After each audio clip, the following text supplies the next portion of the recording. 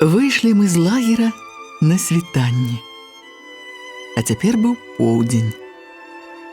Чэрвеньскае сонца стаяла ў зеніце і пякло няшчадна. За ўсю дарогу мы прыселі толькі адзін раз яшчэ раніцой, каб паснедаць, з'есці хлеб з зялёнай цыбуляй, якую учора хлопцы прынеслі з рудні, прапалолі нечую граду. Я магла ісці знаёмай дарогай, па якой за год, як мяне паставілі на сувязь з Гомелем, прайшла многа разоў, асабліва зімой, калі не вельмі збочыш па снезе. Я смела ішла праз вёскі, нават праз тыя, дзе стаялі паліцэйскія гарнізоны. У вёсках у мяне з'явіліся знаёмыя. У іх хаты я заходзіла адпачыць, напіцца вады. Часам мне давалі акраец хлеба ці халодную бульбіну. Я з удзячнасцю брала. Жабрацтва падчас акупацыі было натуральным. Жанчыны выціралі слёзы, гледзячы на мяне. «Дзіцятка ты маё няшчасная! Як жа гэта ты адна ходзіш, а?» Але здаралася, што і раней нейкае чуццё падказвала мне, што лепш абмінуць усе вёскі, лепш ні з кім не сустракацца, ні з добрымі людзьмі, нават з партызанамі з чужых атрадаў, ні з дрэннымі, з немцамі і паліцэйскімі, ажно да кантрольных пастоў перад горадам. Там, на пастах, усё прасцей. Туды ты прыходзіш з гатовай легендай і з дакументамі, у верагоднасці якіх дасведчаныя кантралёры не ўсумняцца. А вось які-небудзь малапісьменны вясковы паліцэйскі можа усумніцца ці затрымае проста так, каб паказаць начальству сваю пільнасць ці табе сваю уладу. Толькі на пачатку, калі заданне мне даваў яшчэ камандзір разведкі Володя Артюк, ён паказваў на карце маршрут, па якім я павінна прайсці. Да яшчэ Хвёдар, камандзір дыверсійнага атрада, любіў, каб усё было па-вайсковаму грунтоўна і салідна. Камбрыг ніколі не гаварыў пра мой маршрут. Ідзі як хочаш. Праўда, з вясны амаль уся цяпер даволі шырокая сувязь з Гомелем ішла праз атрад Хвёдара, які базіраваўся пад самым горадам. Туды, у атрад, ішлі мы і цяпер. Але яшчэ учора ўвечары, атрымаўшы заданне, я вырашыла, што да Хвёдара правяду гэтую машу так, каб нас не ўбачыў ніводзін чалавек. Не ведаю, з чаго вынікла такое, бадай, нерэальнае рашэнне. Мы ішлі сцежкамі, якія ведала я адна. І праз лясы, і праз поле, і па лузе. Па гэтых сцежках хіба выпадкова маглі прайсці людзі, па грыбы ці па ягады. Часцей увогуле і сцежкі ніякай не было, бо ўсё зарасло густой травой. Трава з раніцы была росная і мяккая, а цяпер сярод дня жорсткая і калючая, аблытвала і рэзала ногі. Натуральна, што вёскі мы усе абышлі. Вёскі былі толькі арыенцірамі, каб не зайсці далёка ў бок, не пятляць. Ды яшчэ сонца паказвала дарогу, хоць бадай і без сонца ў густым тумане я здолела прайсці тут, лішне не блукаючы, бо былі ў мяне свае арыенціры і незвычайнае сабачае, як жартаваў Володя, чуццё.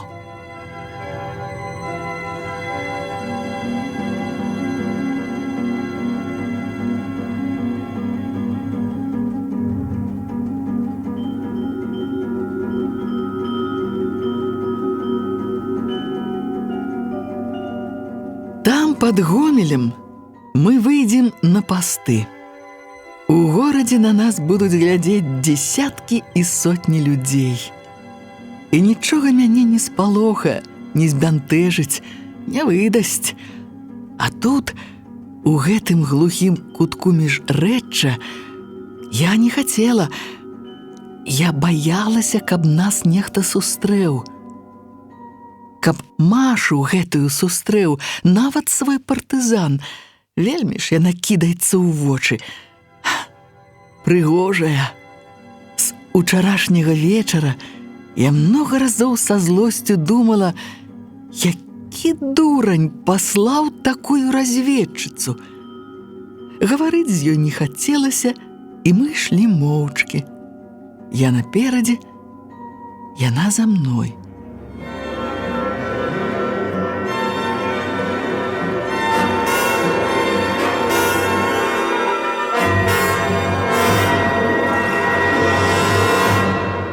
Тры дні мы жылі ў адной зямлянцы. І тады, радасна ўзбуджаная, я трашчала, як сарока, а яна маўчала. Яна толькі спявала то сумныя, то вясёлыя песні. Цяпер маё маўчанне, безумоўна, здзіўляла і бянтэжыла яе. Яшчэ ў лесе за рудні яна спытала знарок: «Няўжо ў вас тут і дрэвы маюць вушы?» Я адразу не зразумела, пра што яна кажа, азірнулася. Яна папрасіла шчыра і даверліва: «Не маўчы, калі ласка, раскажы што-небудзь. Не люблю, калі людзі маўчаць». Тады зрабілася трохі шкада яе. Калі яна ўпершыню тут у нас і ўпершыню ідзе на заданне, то я добра уяўляла, што яна адчувае, што робіцца ў яе душы. Я ішла каторы раз, ды і заданне маё, напэўна, прасцей, і аднак, каб я сказала, што нічога не баялася, не верце. Няпраўда гэта, што некаторыя нічога не баяліся. Да смерці прывыкнуць нельга. Проста вопыт і упэўненасць памагаюць лягчэй перамагчы страх. Больш думаеш пра справу, а не пра небяспеку. Але шкадаванне маё было кароткае, на адзін міг з'явілася гэта пачуццё, бо тут жа ўзлавалася ажно, самой пасля нядобра стала, хацела зларадна спытаць: «Якая ж ты разведчыца, калі не можаш маўчаць?» Але прыкусіла язык. Вось пра гэта нельга гаварыць нават і ў лесе, бо сапраўды і дрэвы могуць мець вушы. Ды ўвогуле, аб прафесіі заданнях людзей, якіх праводзіла ў горад, я не мела права гаварыць. Пра гэта мне сказалі не толькі Артюк Павел Адамович Камбрыг, але і маёр, які прылятаў з вялікай зямлі і цэлы тыдзень вучыў нас партызанскіх разведчыкаў і сувязных. Можа, ты ўсё ведаеш? Пра ўсё табе сказалі? Але перад тым, каго вядзеш, рабі выгляд, што ты нічога не ведаеш. Так будзе прасцей у выпадку чаго, а нечаканасці нас маглі напаткаць у любым месцы і ў любы момант.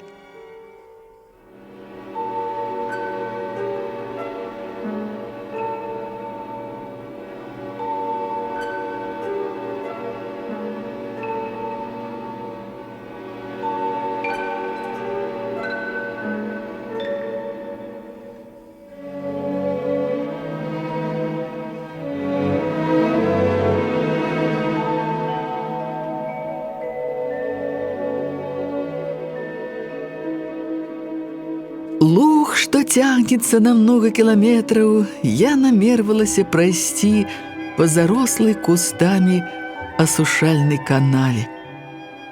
Не вельмі хавацца, калі дзе-нідзе будуць касцы, хто на нас тут зверне ўвагу, сенакос, ідуць бабы варочаць і зграбаць сена, добра было б падабраць дзе-небудзь граблі, ускінуць на плячо.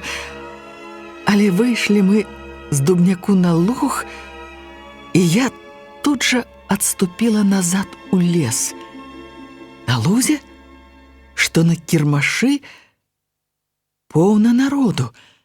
Мужчыны, бабы, дзеці, распрэжаныя фурманкі, чалавек 10 ішло ў наш бок з косамі на плячах, ад кос скакалі сонечныя зайчыкі. Здзівіў мяне такі збор. Выехалі на сенакос, як да вайны ў калгасе? Чаму?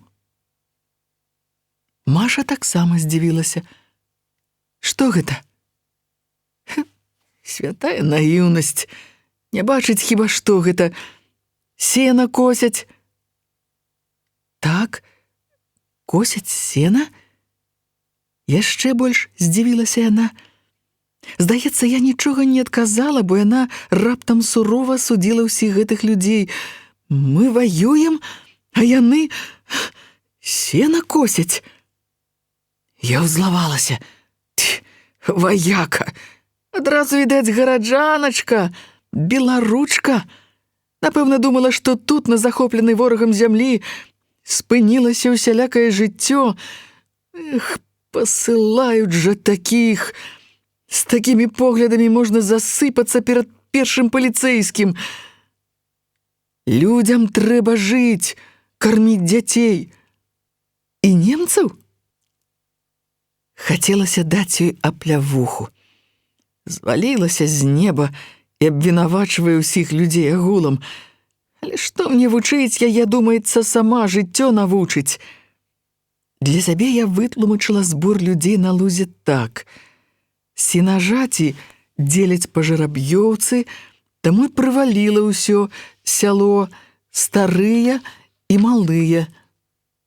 Але мела рацыю і яна, Маша, калі паглядзець на яе словы інакш. Маглі касіць і для акупантаў, па іх загаду, для паставак арміі. У такім разе людзей прыгналі гвалтоўна і на лузе, безумоўна, поўна паліцэйскіх. А гэтыя сабакі не прапусцяць незнаёмага чалавека, і дакументы нашы не ўратуюць. Тое, што ажно з Залоева мы ідём не па бальшаку, а глухімі сцежкамі праз лес і луг, без сумнення выкліча падазронасць у любога фашысцкага паслугача. Абыходзячы луг, мы ўлезлі ў балота. Балота гэтае я ведала, хадзілі цераз яго мінулым летам падчас блакады. Далося яно нам тады, але і ратавала ад карнікаў. Дык тады ж мы залазілі ў самыя нетры, а цяпер прабіраліся краем. Лета было сухое, я здзівілася, што нават з краю можна ўлезці ў такую дрыгву. Выходзіць, пазнаць балоты немагчыма. У іх свае законы. Не над усімі багнамі суша мае ўладу. Не тое, што над рэчкамі і рэкамі. Ды рана ім высахнуць, чэрвень. Гэта ў жніўні часам высыхаюць балоты і гараць тарфянікі, а ў першы летні месяц усё пераплецена травой і краскамі. З самага лагера я ішла босая. Хоць у клуначку былі чаравікі, па горадзе босая не пойдзеш. Чаравікі мне выдавалі, без іх не выпусцілі б, але я ведала, як нялёгка здабываць партызанам абутак, і шкадавала чаравікі больш, чым уласныя ногі. А гэтая ж пані, так я ў думках называла Машу, пра цяжкасці нашы не думала, ішла нават раніцой па расе абутая, ашчаджала свае белыя ногі. Мне ўсю дарогу карціла сказаць, каб яна разулася, але падумала, што, можа, там у горадзе трэба якраз такая разведчыца з выпіставанымі рукамі і нагамі, і змаўчала. У балоце яна мусіла разуцца. Калі мы залезлі ў тарфяную дрыгву так, што загаліліся, кажуць, па самы пуп, я ўбачыла, як запэцкала яна свае ногі, хацелася зласліва засмяяцца. Ведай, як мы жывём, як ваюем. Гэта табе не па тратуарчыках хадзіць. Аднак было не да смеху. Напарніца моя адставала. Хадзіць па балоце яе не вучылі, скакаць з купіны на купіну, як умела я. Каму другому я даравала б такое няўменне, усяму не навучыш. А на яе злавалася. Цягнемся, як на пахаванні. Адна я даўно была ў атрадзе Хвёдара, і нават у Гомель сёння можна было б дайсці. Ой, без яе і ў атрад не заходзіла б, каб толькі хутчэй апынуцца ў горадзе. Пачакала Машу і пікнула ўедліва: «Не цягніся, як чарапаха! Не бойся запэцкаць свае тоўстыя ляшкі! А на чорта мы лезем у багну? У нас жа ёсць дакументы. Можам ісці як людзі». Праўда, ніхто не загадваў мне правесці яе так, каб ніводная душа нас не бачыла, ды немагчыма гэта. Але такая мая прыдумка, і цяпер яна, што за рок, клятва, адступіць ад яе я не магла не толькі з-за упартасці ці прыхамаці, але з-за таго, што нельга так проста паламаць тактычны план. Раз мы так пайшлі, залезлі ў такую глухамань, то мусім хавацца і далей, гэта ўжо закон. Маша не сунімалася. А яшчэ казалі, што вас падтрымлівае ўвесь народ. Зноў яна зачапіла народ. Але я не магла ўсё яшчэ зразумець. Сур'ёзна яна так пра народ ці падражнівае мяне. Пабачым, што ты адна зробіш без народу. Яна крыва усміхнулася. Скажы, калі ласка, якая ты правільная, як наш нампаліт. Здалося, што пра нампаліта яна сказала непаважліва, і гэта мяне чамусьці ўзлавала. Не ў прыклад іншым нашым партызанкам я лаялася рэдка, саромілася, а тут не вытрывала, матюкнулася. Усе вы разумныя, пакуль смажаны певень не клюне вам. Бачыла я такіх. І сама спалохалася. Сварыцца я не мела права. Што сказаў бы Павел Адамович, каб пачуў? Добра, што Маша не пакрыўдзілася, засмяялася, наблізілася і добразычліва спытала, азірнуўшыся на блізкія кусты. Прызнайся, Валя, ты хочаш мяне выпрабаваць? Але навошта? Я буду працаваць у горадзе, не ў балоце, з людзьмі, а не з лягушкамі, не з бусламі. А з людзьмі я ўмею. А вось гэта мяне мала цікавіла. Дзе і з кім яна будзе працаваць.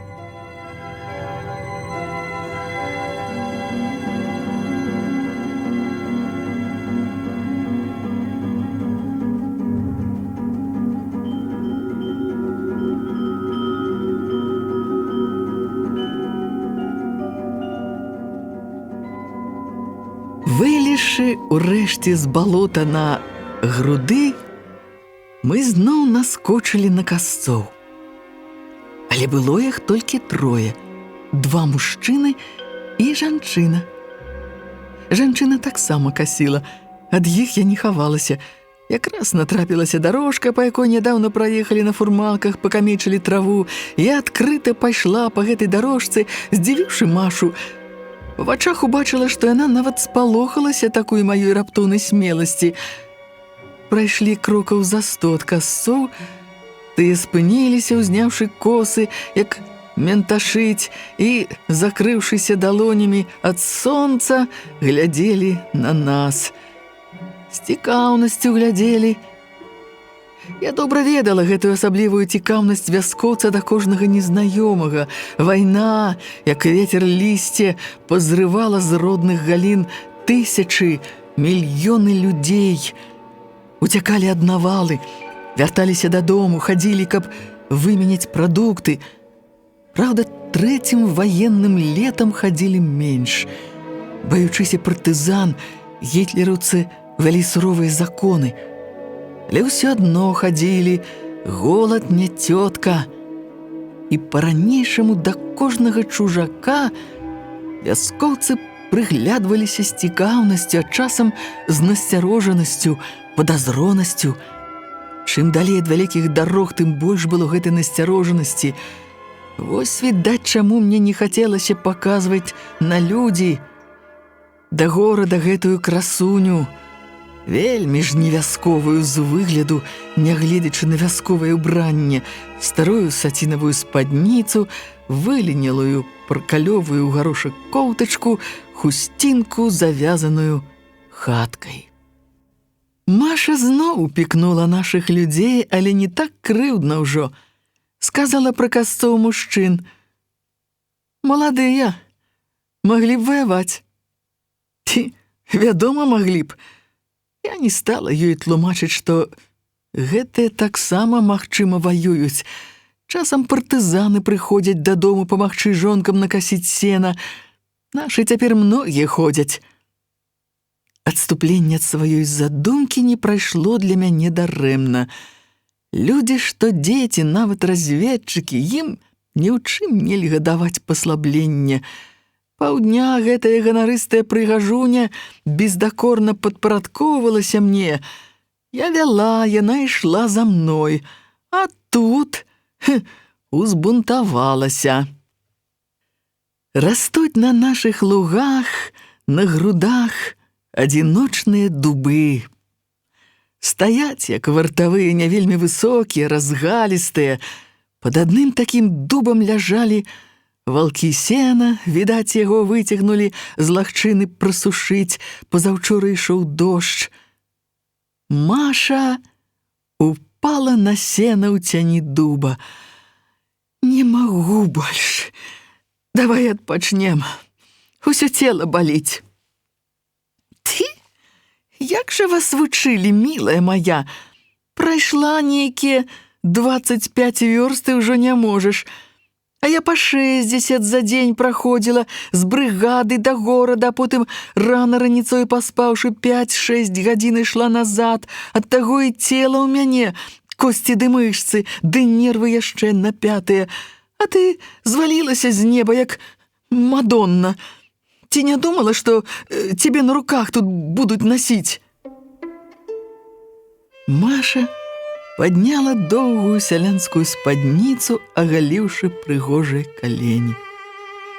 Ногі яе былі парэзаны асакой, падрапаны галлём і жорсткай травой. На некаторых парэзах ажно запякліся кроплі крыві.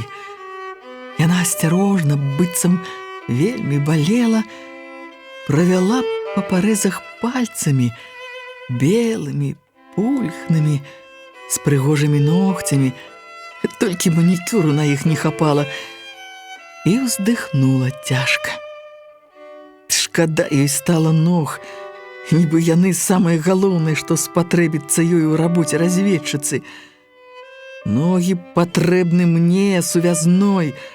Я ведала, што мае не так парэзаны, хоць першая ішла я, пракладвала па асацэ сцежку. Мае ногі ніколі так не былі парэзаныя, скура на іх, што панцыр, толькі куля магла разрэзаць яе, а не нейкая там маладая асака. Тайком і трохі з бояззю я паглядзела на свае ногі, параўнала іх з яе нагамі. Я нечакана парадавалася. Сапраўды, без адзінай драпіны, загарэлыя, абмытыя расой, ад глянцаванай да карычнева-матавага бляску травой ногі мае былі таксама па-жаночы прыгожыя, не горшыя, чым яе, толькі ступня больш шырокая, ды пальцы як бы расціснутыя са старымі мазалямі. Захацелася таксама вышэй падняць спадніцу, параўнаць нашы калені, але зрабілася сорамна і брыдка такога недарэчнага, ненатуральнага жадання. Жах! Што гэта робіцца? Ніколі за 2 гады вайны не з'яўлялася жаданне любавацца сабой, сваім целам, тым больш нагамі. Нават тады, калі ў жыццё маё увайшоў ён, Сцяпан. Падумала, што трэба быць суровай і бязлітаснай, то так Бог ведае, да чаго можна дакаціцца. І мяне раптам апанаваў страх. Каго я вяду? Лісце дуба чуць варушылася. Пэўна, не ад ветру, ад спякоты, ад нагрэтага паветра, што паднімалася знізу, ад зямлі, ад лугавых лагчын, угору, у блакітнае неба, дзе ляніва плылі рэдкія белыя хмаркі. Лісце не шамацела, звыкла, як на кожным дрэве ў вецер, а неяк тоненька тонка і жаласліва трымцела. І гэтак жа жаласліва і сумна ў кроне дуба пераклікаліся дзве птушачкі, як бы шукалі адна адну і ніяк не маглі знайсці. Пакінуўшы разглядаць ногі, Маша лягла на спіну, угледзелася ў гору, прыслухалася, спытала: «Валя, а што гэта за птушкі?» Маша здзівілася, што я не ведаю, і мне зрабілася сорамна перад ёй.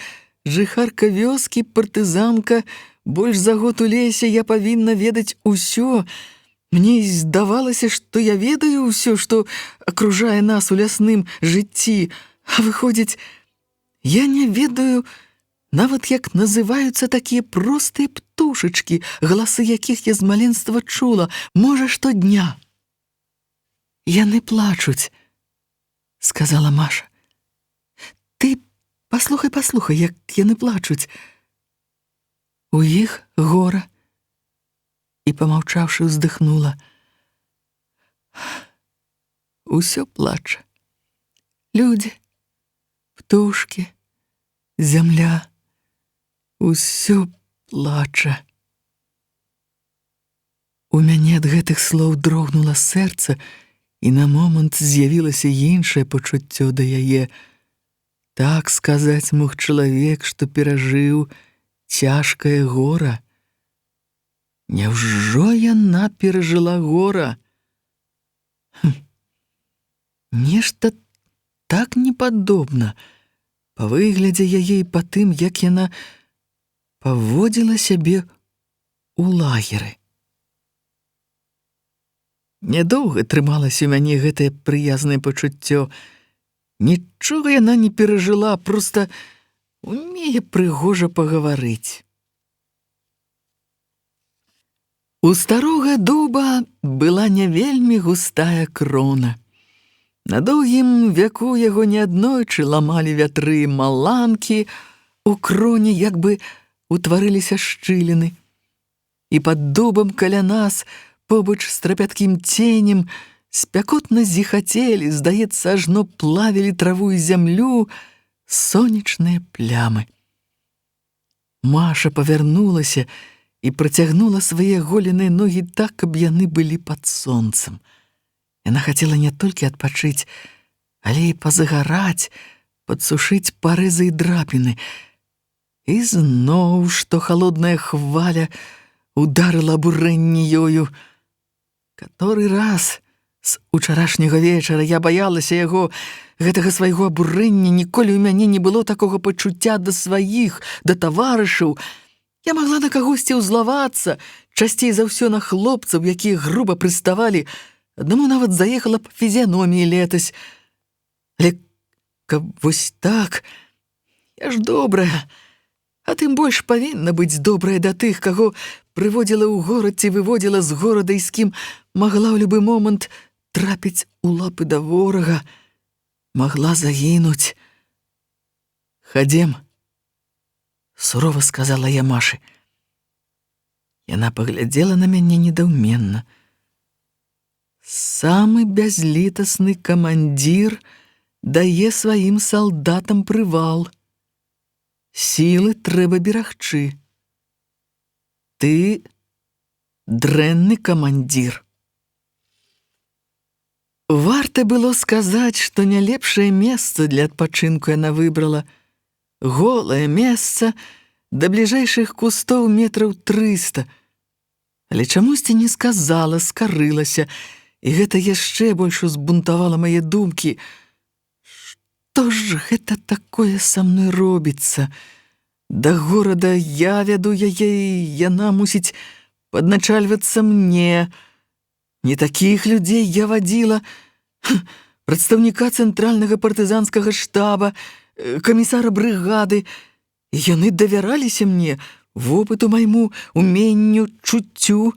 А яно сапраўды было ў мяне, што ў добрага ганчака небяспеку чула за вярсту. А сёння я нейкая непадобная на сябе. Не пра тое думаю. Пра што трэба думаць у дарозе. Скараюся перад ёй, гэтай красуняй, якая яшчэ у лагеры паводзіла сябе не па-разведчыцку. Ты тут таксама. Не, хопіць. Трэба паднімацца, трэба ісці, бо адчуваю, набяруся з ёй бяды на пастах перад горадам, якія не абыдзеш. Вельмі ж кідаецца на ў вочы гэтая Маша, асабліва мужчынам. Я намерылася рашуча закамандаваць пад'ём, але калі зірнула, то са здзіўленнем убачыла, што Маша салодка і бестурботна спіць, як дзіця, за якія 3 мінуты заснула. Выходзіць, нішто яе не клапоціць, нішто не хвалюе, не страшыць, ці то яна не разумее, куды і на што ідзе, ці то... Зрабілася страшна, аднолькава страшна, і ад таго, што яна такі не разумее небяспекі, і таму можа заваліцца на першым жа пасту, і ад думкі, што яна не тая, за каго выдае сябе. Разумела недарэчнасць гэтага падазрэння, яна ж прыляцела з вялікай зямлі, можа, з самой Масквы, не адна, была шыфроўка камандаванню брыгады. Я залюбавалася яе тварам. У сне ён быў яшчэ прыгажэйшы, белы-белы, у кароне залацістых, чуць кучаравых валасоў, з чорнымі, як падмаляванымі бровамі, якія нахмурна сышліся над пераноссем. А вусны прыпухлыя, як у дзіцяці, трохі як бы пакрыўджана надзьмутыя і сакавітыя, што малініны, ніколькі не засмяглая ад спякоты, як у мяне. З прыступам страху і рэўнасці я падумала, што такія вусны хочацца пацалаваць, што для мужчыны, для хлопца гэта вялікая спакуса. Маша варухнула ногой і перасмыкнулася ад болю.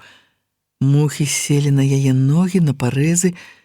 Спачатку інстынктыўна я дагнала мух і сляпнёў, але зірнула на яе калені, на белыя ногі вышэй каленяў і адчула, што ненавіджу гэтыя выпіставаныя гладкія ногі. Жах! Упершыню я вяла чалавека, якога ненавідзела. Інакш ненавідзела, чым ворагаў, але ўсё ж пачуццё гэтае іначай назваць нельга было.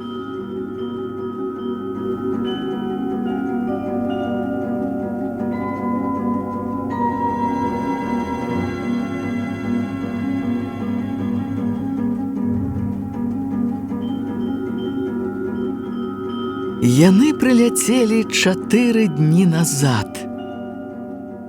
Што ўначы будзе самалёт, пра гэта мы ведалі яшчэ ў дзень, бо нас, штабнікоў, я лічылася ва ўзводзе разведкі, але калі не хадзіла на заданне, то памагала або на кухні, або ў шпіталі, паслалі на ржавае балота, каб нарыхтаваць галля для кастроў.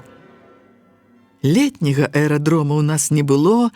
Летні аэрадром быў далёка на Палесе, недзе каля Дамановіч. Адтуль часам сувязныя прыводзілі гасцей, але часцей за ўсё госці спускаліся да нас з неба. З'яўленне іх было святам у нашым нялёгкім, часам аднастайным жыцці, бо і вайна, урэшце, робіцца заняткам сумным, аднастайным. Галлё мы нарыхтоўвалі радасна, весела. Ржавае балота было амаль сухое, зарослае беразняком, тым балотным, што не вырастае вялікім, і гэтым жа сасоннікам, але там, дзе заставалася вада, яна сапраўды была ржавая, брудна-чырвона, як бы змешаная з крывёю. Хлопцы даказвалі, вада, маўляў, таму такая, што пад балотам залежы жалезнай руды.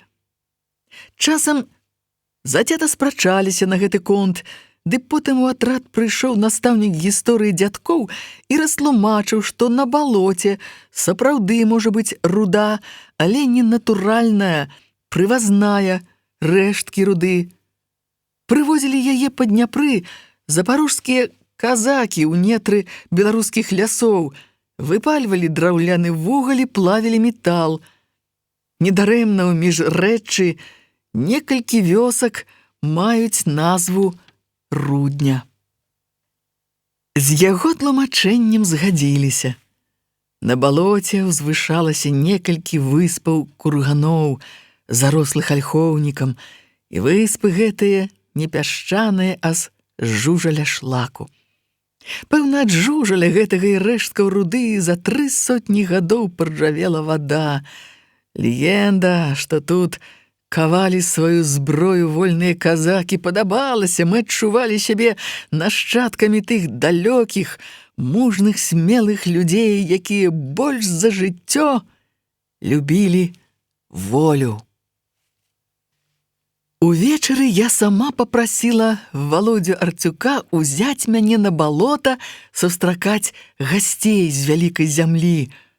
А поўначы запалілі кастры, размешчаны яны былі так, каб утвараўся ўмоўны сігнал, бо год назад, у 42-м, калі партызаны не мелі яшчэ вопыту і надзейнай радыёсувязі, былі выпадкі, калі немцы і паліцаі, убачыўшы партызанскія кастры, раскладвалі свае непадалёку і ўводзілі лётчыкаў у зман. У нашай зоне так трапіла да ворага дыверсійная група. Хлопцы вялі цяжкі няроўны бой, і з 7 толькі 2 вырваліся з фашысцкай пасткі.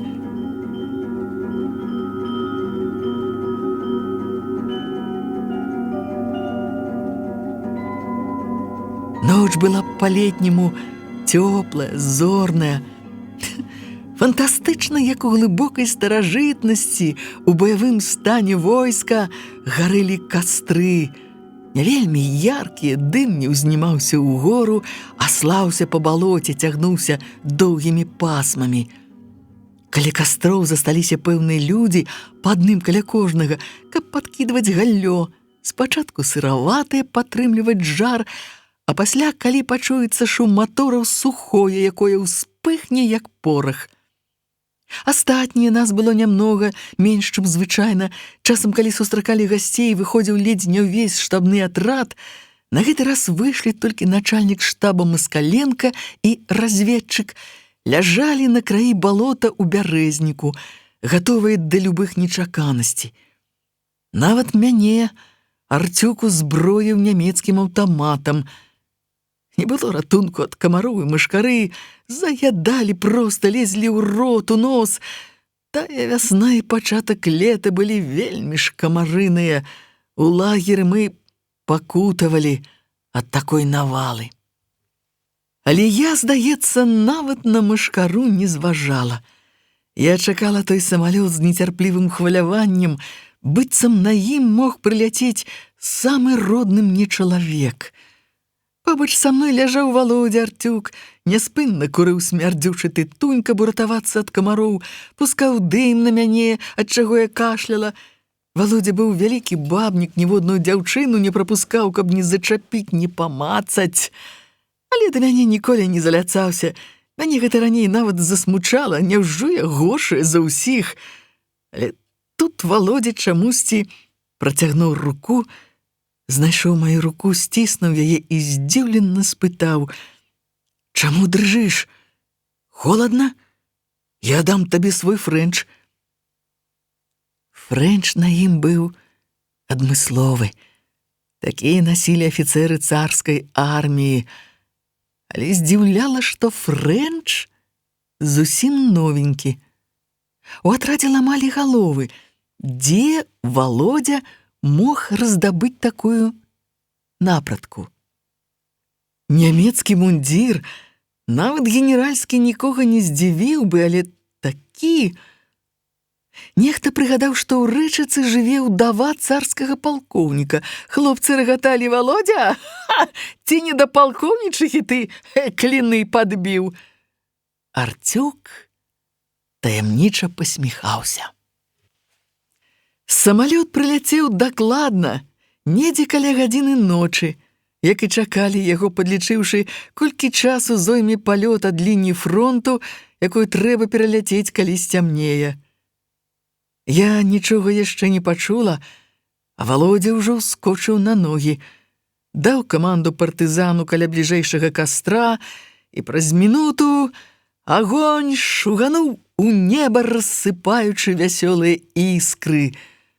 Над другім кастром далі ад нас полымя расло не ўгору, а ў бакі, і іскры чамусьці разлеталіся ў бакі, і не так імкліва, і па колеры былі інакшыя, нейкія сінія, мабыць, з-за дыму, што слаўся над балотам. Але не было калі любавацца кастрамі. Самалёт гудзеў над намі, каротка міргнуў зялёным вокам, што азначала: «Вашы сігналы прыняў, парашутыстаў выкінуў».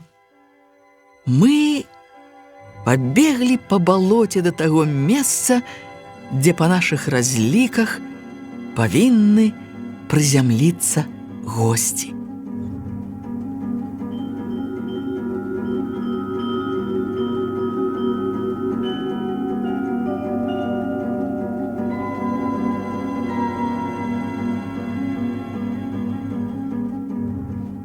Я ўбачыла яго парашут у небе.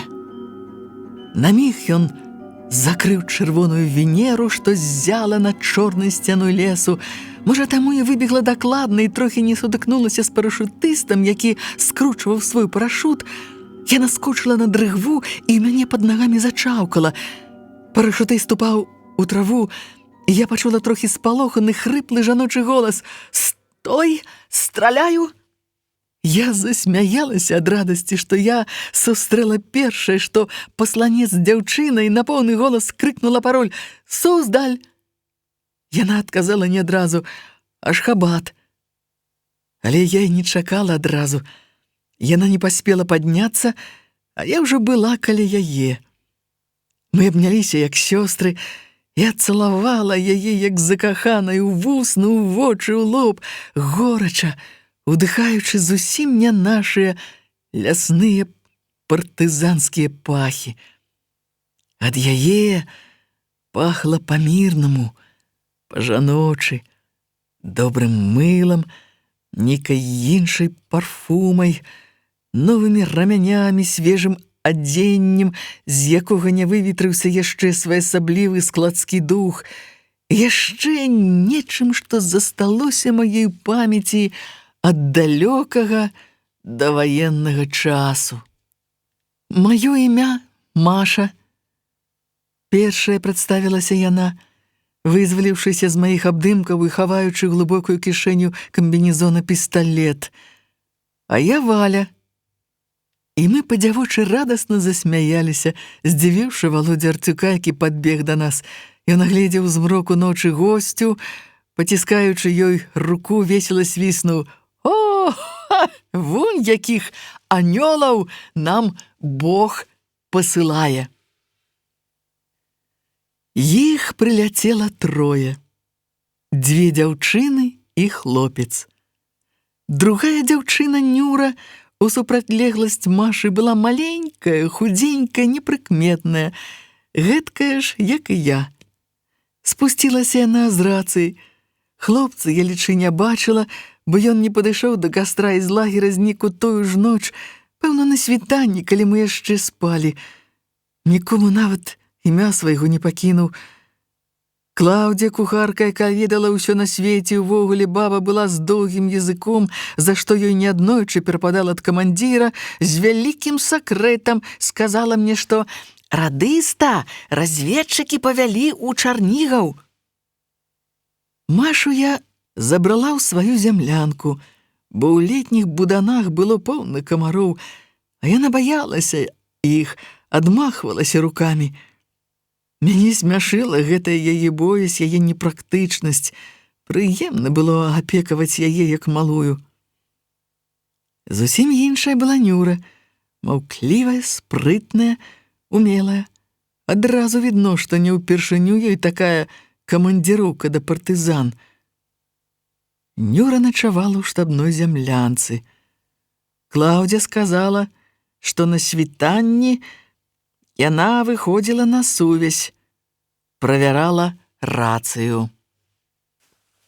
Пасланцоў з асобым заданнем, асабліва разведчыкаў для горада, трымалі ў атрадзе так, каб як можна менш людзей з імі сутыкалася. Ваенны час не забывалі, што і ў партызаны можа прабрацца шпіён.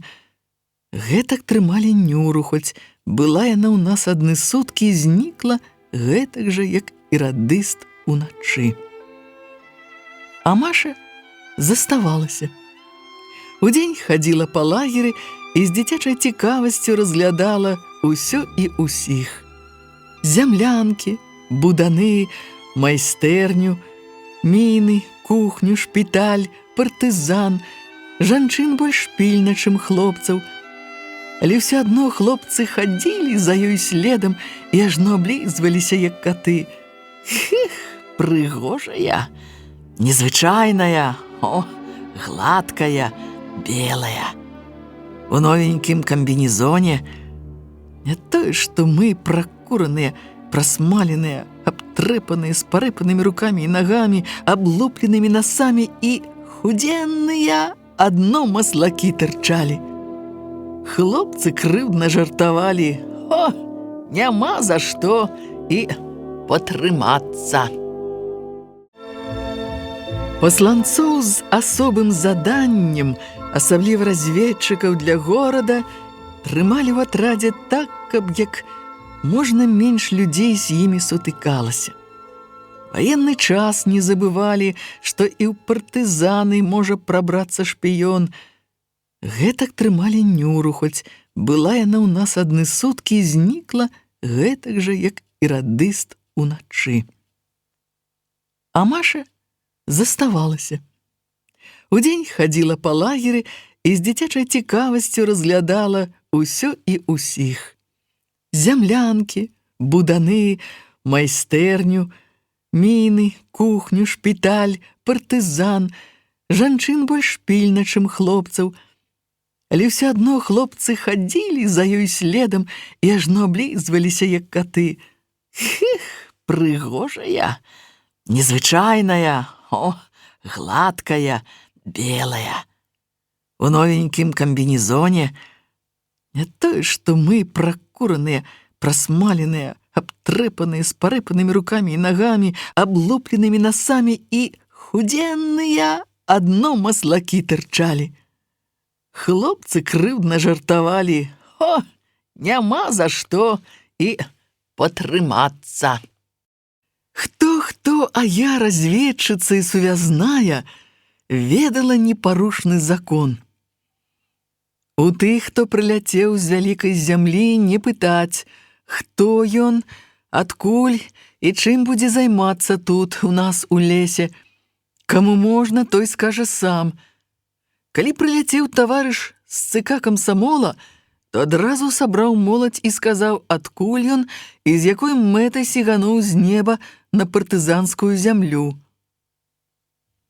З Машай я спала на адных нарах, абняўшыся, з нецярплівасцю, якая была, напэўна, у кожнага партызана, распытвала, як там, на вялікай зямлі. Яна расказвала, але больш не пра радаснае, пра цяжкасці. У метро самлела жанчына галодная. «Ты з Масквы?» — не вытрымала я. Маша як бы сумелася на міг і адказала няпэўна: «Я была ў Маскве». У першую ж раніцу, калі мы снедалі, і Маша, пакорпаўшыся ў кішэнях, дастала аўтаручку, я цвёрда вырашыла, што яна журналістка, і яшчэ больш захапілася ёю. Такая прыгожая, маладая, і не пабаялася прыляцець. Напэўна, з камсамольскай правды. Але калі Маша не захацела сказаць, адкуль яна, пераконанне маё разбурылася. Аднак загадкавасць яе місіі яшчэ больш прыцягвала мяне да яе. Толькі я стала больш асцярожная і насцярожаная. Пра сваю галоўную работу, пра сувязь з гомельскім падполлем, з ваеннымі разведчыкамі таксама слова не сказала. Што раблю тут? Ды так, іду туды, куды пашлюць, раблю тое, што загадаюць, а больш пры кухні ды пры шпіталі аціраюся.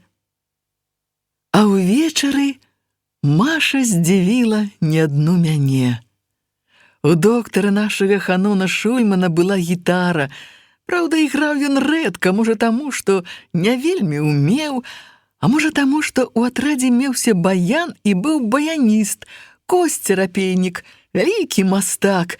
Баян у яго руках спяваў, як цэлы ансамбль, на ўсе лады. Здавалася, захацеў бы Косця і баян, загаварыў бы чалавечым голасам. Убачыла Маша гітару, і ажно вочы ў яе загарэліся. Папрасіла пайграць.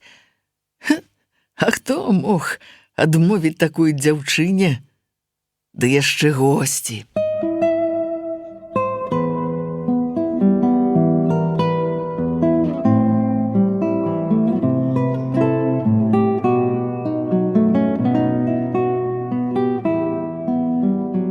Быў адвячорак. Калі ў лагеры пуста і ціха, хто яшчэ не вярнуўся з дзённага паходу, хто адпачываў ці рыхтаваў зброю перад начным заданнем. Толькі каля кухні снавалі людзі, гатавалі вячэру. Там, у лясной сталоўцы нашай, Маша і прымасцілася. І я побач перабірала шчаўе.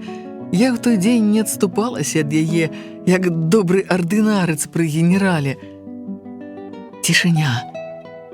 Толькі птушкі заліваюцца, камары гудуць. Праз кроны дрэў прабіваюцца сонечныя праменні, ствалы сосен зіхацяць з золатам, і раптам звон гітары. І глухі, але прыгожы нейкі цёплы, задушэўны, праўдзівы голас. Голас таксама бывае праўдзівы, шчыры, а бывае фальшывы, такі, што не верыш яму. Добрый, многа разоў чутай любімай песні перастаеш верыць. Заспяваў рускую песню старую. Ніхто з нас яе не ведаў. Мне запомніліся словы: «Не скликай, уныла птичка, бедных пташек. Не скликай ты родных деток понапрасну. Злой стрелок убил малюток для забавы, и гнездо твое развеяно под дубом». Жалостливая песня. За сэрца хапала. Натуральна, што Машу адразу ж абкружылі слухачы.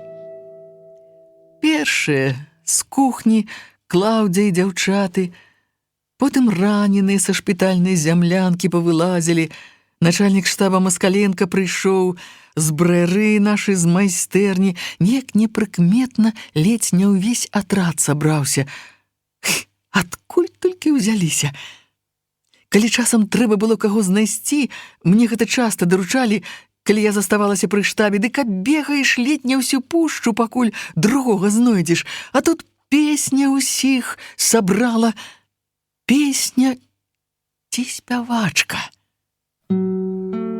Стаялі перад ёй, як заварожаныя.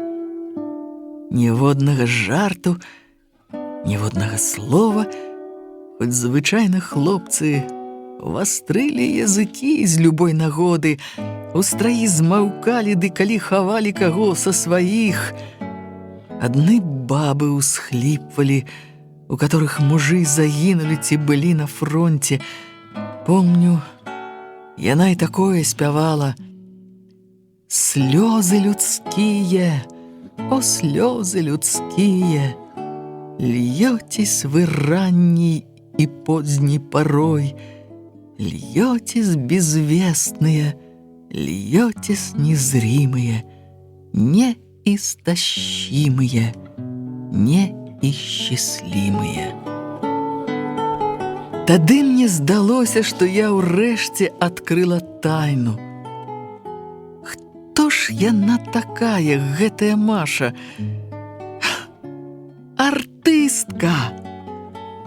Так, артыстка. Ад гэтага стала неяк па-новаму, як, можа, ніколі раней, хораша, радасна.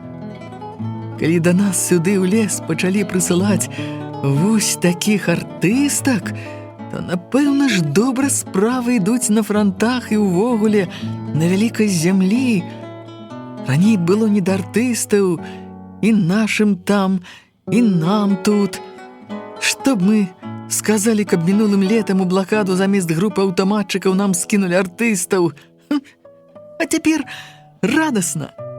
Але разам з тым думка, што я сплю на адных нарах з артысткай, можа, нават заслужанай, неяк аддаліла мяне ад яе. Зрабілася неякавата перад ёй за сваё панібрацтва, за тое, што гаварыла ёй наіўная дзявочая балбатня, і за сваё музычнае невуцтва. Ніводнай песні з тых, што Маша спявала, я не толькі не ведала, але раней не чула. А што я ведала, скончыўшы сямігодку і правучыўшыся ўсяго 1 год у тэхнікуме? Партызанскае жыццё, дарогі ды сцежкі да Гомеля, хітрасць, як падмануць немцаў і паліцаю. Вось што я ўведала добра за 2 гады вайны. Ды страляць навучылася. І ненавідзець. Забіць магла фашыста і здрадніка, і не пакутавала б, што забіла чалавека, бо фашысты не людзі, а здраднікаў я яшчэ больш ненавідзела. Маша да позняга вечара спявала. І да позняга вечара яе слухалі. У кухараў нават каша прыгарэла.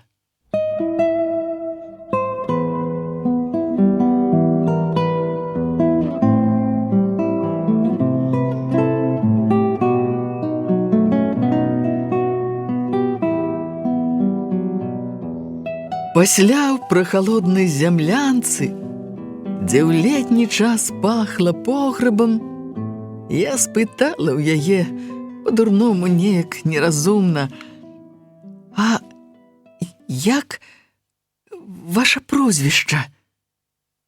Вельмі ж недарэчна атрымалася, што я раптам без дай прычыны на «вы». Натуральна, што яна здзівілася. «Ваша? Пятрова. А навошта табе? Хіба мала імя майго?» Сапраўды, навошта? Дурная я, яшчэ вопытная разведчыца, хіба адразу не магла зразумець, што ўсё яе выдуманае, імя, прозвішча і ўсё іншае, нават песні гэтай спецыяльна, мабыць, у разведшколе вывучыла. Але чаму тады так доўга яе трымаюць у нас? І куды могуць паслаць такую? Раніцой вярнуўся са сваімі мушкецёрамі, як ён называў разведчыкаў, з начнога рэйду за Дняпро Володя Артюк. Любіў туды вылазіць, у багаты палявы раён, дзе былі моцныя паліцэйскія гарнізоны. Любіў паганяць бобікаў, там яго ведалі, далёка ведалі, ажно да рэчыцы і да хойнікаў хадзілі легенды пра яго смеласць і няўлоўнасць. Паліцаі дрыжалі. Нямецкі камендант аб'явіў за Володзеву галаву ўзнагароду 1000 марак. Володя смяяўся. скупердзяі нямецкія! За такую галаву такія грашы!» З рэйду вярталіся не з пустымі рукамі. Папаўнялі запасы. Удачу амаль заўсёды адзначалі. Нават камісар брыгады Павел Адамович, вельмі строгі да ўсялякіх анархічных выбрыкаў, як ён казаў, на гулянку разведчыкаў глядзеў скрозь пальцы. Володю нехта сказаў, што новенькая хораша спявае, і ён сам прыйшоў, папрасіў яе упрыгожыць іх абед. Разведчыкі сабраліся воддаль ад лагера. На ўзлеску, высокім пясчаным узгорку, дзе шастаў вецер і адганяў камароў. Але не ад камароў яны хаваліся, далей ад камандзірскіх вачэй. Звычайна ўсе рабілі выгляд, што ніхто не ведае, дзе разведчыкі адпачываюць пасля рэйду. І рэдка хто да іх навязваўся, прыліпаў. Толькі Клаўдзія тайком насіла што-небудзь з прысмакаў тых, што разведчыкі прынеслі з-за Дняпра, і заціснулі, не здалі начпроду дзеду Пракопу, былому саўгаснаму бухгалтару, які нават камандзірам лішняга грама ніколі не адважваў, не выдаваў. Кожная крупінка ў яго на ўліку была. Камбрыг часам злаваў на Пракопаву ашчаднасць і лаяў старога: «От скупы я кулак!»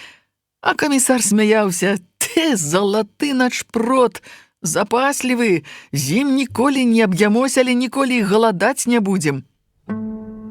А учора разведчыкі выкрылі сябе, Маша выкрыла іх. Заспявала ў сасонніку, і туды пацягнуліся іншыя партызаны, нават раненыя даклыпалі. Прыйшлося хлопцам хаваць свой пяршак. Маша спявала лепш, чым напярэдадні, песні весялейшие, про любовь больше. Я любила его жарче дня и огня, как другие любить не могли никогда.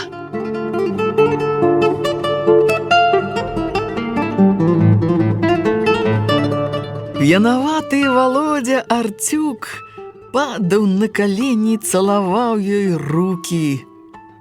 Любую нашу жанчыну засаромила б такое панскае праўленне захаплення ці ўдзячнасці. Не ведаю чаго, а Машу гэта ніколечкі не бянтэжыла, быццам ёй штодня цалавалі рукі. Але больш за ўсё мяне здзівіла, што з партызан ніхто не смяяўся там пасля. Праўда, адышоўшы, некаторыя незласліва кпілі з цалавання рук. А мне не спадабаўся гэты другі канцэрт. Спяванне пасярод дня перад п'янымі разведчыкамі, Володзевы крыўлянні і наогул гэтая недарэчная святочнасць неяк нібы прыніжалі нашу партызанскую годнасць, рабілі наша вельмі цяжкае, пакутліва небяспечнае жыццё лёгкай забавай. Не хацелася мне, каб гэтая загадкавая спявачка падумала, што нам лёгка жывецца. Людзі павінны ваяваць, а яны, выходзіць, лынды б'юць. Калі каму няма чаго рабіць, няхай бы пайшоў у вёску, бабам сена памог бы касіць, чые мужы ў чырвонай арміі. У лагеры я пачула, як камандзір штабнога атрада Сцяпук, пажылы, пануры, маўклівы чалавек, у якога імянушка была «Дядька», з папрокам сказаў камісару брыгады: «От разложыць ваша канарэйка мне атрад». Павел Адамович запярэчыў: «Чым гэта яна разложыць? Песнямі? Ты паслухай, што яна пяе! О, адны романсы, ды якія! І жизнь такая пустая і глупая штука! падымае гэтым баявы дух ніводнай песні савецкай, ваеннай. Романсы Корней Евстафович писали классики: Глинка, Чайковский. А про жизнь, что пустая и глупая, Лермонтов сочинил. Але яна спявае больш народныя песні рускія, душевныя песні. Душевныя, я учора слухаў. Сцяпук, адчувалася, не згадзіўся. Аднак спрачацца не стаў, не любіў чалавек лішніх слоў. Але, мабыць, нешта падобнае ён сказаў камбрыгу, калі той вярнуўся з суседняга атрада змораны ад спякоты і доўгай верхавой язды, а таму злосны. Пятро Тимофеевич быў чалавекам настрою, часам сам любіў гульнуць па-казацку, і Артюку за яго смеласць дараваў заліванні, а іншым разам партызану, ад якога чуць патыхала самагонкай, пагражаў расстрэлам ці выстаўляў перад строем і ўчыняў такую праборку з такой уедлівасцю, не выбіраючы слоў, не саромеючыся партызанак, што вінаваты пасля доўга, нават для сагрэву ў мароз, баяўся ужыць паганае зелля. Такі, казалі, самая не чула, разнос учыніў камандзір брыгады свайму любімцу Артюку. Рыкашэтам папала і канарэйцы. Адным словам, разагнаў канцэрт з вялікім шумам. Партызаны цэлы дзень смяяліся, асабліва Клаўдзя пацяшалася, расказваючы падрабязнасці са сваімі дадаткамі. Вельмі ёй падабалася, як спалохалася пташачка, як пырхнула, ажно гітару забылася. Маша сапраўды прыйшла чырвоная і да вечара ў адзіноце праляжала ў зямлянцы. А з Володі, што з гуся вада, хадзіў па лагеры па-ранейшаму вясёлы, сушыў зубы, мацаў дзяўчат, разы 3 заглянуў у нашу зямлянку да Машы. Раніцой, даючы у дарогу хлеб і цыбулю, Клаўдзя з нядобрай бабскай злараднасцю, а можа і з зайздрасцю, сказала мне: «А гэтая твая усю ноч з Володзем папаратнік выцірала». Усю ноч? Няправду Клаўдзя казала. Усю ноч я не магла заснуць і чула, як Маша выходзіла з зямлянкі. Ненадоўга выходзіла, можа, на паўгадзіны, не больш. У зямлянцы было сыра і душна. Цяпер, гледзячы, як Маша спіць, смачна, па-дзіцячы, нават не чуе, як кусаюць авадні, я пачынала верыць, што Клаўдзя сказала праўду. Глядзела на яе бессаромна раскінутыя голеныя ногі і, акрамя нянавісці, адчула грэблівую знявагу. Прыгажосць яе адразу паблекла. Што з яе прыгажосці, калі яна вось такая? Але разам з тым і сябе я чула абражанай і прыніжанай. Яна вось спіць хоць бы што, хоць трава ёй не расці. Я не маю права спаць, хоць сапраўды не спала ўсю ноч. Пад раніцу, можа, на гадзіну якую правалілася ў трывожны сон. Я павінна берагчы яе. Берагчы. Павел Адамович сказаў даверліва і проста: «Ведаеш, Валя, мы адразу не ведалі, куды яе намерваюцца закінуць. І не вельмі, ты ведаеш, хавалі яе. Канцэрты гэтыя. І ўвогуле дзяўчына яна прыкметная, кожнаму ў вочы кідаецца. Дык ты глядзі, асцярожнасць як ніколі. Ды цябе не трэба вучыць, навучаная». А я не маю права заснуць. Ды і не магу. Як я магу заснуць?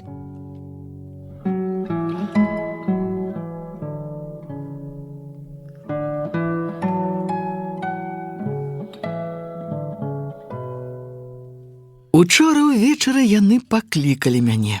Усе трое. Камандзір, камісар, начальнік штаба. Камбрыг сам сказаў з нейкай асаблівай цеплынёй да мяне, хоць са мной усе размаўлялі не па-вайсковаму, раней гэта мяне нават крыўдзіла, як з малой.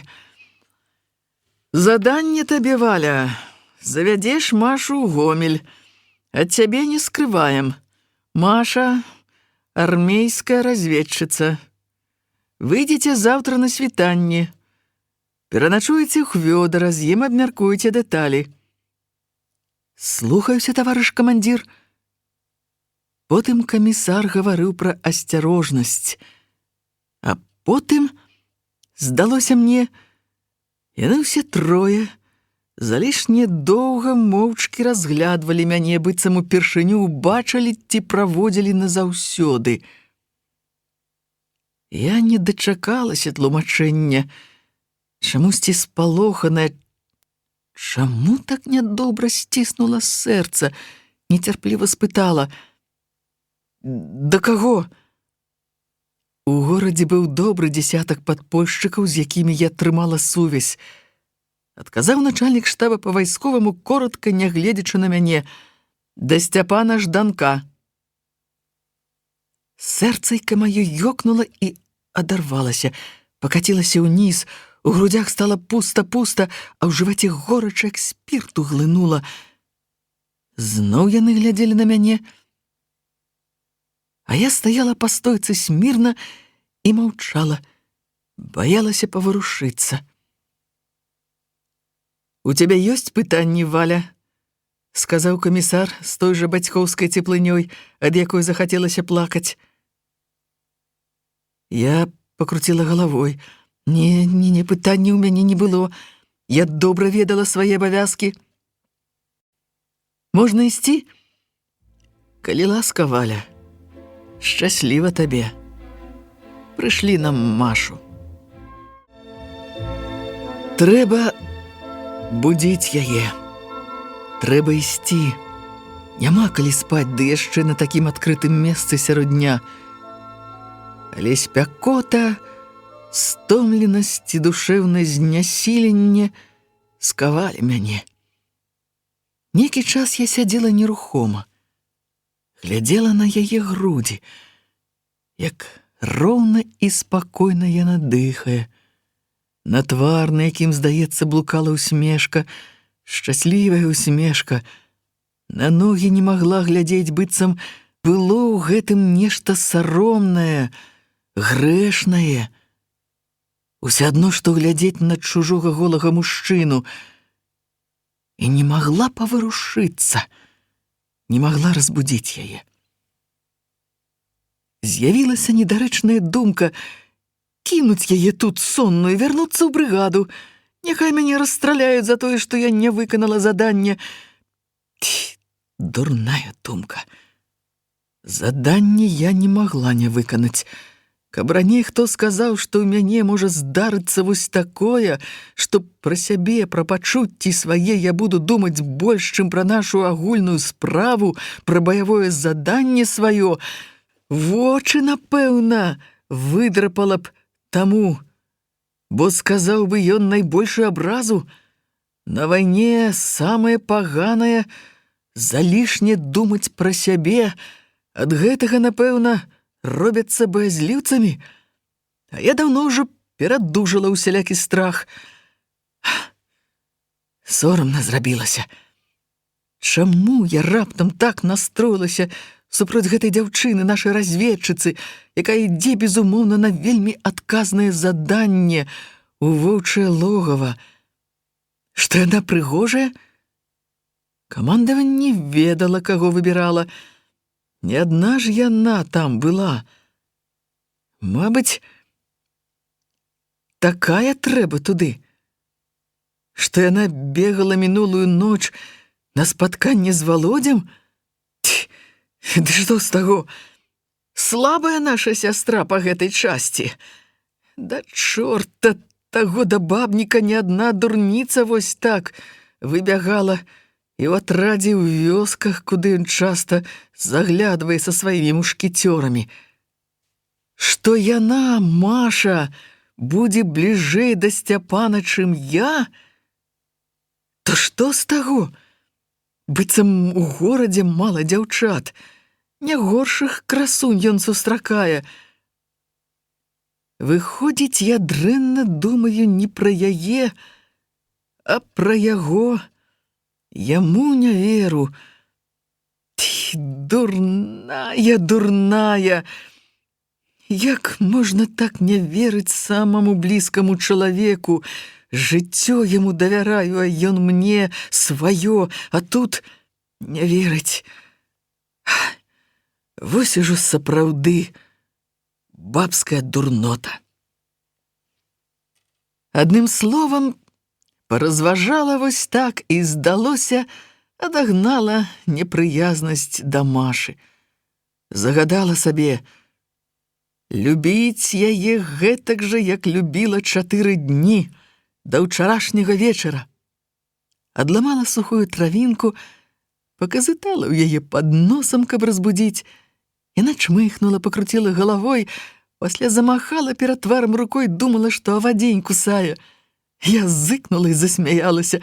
Маша расплюшчыла вочы і спрасонку няўцямна паглядзела на мяне. «Хопіць дрыхнуць! Пайшлі!» Яна прачнулася. Салодка пацягнулася, закінуўшы рукі за галаву, з папрокам сказала: «Ой, сон перабіла, такое сніла!» «Володю ці што?» — пажартавала я. «Якога Володю?» — спытала яна, здалося мне трохі спалохана. «Который не даў табе паспаць уначы». Маша паморшчылася, як ад не вельмі прыемнага ўспаміну. «Нахабнік ён ваш Володя, п'яны мужлан». Не спадабалася мне гэтая мужлан, крыўдна стала за Володю. «А ты хто? З паноў?» Маша засмяялася. «З паноў. Княгіня. 2 замежныя мовы ведаю. Не верыш?» У тое, што яна ведае мовы, я паверыла, але падумала, што гэта тыя звесткі, пра якія разведчыкі не маюць права гаварыць на поўны голас нават на лузе, і таму я нічога не адказала ёй. Ці веру я, ці не веру, загадала: «Пад'ём, пайшлі». «Пачакай хвіліначку, дай мне палюбавацца. Калі гэта я ляжала вось так, каб надо мной шамацела лісце дуба, і неба было вось такое блакітнае, бяздоннае, і хмаркі белыя, і цішыня. Божа мой, якая цішыня! Не верыцца, што недзе грымяць пушкі. А сенам як пахне! Удыхні, удыхні, удыхні! Які пах!» Не чула ты паху сапраўднага сена? Хіба гэта сена? Ай, дзе мне чуць?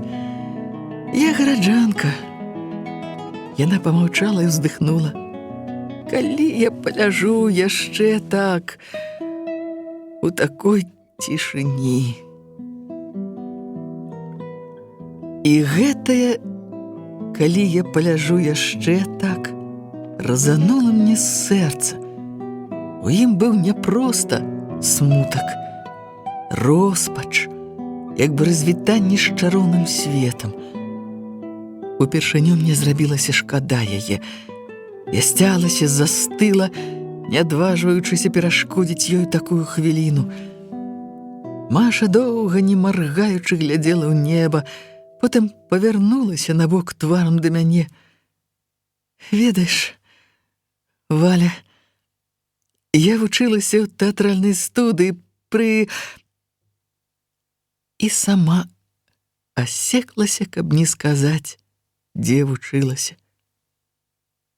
Але гаварыць, адкуль яна дзе вучылася, нельга. Не першага разведчыка я вяла і добра засвоіла, што мне належыць ведаць, а пра што забаронена распытваць, і чаго не ведаеш, таго ніякімі катаваннямі ў цябе не вырвуць. Але студыя мяне зацікавіла, бо пацвярджала маю пазаўчарашнюю здагадку, і ў мяне таксама вырвалася бабскія языкі. Я так і думала. Што ты думала? Што ты артыстка? Ха! Ніякая я не артыстка. Так, забаўка, грэх маладосці. Адзін разумны рэжысёр сказаў, што ні чорта з мяне не выйдзе. І раптам перавяла размову на іншае. Ты часта ходзіш у горад? Ды як сказаць, калі трэба.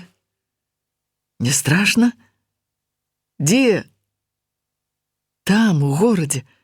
А, у горадзе не. На пастах раней было страшна. Іншы гэтак пачне цябе дапытваць, ды абмацваць. Па целе лапаюць? Па целе. Маша грэбліва перасмыкнулася, а я чула раптам іншую трывогу. Калі я пераканалася, што яна разведчыца, то не сумнявалася, вопытная разведчыца, толькі прыкідваецца знарок прасцячкай. А тут пасля яе пытанняў і такой рэакцыі паверыла, што яна навічок, на першае заданне ідзе. І гэта ўстрывожыла. Не, хітра, а неразумна яна паводзіла сябе ў лагеры. Нельга так выстаўляць сябе перад сотняй людзей, і прагаворвацца так нельга. Трывога моя была за Сцяпана. Па-бабску спалохалася прыгажосці яе. Іншага трэба баяцца.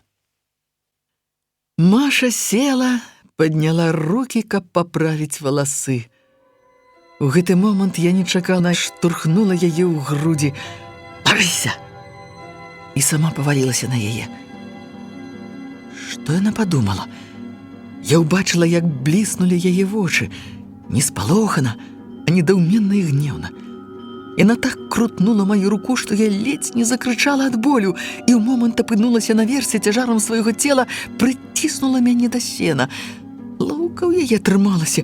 Каб я трапятнулася, яна лёгка задушыла б мяне. Твар Машы ў гэты міг быў страшны. «Ты што?» «Дурная! Не паднімайся. Паліцай!» Нарэшце ўдалося растлумачыць мне прычыну свайго неспадзяванага ўчынку. Сапраўды, недалёка, на такім грудзеля такога ж лугавога дуба, я ўбачыла паліцая. Мабыць, ён таксама ляжаў і падняўся. Я пазнала яго за паўвярсты, бо ўжо мела сустрэчу з гэтым Бобікам. Маша прыглушана засмяялась і адпусціла мяне. Я адпаўзла да дуба, прыпаднялася і пачала назіраць за паліцаем. Са здзіўленнем убачыла, што на шыі ў яго вісіць аўтамат. Гэта моцна насцярожыла. У той раз ён быў з наганам. Аўтаматы малым паліцэйскім гарнізонам немцы выдавалі рэдка. Ці не пачынаецца блакада? Можа, іх сотня тут, паліцаяў, немцаў, але ж тут, я ведала, не базіруецца ніводзін атрад, а да Хвёдара яшчэ далёка. Потым падумала, што партызаны ў гэтыя балоты маглі з'явіцца ў любы момант з-за Дняпра, з чарнігаўскіх ці бранскіх лясоў, ці мала адкуль рэйдавы атрад, ці любы іншы, пасля цяжкага бою, каб схавацца ад праследавання. Не, не падобна, што паліцай цікуе некага. Ідзе як гаспадар, не азіраючыся, аглядае сенажаці. Ах, каб у нас быў пісталет, я адпомсціла б гэтаму гаду. Не, каб меўся пісталет, я ўсё адно не мела б права рызыкаваць, маючы заданне. Трэба ісці, пакуль ён не ўбачыў нас. Паліцай спусціўся ў нізіну і на момант схаваўся за лазовымі кустамі. Я схапіла Машу за руку, загадала прыгнуцца да зямлі, і мы скаціліся ў мокрую лагчыну з нявыкашанай высокай травой. Выбраўшыся з лагчыны на сухое, зноў убачылі яго чорную постаць. Не баіцца ж, гад, швэндацца адзін, падумала я. Цяпер ужо, калі нават ён і ўбачыць нас, было не страшна. Перад намі быў малады альхоўнік, за ім вялікі лес, і беглі мы так, што куля не дагнала б, а не толькі паліцай у суконным мундзіры ў ботах. Добра, што знянацку не наскочыў. Я лаяла сябе, як магла дазволіць адпачынак у такім месцы. Маша хутка запярэчыла. Чаму ты ляціш так? Няжо думаеш, ён гоніцца за намі? Не разумею я ўсё ж, як мы пройдзем у горад, цераз пасты, калі так баімся тут, уцякаем. Новаму чалавеку, нават разведчыку, сапраўды цяжка зразумець мае таямніцы, маё чуццё. Я расказала, як сустрэлася з гэтым паліцаем першы раз. Было гэта ў сакавіку. Пачыналася разводдзе, але рака яшчэ стаяла. Мне тэрмінова трэба было трапіць у горад, аднесці закадзіраванае пісьмо Ахрэму, падпольшчыку, якога я даўно лічыла другарадным, так сабе думала, запасная яўка ў дзеда. Пісьмо было з цэнтральнага партызанскага штаба, яго даставіў спецыяльны прадстаўнік. Пра пісьмо я, безумоўна, Маша не сказала, мела заданне і ўсё, якое, навошта ёй ведаць. Да гэтых вось мясцін мяне праводзіў Володя з хлопцамі на конях. Я ехала ў сядле. Адгэтуль было дамоўлена з камандзірамі, я перабяруся на левы бераг Сажа, выйду на Чарнігаўскую шашу і там пастараюся даехаць да Гомеля на машыне. Неабходна было спяшацца. Мне далі пляшку самагонкі, першака і дзесятак яек. За такую плату нямецкія шафёры падвозілі. І вось на тым беразе ў лесе мяне спыніў паліцай, дагнаў, быццам доўга ішоў следам. Чаму бадзяўся па лесе, дзе ляжала яшчэ нямала снегу? У мяне была паперка ад старасты з Рудні, але даведка такая яго яшчэ больш насцярожыла. Не хадзілі руднянскія той дарогай. Тлумачэнні маі, што ўсе палявыя дарогі раскіслі, перарэзаны раўчукамі, і таму я, прамоклая і здарожаная, вырашыла выйсці на шашу, паліцая мала пераконвалі. А калі я прапанавала яму самагонку, ён злосна засмяяўся. А ты, бачу, вопытная, ведаеш, чым можна купіць? Ды мяне не купіш. Я ўмела выдаць сябе за малодшую па ўзросце, дзяўчынку-падлетка, якіх 15 гадоў, і плакала наўздрыт усю дарогу, пакуль ён вёў мяне. Напэўна, не так ужо і знарок, не столькі ад страху, ад роспачы. Праваліцца працавацца на такім адказным заданні, з такім пісьмом. Праўда, само пісьмо знайсці нялёгка, для гэтага трэба раздзець мяне дагала. Фашысты, я ведала, могуць і такое зрабіць, але не будуць жа яны раздзяваць адразу, а як толькі спусцяць вока, пасадзяць у халодную, пісьмо я з'ем. Ды малое гэта было суцяшэнне. Сябе, можа, і ўратую, з'еўшы пісьмо. Ды і то, калі не павязуць у рудню, запытаюць у старасты, так, без мяне. Стараста там быў наш, партызанскі. Але справа будзе правалена. Па ўсім, відаць, вельмі важнае, бо не пасылалі б з Масквы спецыяльнага пасланца, маглі б па радыё перадаць. Можа, новы код для разведчыка. Як, з якімі вачамі я вярнуся ў брыгаду? На мяне так спадзяваліся, так верылі ўсе. Прадстаўнік цэнтральнага штаба ў тым ліку. Ішла я наперадзе ў паліцая, не плакала, выла на ўвесь лес, усе яшчэ спадзяючыся разжаліць яго. Каўтаючы слёзы, без перапынку расказвала, што ў доме 5 дзяцей, і ўсе яны хворыя, і я мушу ісці ў горад да дзядзькі. Называла падпольшчыка са станкабудаўнічага завода, у якога часам начавала. Ён пацвердзіць, калі што, легенда была старая, знаёмая яму, каб дабыць солі і лекаў. Паліцай пасміхаўся з маіх слёз і здзекаваўся, гад. Расказвай, расказвай казкі. Ведаю я цябе, у атрадзе бачыў. У якім атрадзе? Дзядзечка, што гэта вы кажаце? Праходзіла міма леснічоўкі. Хата спалена, а пуня засталася. Паліцай раптам спыніў мяне. Вочы ў яго заблішчалі, як у ката, а толстая морда расплылася ад агіднай ухмылкі.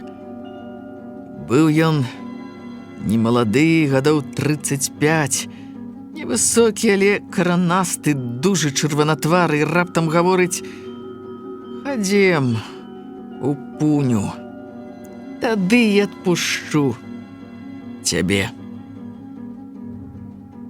Я нават не адразу сцяміла, чаго трэба ісці ў пуню.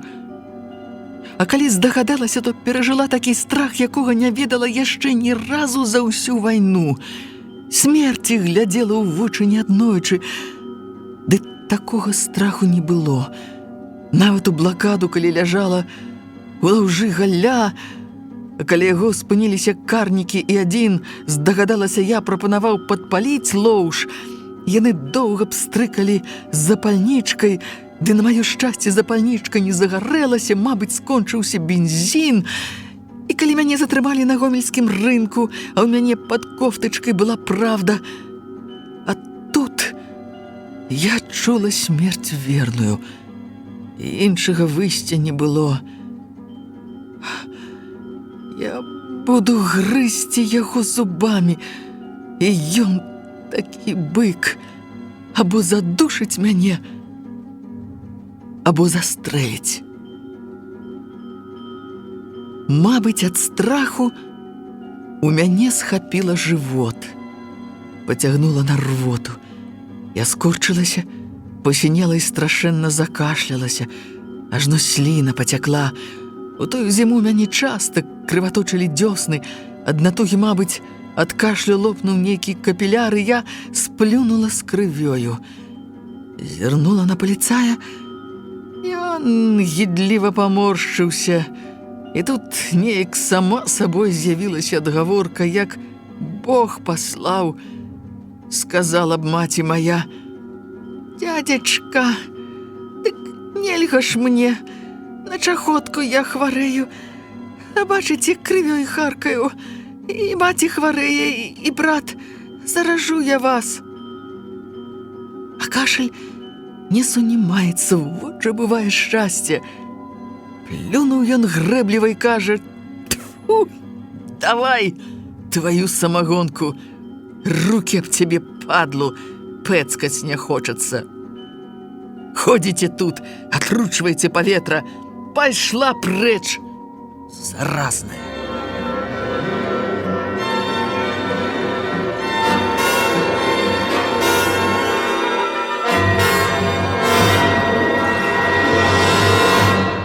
Нейкі час, адыходзячы павольна і кашляючы, баялася, што ён стрэліць у спіну. Але пачула не стрэл, звон. Ён разбіў пляшку з самагонкай аб сасну і снегам мыў рукі. Чысцюля, доўга жыць хоча.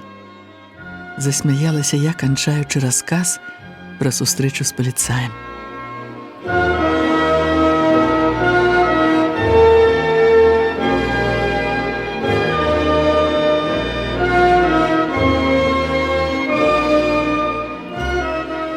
Цяпер, калі мы прайшлі лес, выйшлі ў поле і наперадзе ўбачылі жанчын, што разорвалі бульбу, я вырашыла не абыходзіць гэтых баб, запытаць у іх дарогу.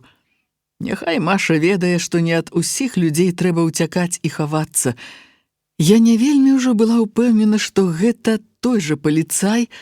За паўвярсты, калі не больш, не так лёгка пазнаць чалавека, якога бачыла ўсяго адзін раз у зусім іншай вопратцы. Тады ён быў у кажусе. На Машу расказ мой па ўсім было відаць зрабіў уражанне. Яна нават разы два пасліва глянулася.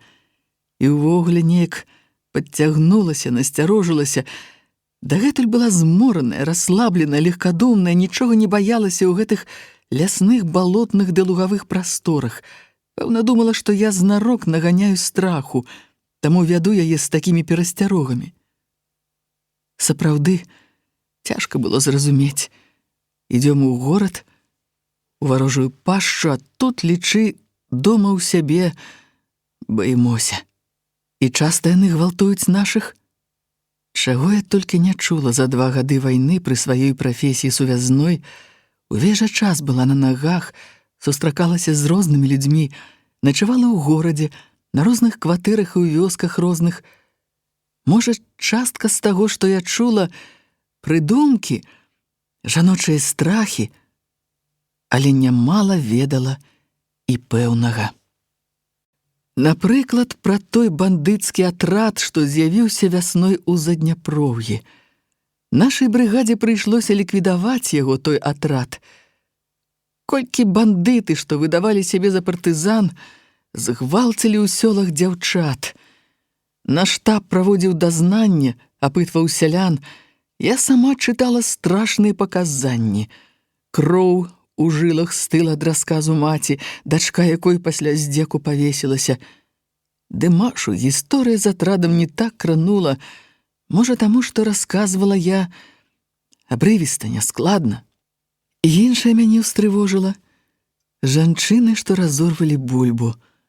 Я сказала ім: «Бог на помощь». Яны не адказалі і глядзелі, як вол з-пад ярма. Запытала дарогу на Скіток. Паказалі няправільна, накіравалі на Цярэшкавічы, а там, я ведала, размяшчаўся паліцэйскі гарнізон.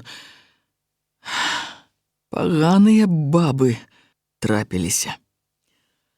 Маша не сказала, што за бабы такія, а то яна і так нядобра адзывалася пра тутэйшых людзей.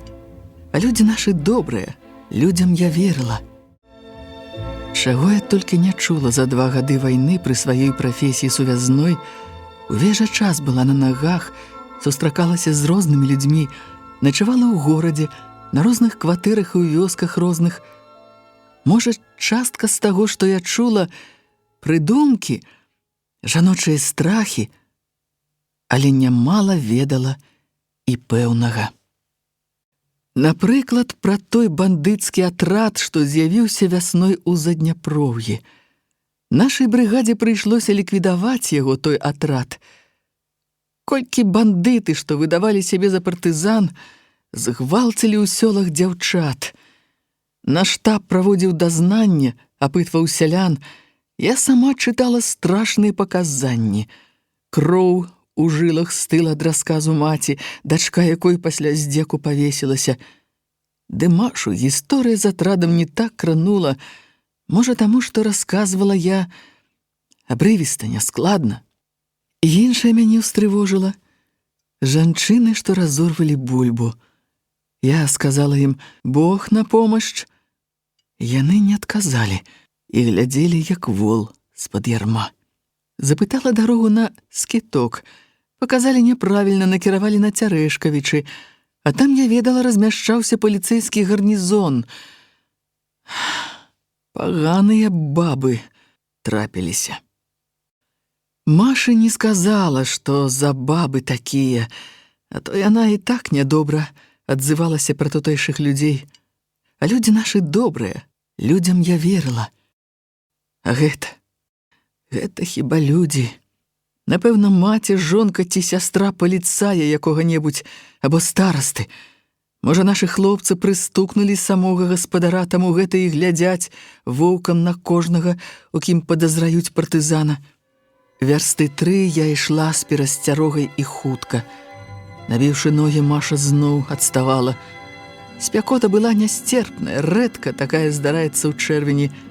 Мы зноў выйшлі на луг, але трымаліся ў зарасніку ўздоўж ручая, без дарогі, без сцежкі. Трава аплятала ногі, вільготнае паветра зрабілася густое, як смала, раздзірала грудзі. Цела аблівалася ліпучым потам, і сэрца білася ў скронях і ў кончыках ацёклых пальцаў. Са мной гэта здаралася неаднойчы. У нейкім месцы ці ў нейкі час я быццам пераходзіла мяжу, лінію фронту, за якой знікалі адчуванні небяспекі і ўсе мае страхі. Так здарылася і там. Чаго я спалохалася, падумала. Паліцая, якога ўбачыла за паўвярсты, дык каб ён пачаў страляць па нас са свайго аўтамата, дык і то солі ён нам насыпаў бы на хвост. Непрыветных баб, нібы першы раз сустракаю такіх. І між іншым, неаднойчы пераконвалася, што непрыветны чалавек не заўсёды вораг. Нярэдка бывае наадварот.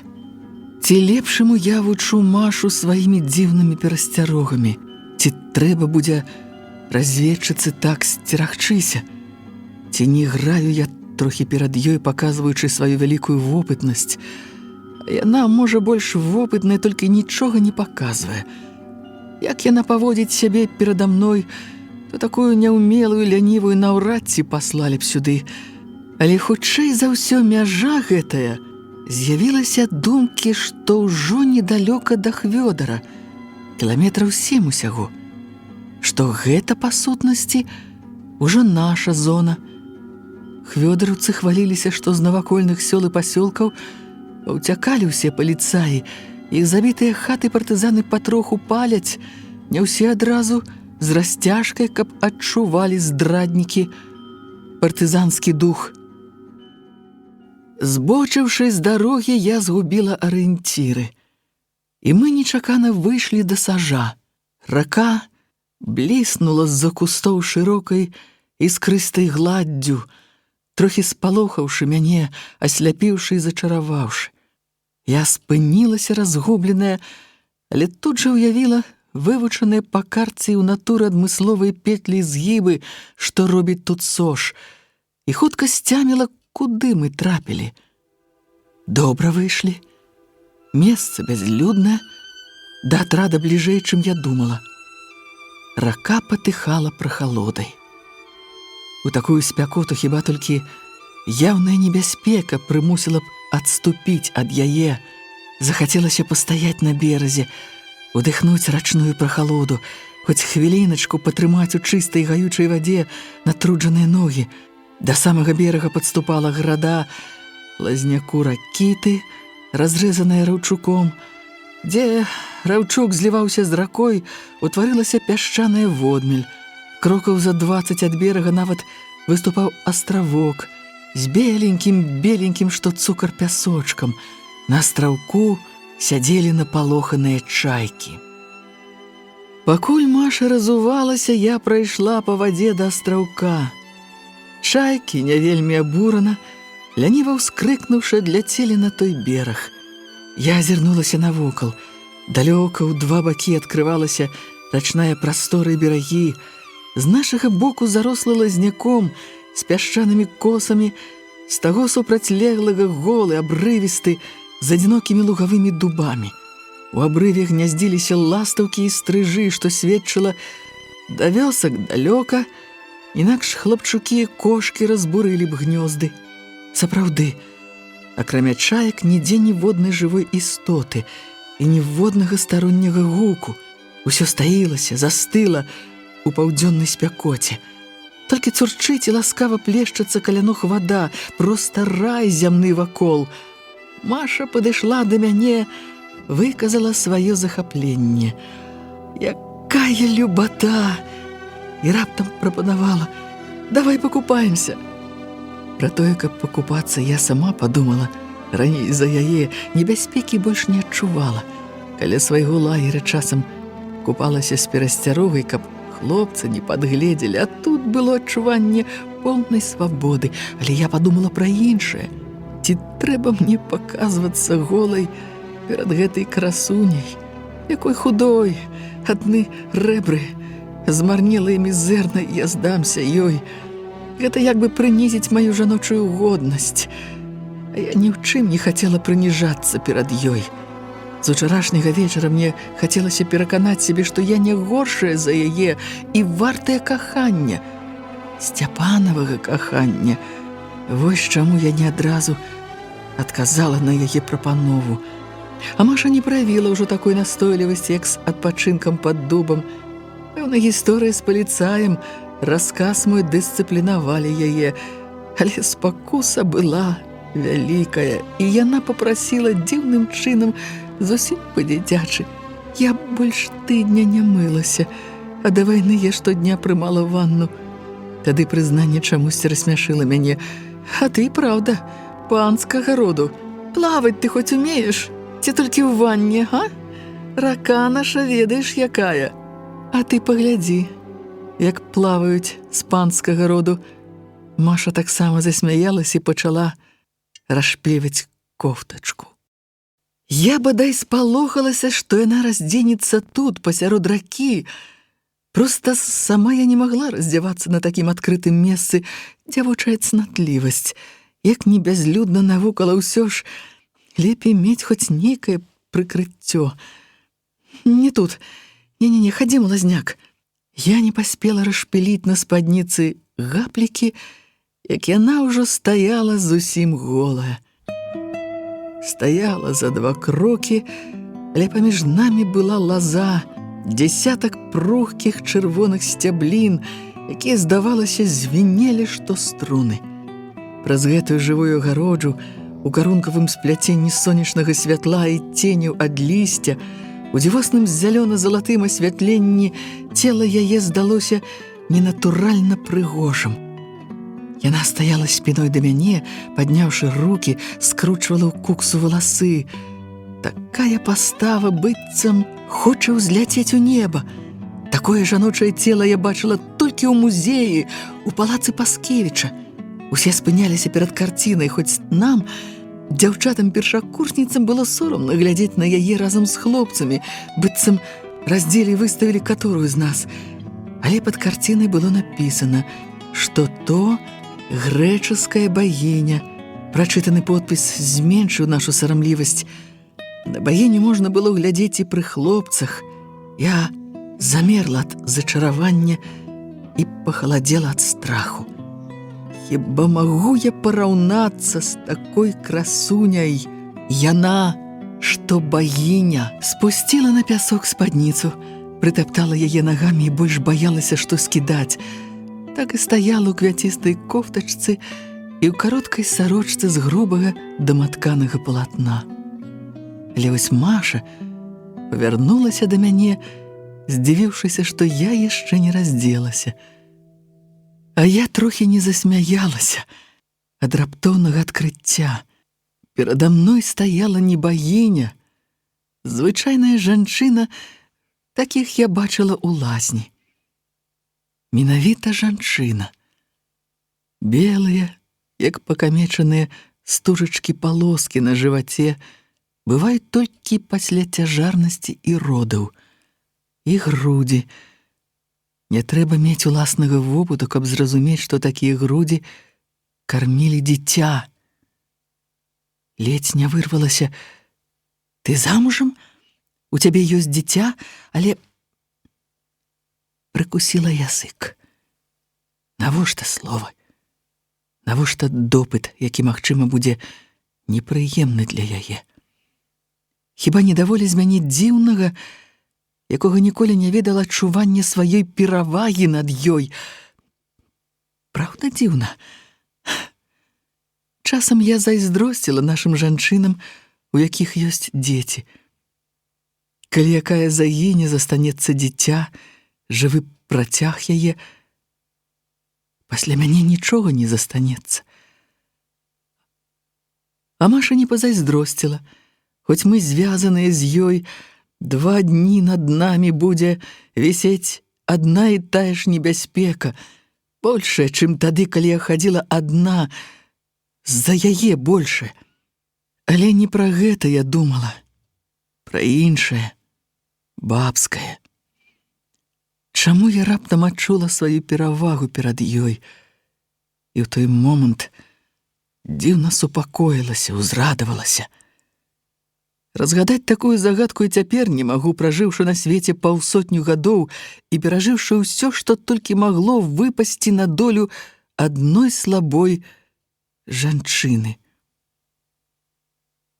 Раздзелася я з прыемнасцю і ніколі не саромілася ўжо свайго худога цела. Наадварот, выстаўляла яго Машы, грудзі свае выстаўляла маленькія, цвёрдыя, прухкія, як недаспелыя грушы. Мы кінуліся ў ваду адначасова з абрыву, адышоўшы ў бок ад водмелі. Там была глыбіня. Маша нырнула, вынырнула, павярнулася на спіну і засмяялася ад задавальнення. Трымалася яна ў вадзе, што рыба, адразу адчувалася добрая плаўчыха, але ж і я вырасла на беразе Дняпра і магла паказаць не меншае ўменне. І я рванула ўперад, на сярэдзіну ракі па-мужчынску, размашыста заграбаючы. Ды праз хвіліну бачыла, што і ў плаванні ў параўнанні з Машай я дзярэўня. Яна праляцела міма мяне, што снарад, што акула. Плыла спартыўным стылем. Не ведаю, як ён называецца, разразаючы ваду галавой, спружыніста выкідваючы сваё прухкае цела на паверхню, бліскалі адно белыя лапаткі. Ад мяне ва ўсе бакі ляцелі пырскі. Яна ж плыла амаль не пырскаючы. Я далёка адстала і чмыхала следам, як старэнькі лопасцевы параходзік з сучаснай ракетай. Пераплываць на той бок, безумоўна, было бяздумнасцю. Я ніколі не дазволіла б сабе, бо гэта ж трэба забыцца не толькі на заданне, якое выконвала, але на вайну увогуле. Але не паспела я папярэдзіць, як яна была ўжо там, на тым беразе, стала на мелкім, абмыла твар, пасля выйшла з вады і села на пясок. Мяне занесла далей ад таго месца, дзе сядзела Маша. Я змарылася, задыхалася, нават спалохалася, што не даплыву, што цячэнне зноў аднясе мяне назад, на сярэдзіну ракі. Выйшаўшы з вады, я пайшла да Машы па пясчанай паласе пад высокім абрывам. Але мне раптам здалося, што адтуль з нашага берага нехта глядзіць на мяне. Я сарамліва ўскочыла назад у раку і дайшла да Машы, апусціўшыся ў ваду. Апанаваў страх. А што, калі хто-небудзь забярэ адзенне? Як мы з'явімся ў атрад? Якая ганьба! За такую легкадумнасць расстраляць мяне мала. Паплылі назад, сярдзіта загадала я Машы. Адпачні, адпачні, ты задыхалася. Я ўзлавалася. Ты што, купацца і загараць сюды прыляцела? Яна чула маю незадаволенасць і без слоў скарылася. Пачуўшы, што я стамілася, плыла побач, страхавала. Плылі мы павольна, не спяшаючыся, перадольваючы цячэнне, каб не аднесла ад пясчанага астраўка.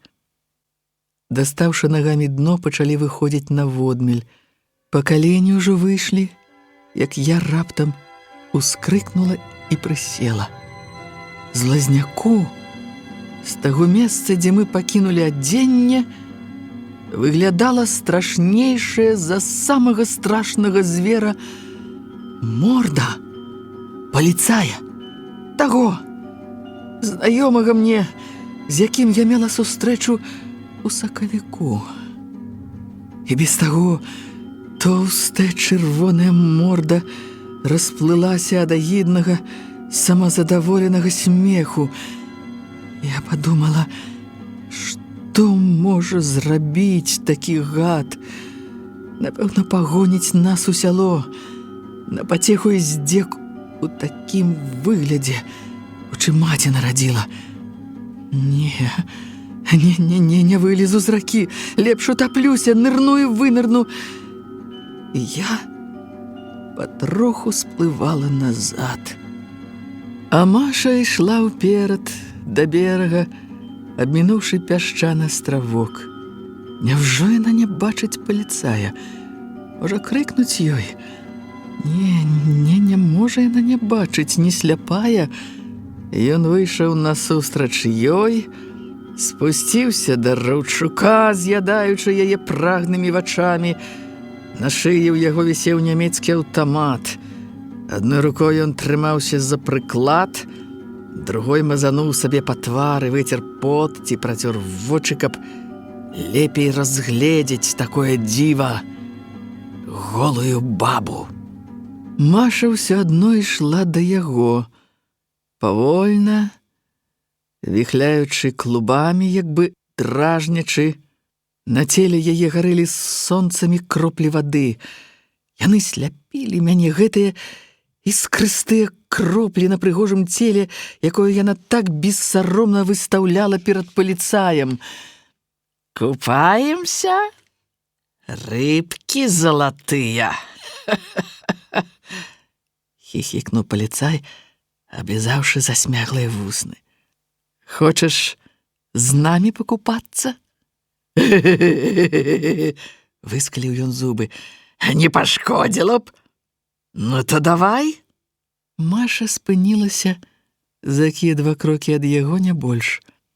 Мабыць, ён аслеп ад яе блізкасці.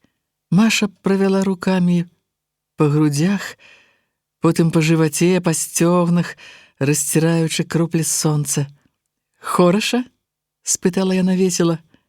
«Ох, хораша, хораша!» Здалося, заржаў ён ад захаплення і спакусы. Яна працягнула да яго рукі. «Давай, памагу раздзецца». Мабыць, тут ён пачуў пагрозу, бо сказаў «но» і, здаецца, паспеў адступіць на крок. Ды было позна. Маша моцна абшчапіла яго рукамі за шыю і прыпала вуснамі да яго вуснаў. Тут я зразумела яе намеры, кінулася на дапамогу. Можа, удзвюх здолеем абяззброіць яго, ды не паспела дабегчы, глуха, як з-пад зямлі стрыкнула кароткая аўтаматная чарга. Маша моцна адпіхнула паліцая ад сябе. Ён зваліўся на травяністы адкос, страшна завывалі, здолеў яшчэ знайсці, націснуць спускавы кручок, ды не здолеў ужо скінуць почапку, падняць аўтамат, нацэліць на каго з нас, страляў з зямлю, у абрыў, кулі рвалі карэнні лазняку, у раку ляцелі пясок і трава. Маша пераскочыла цераз паліцая, нахілілася, сарвала з шыі аўтамат і пачала страляць ва ўпор, у грудзі, у галаву, жывот. Твар яе быў страшны.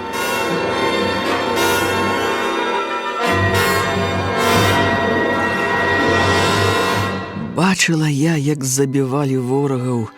Сведкай была, як Кузьма Бруй расстрэльваў забойцу свайго сына, паліцэйскага Коцікава. Але нават у Кузьмы такой нянавісці, злосці, гневу, грэблівасці, агіды бадай не было на твары, у вачах. Яна расстраляла ўвесь стручок. Калі аўтамат змоўк, здзіўлена паглядзела на яго. Чаму ён змоўк? І кінула мёртваму паліцаю на грудзі, быццам і не здымала. Я перш за ўсё сабрала наша адзенне. Але раптам паліцай не адзін. Паспела надзець сарочку, не голай жа ўцякаць па лазняках, гадебна бегчы партызанцы голай, нават калі ніхто і не бачыць. Маша сядзела на кукішках над раўчаком, павольна і старанна мыла рукі, церла іх пяском. На ўсё жыццё запомнілася, як, з якой гідлівасцю, быццам раздушыла пацука. Яна мыла рукі. Я перш за ўсё сабрала наша адзенне. Але раптам паліцай не адзін. Паспела надзець сарочку, не голай жа ўцякаць па лазняках, гадебна бегчы партызанцы голай, нават калі ніхто і не бачыць. Маша сядзела на кукішках над раўчаком, павольна і старанна мыла рукі, церла іх пяском. На ўсё жыццё запомнілася, як, з якой гідлівасцю, быццам раздушыла пацука. Яна мыла рукі. Я надзела ёй цераз галаву сарочку. Маша паглядзела на мяне няўцямна. Што я раблю, навошта? Нацягвай сарочку і бяжым хутчэй. Можа, ён не адзін тут. Тады яна баязліва азірнулася на мёртвага і пераскочыла праз раўчак. Пайшла ў гушчар лазняку, абдзіраючы голыя рукі і ногі. Я не палезла б так. Я пабегла б паўз бераг, але цяпер мне нічога не заставалася, як ісці следам за ёй. Пасля таго, што здарылася, я гатова была прызнаць, што не такая яна нявопытная, як прыкідвалася. Вунь якога чорнага буйвала зваліла. Але ж і гад той. Гэта ж ён вёрст 5 за намі ішоў, як за смерцю сваёй. Трохі прыйшоўшы да памяці, я падумала, што Маша дзейнічала правільна, па-партызанску, а я, як дурное дзяўчо, колькі сёння нарабіла глупства, сорамна будзе дакладваць камандаванню. Калі зраблю яшчэ адну прамашку, мне не даруюць. Як я магла не забраць аўтамат? Гэта ж галоўны партызанскі запавет — забраць зброю забітага ворага. Спыніла Машу. Пачакай, чакай, паслухаем. Яна зноў прысела і зачэрпнула прыгаршчамі пясок. Ён сеяўся праз пальцы, можа, ёй хацелася чымсьці заняць рукі, бо яны, убачыла я, усё яшчэ дрыжджалі. Не дзіўна. Я не забівала, а ў мяне таксама ўсё трымцела. Сэрца, рукі. Было ціха. Нават не шамацелі лазнякі. Толькі недзе далёка зарыкала карова, і гэтае мірнае рыканне неяк адразу дзіўна супакоіла мяне. «Трэба забраць аўтамат», — сказала я. «Навошта?» — спытала Маша. «Ого, такая зброя. Аўтамата ў нас не густа. Хвёдар дзякуй скажа». На Машаным твары мільгнула як бы вінаватая усмешка. «Я не магу бачыць яго. Зразумей. Гэта я разумела. Хіба мне прыемна лішні раз глядзець на мерцевака, да яшчэ на такога. «Я пойду сама», — сказала я. «А ты одевайся и чакай мяне тут». Я надела спадніцу і кофтачку і пайшла назад. Паліцай ляжаў так, што з таго процілеглага берага яго здалёк можна было ўбачыць. Гэта мне не спадабалася.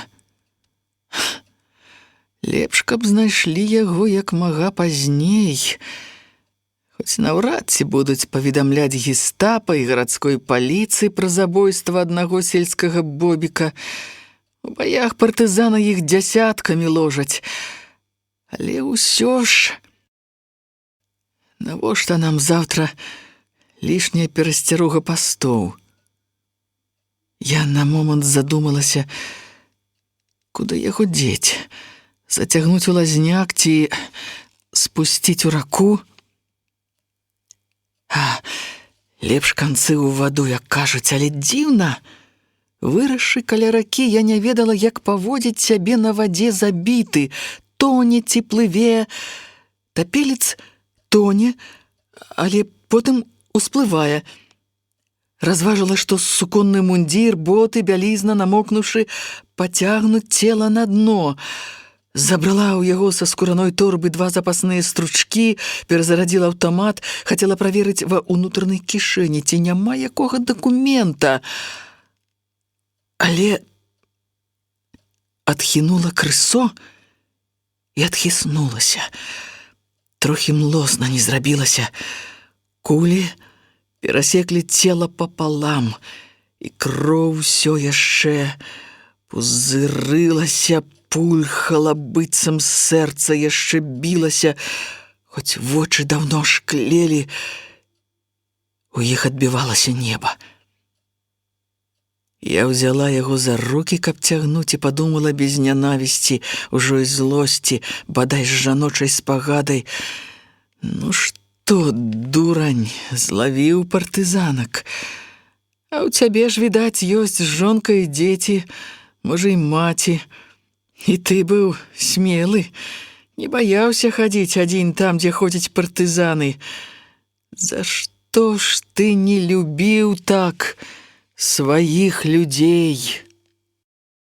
Маша сядзела на тым жа месцы ў лазняку і ўсё яшчэ перасыпала пясок.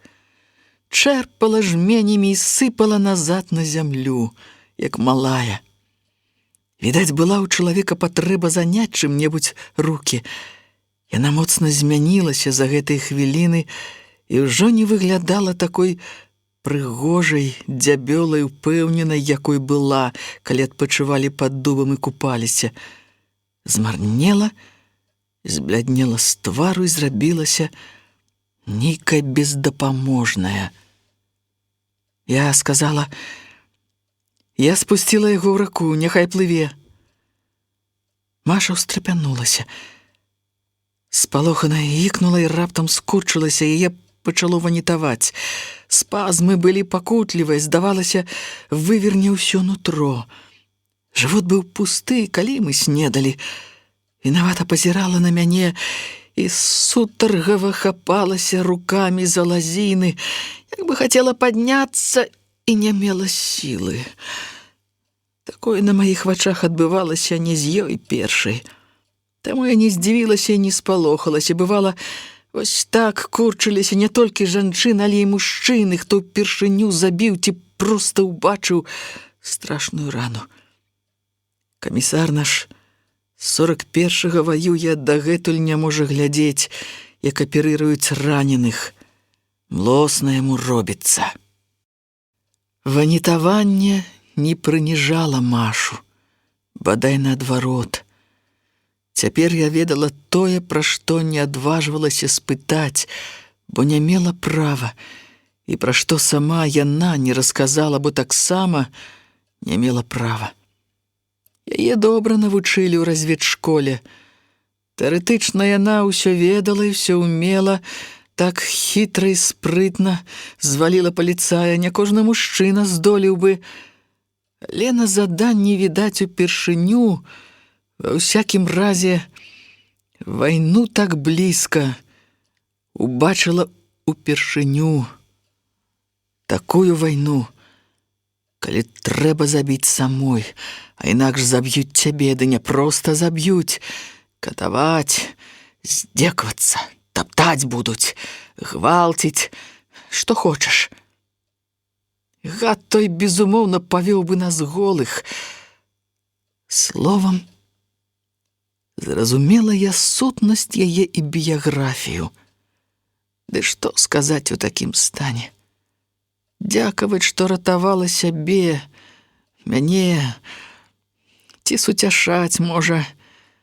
Не трэба ў такім выпадку ніякіх суцяшэнняў. Трэба адно — вайсковая камандзірская суровасць і патрабавальнасць, якой мяне не хапіла, ад чаго мы трохі не трапілі ў бяду. Бабамі пачулі сябе, а не байцамі. Ну, годзе каўкаць, а то ўсіх катоў склічаш з наваколля, падай злосна сказала я Машы. Пайшлі, пакуль гром не грымнуў. Яна здзівілася маёй суровасці, зірнула жаласліва просячы літасці. Але літасці ў мяне не магло быць. Пайшлі, а то зусім курортніцамі станем, пра справу забудзем.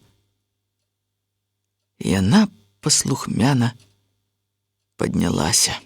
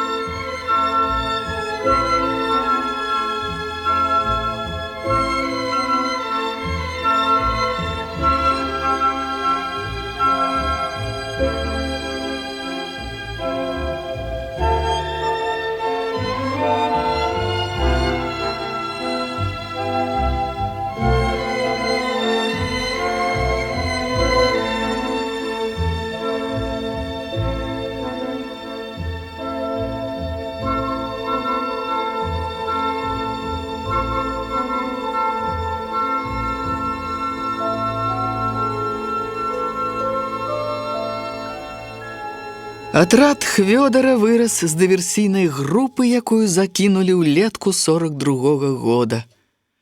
Доўга група дзейнічала самастойна, кантралявала ўчастак чыгункі і шашы Гомель-Рэчыца, трымаючы сувязь з паўночнымі атрадамі і брыгадамі, гомельскімі, будакашалёўскімі, стрэшынскімі. Потым атрад уліўся ў нашу брыгаду і з мінулай вясны выконваў асобыя заданні, пра якія нават большасць байцоў мела цьмянае ўяўленне. Партызанам атрада не падабалася, што яны сталі рэдка выходзіць на чыгунку і шашу, рэдка ўступаць у адкрыты бой, а больш хаваліся ад немцаў і нават паліцаяў. Я толькі здагадвалася пра асноўную скрытую дзейнасць атрада.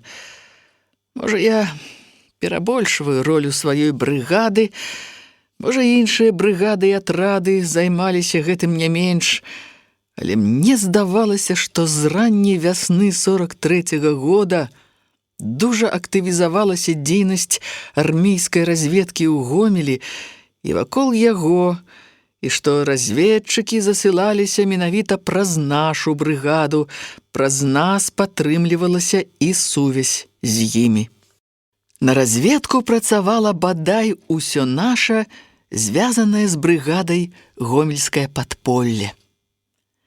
Дык вось, Шматлікія ніці гэтых складаных сувязяў з падполлем і разведчыкамі трымаў у сваіх руках Хвёдар. Строевы афіцэр, капітан. Гэты чалавек дзіўным чынам спалучаў сабе многія якасці, самыя супрацьлеглыя, напрыклад, адчайнага дыверсанта і надзвычай асцярожнага да нудоты, як сказаў аднойчы пра яго Павел Адамавіч, дакладнага штабіста, які цярпліва, настойліва, прадугледжваючы ўсё да драбніц, планаваў кожную самую простую аперацыю. Напрыклад, адзін з тых амаль штодзённых партызанскіх налётаў, якія Камбрыг і Валодзя Артюк звычайна вырашалі за 3 мінуты, Хвёдар распрацоўваў бы усю ноч. Не адступаючы далёка ад горада, атрад, аднак, часта мяняў месца стаянкі. У тое лета ў яго не было пастаяннага лагера. Я адразу зразумела, што атрад зняўся з калінак, калі на балоце нас ніхто не затрымаў, і спалохалася, а дзе ж іх шукаць, што здарылася. Такога яшчэ не было, каб у штабе брыгады не ведалі, куды знік атрад. Звязала блуканне паліцая са знікненнем атрада і вельмі насцярожылася. Не напароцца б на карнікаў, але пільнасць моя не памагла. У калінках, так называўся малады густы лясок паміж балот, нас затрымалі дзіўным чынам. Не клікнулі, накінуліся знянацку. Двое на мяне, трэці здаравяка з маладога дубка скочыў на Машу, ды з ног яе не збіў, сам апынуўся на зямлі, і, рвануўшыся, Маша японскім прыёмам ударыла яго па шыі і пад дыхавіцу перакуліла цераз нагу. Я пазнала партызан з атрада і аддала аўтамат без супраціўлення. Тут жа пачуўся голас самога камандзіра: «Стойце, свае!» Ён выйшаў з-за кустоў, як заўсёды ў чыста вымытай вайсковай форме, маленькі ростам, акуратны, падцягнуты, напружаны, як сціснутая спружына. Хадзіў ён, як на парадзе, высока ўзнімаючы ногі, і ступаў сапраўды спружыніста, з падскокам. Я моцна ўзлавалася на яго. На кім рашыў трэніраваць сваіх разведчыкаў? Маглі рукі паламаць, ці я магла вырвацца і секануць з аўтамата. Разумны чалавек, а глупства робіць. Не ведаць жа мяне партызаны не маглі, бо была я нярэдкім госцем у іх. Камандзір убачыў, што я разгневалася. «Прабач, Валечка!» Звяртаючыся да сваіх заўсёды па-вайсковаму: «Таварыш партызан, таварыш баец», мяне Хвёдар заўсёды называў так вось, ласкава памяншальна, як малую. Зрэдку мне гэта падабалася, але часцей крыўдзіла, у залежнасці ад настрою. Камандзір гаварыў мне, а глядзеў на Машу з цікавасцю і, можа, нават з захапленнем, адразу безумоўна здагадаўшыся, хто яна. Закамандаваў партызану, што курчыўся на зямлі ад Машанага ўдару ў жывот: «Устаць, таварыш баец, пасаромейся жанчын!» Ды таму нялёгка было падхапіцца па камандзе. Калі ў распалажэнні атрада з'яўляюцца ўзброеныя людзі, перш за ўсё іх трэба бясшумна бяззброіць, гаварыў камандзір павучальна, як настаўнік на ўроку. На світанні нейкі тып прабраўся ў лагер, на допыце малоў ерундой блытаўся. Прыйшлося шлёпнуць, а раніцой над лагерам вісела рама. Пэўна, ад слова «шлёпнуць» Машу зноў пацягнула на рвоту. Хвёдар не па-камандзірску, вельмі ж ужо неяк па-мірнаму занепакоіўся. «Што з вамі? Захварэлі?» Пра мяне некалі, калі я захварэла ў яго атрадзе, ён гэтак жа клапаціўся. Не як камандзір, а як лекар і нянька. Але ўсё адно яго такая ўвага да Машы неяк непрыемна закранула мяне. На Машу я глядзела цяпер сурова і зняважліва. Не паказвай, дурніца, сваёй слабасці. Я змаўчала пра яе. Па дарозе я ўжо думала, як расказаць пра здарэнне з паліцаем так, каб не сказаць пра тое, што ён захапіў нас голых у рацэ. Расказаць трэба праўду, аднак з маленькім пропускам ці адступленнем. Ты ўвогуле лепш расказаць так, каб іншыя партызаны не чулі, а то будуць рагатаць, перадаваць як анекдот. А мне зусім без патрэбы, каб мяне часта ўспаміналі, а Машы тым больш. А сваім каўканнем не да месца яна як бы выдавала усю праўду. Мы адсталі крыху з Хвёдарам, і я па-вайсковаму коротка далажыла пра нашу прыгоду. Суцешыла, што такі патрабавальны камандзір, які выступаў супроць усялякай партызаншчыны, купанне наша прыняў як зусім натуральную чалавечую патрэбу. Сапраўды, чаму не пакупацца ў такі дзень? Па сваёй зямлі ходзім. Але ўся гісторыя з паліцаем камандзіру не спадабалася. Блуканне паліцая па лузе, і што доўга ён сачыў за намі, усё гэта Хвёдар звязаў з пранікненнем шпіёна ў іх лагер і з разведкай рамы. Дарэчы, тое, што мы ліквідавалі яго, паліцая, камандзіру таксама не вельмі падабалася, хоць ён і згаджаўся, што іншага выйсця не было, што Маша малайчына, і, падобна было, захапіўся ёю яшчэ больш.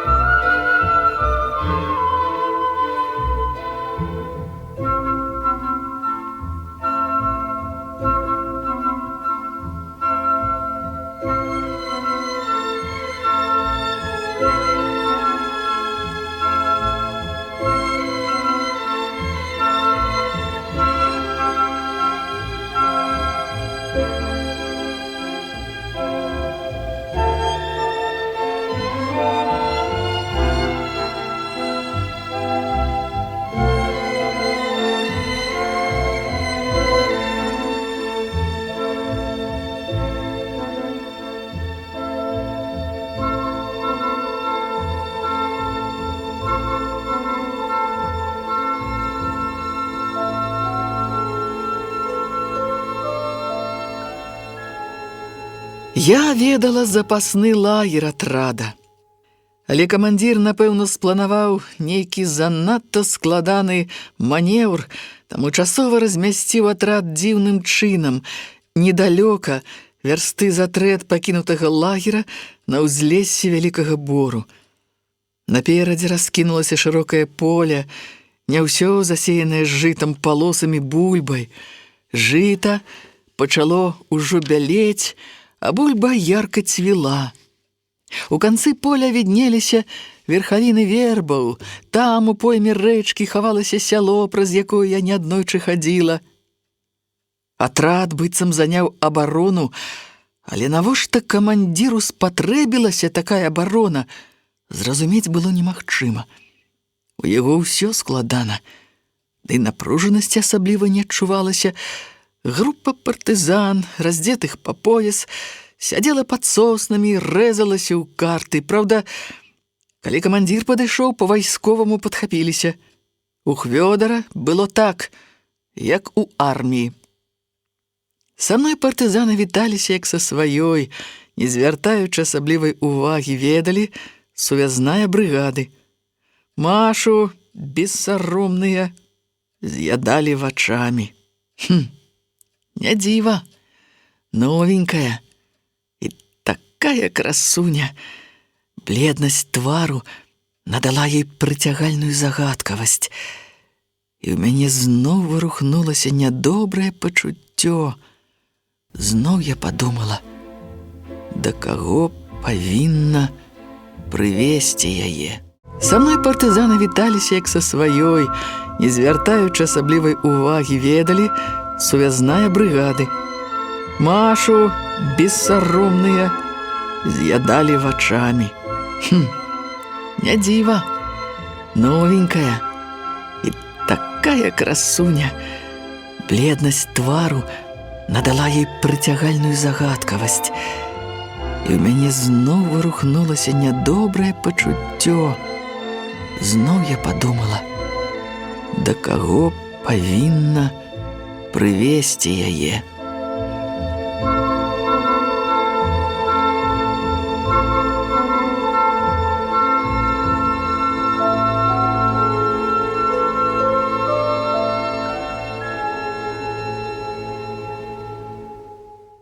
Сказала цішком камандзіру, што не трэба яе выстаўляць так, задужа прыкметная, што, маўляў, ніколі нельга быць упэўненым, што сярод паўсотні людзей не можа быць аднаго, ненадзейнага.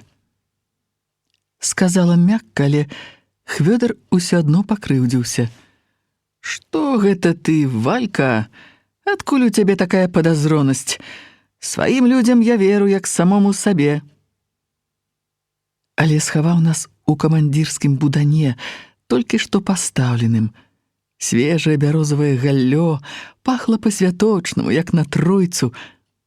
Туды нам прынеслі па кацялку такога пахучага, запраўленага здорам баршчу, што ў мяне закружылася галава. Хвёдар, між іншым, вызначаўся яшчэ і гэтым.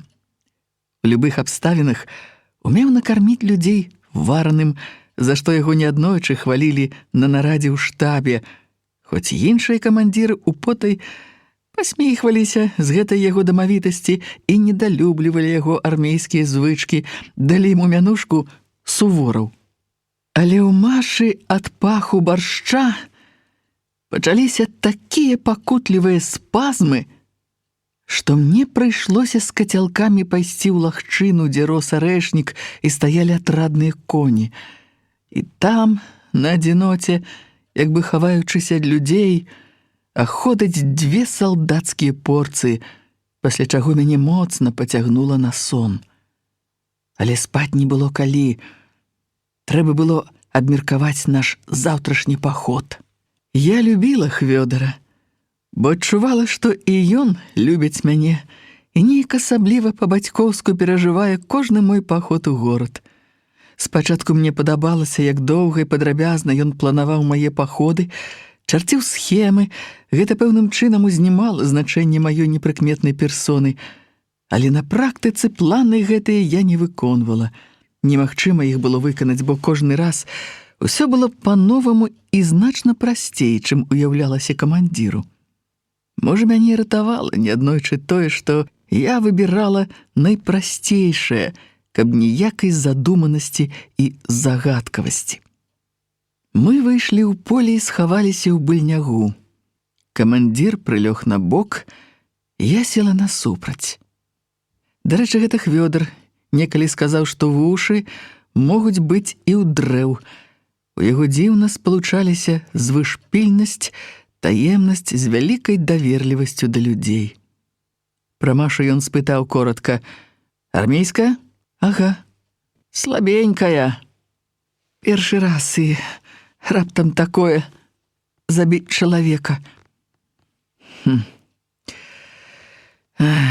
«Не дарабілі», — уздыхнуў ён, шчыра засмучаны фактам, што і ў такой сур'ёзнай установе, як армейская школа разведчыкаў, можа быць пэўная недапрацоўка. Я хацела запярэчыць, а як можна навучыць забіваць, але змаўчала, ведаючы, што Хвёдара лепш не чапаць, не аспрэчваць, а то мусіш потым выслухоўваць цэлую лекцыю. А мне хацелася спаць, зліпаліся павекі, і я баялася заснуць перад ім. Я не Маша, мне сорамна паказаць сваю слабасць. Я сказала, куды трэба прывесці разведчыцу, з кім звязаць. Хвёдар, калі не лічыць мяне, я ведала толькі сваіх, быў 4-ты чалавек у брыгадзе пасля камандзіра, камісара і начальніка штаба, які ведаў усе гарадскія яўкі. Ён прапанаваў перакінуць нас уначы. Ёсць у іх надзейная сцежка. Каб не ісці ўначы па горадзе, можна дачакацца раніцы у кар'еры цагельнага завода. Але я падумала пра Сцяпана. Гэта яго прыдумка, што я сястра яго. Так я хаджу адкрыта і так мушу прыйсці. Гэта самае надзейнае. Падазронасці не з'яўляецца нават у Сцяпанавай гаспадыні. Некай таямнічасці ў маім наведванні да Сцяпана не павінна быць. Адзін няверны крок можа выклікаць чыю-небудзь падазронасць. Упершыню я рашуча, чым здзівіла Хвёдара, адхіліла яго варыянты. Першы, другі, трэці, ён нават узлаваўся. А ты што прапануеш? Пойдзем адкрыта, цераз усе пасты, з ягадамі і яйкамі, на рынак. Заўтра нядзеля, ад вас трэба яйкі і ягады, больш нічога. Камандзір зморшчыўся. Не любіў ён такой прастаты. Магчыма, яму здавалася, што такі праход сувязных у горад робіць лёгкай, несур'ёзнай дзейнасці яго спецатрада. Сапраўды, замест таго, каб распрацоўваць з разведчыкамі план начнога паходу, ён мусіў паслаць хлопцаў збіраць суніцы, якіх не так многа яшчэ, і даставаць яйкі. Асабліва непрыемная была аперацыя з яйкамі. Не любіў, каб яго партызаны збіралі яйкі нават і ў сваіх людзей. Фрыцаўскі занятак. Ён сказаў пра гэта мне і спытаў, ці нельга без яек? Нельга. На пасту трэба даць хабар. Не хапала яшчэ карміць фашыстаў. А што зробіш, Хвёдар Ціханавіч? Я старалася быць ласкавай далікатнай, ведаючы яго упартасць і жаданне складаных аперацый. У мяне мацнела пераконанне, што лепшага варыянта шукаць не трэба, што даўно выпрабаваны, самы надзейны. Мне як ніколі патрэбна была такая уласная перакананасць у надзейнасці. Адна я верыла ў сваё шчасце. А якое шчасце у Машы!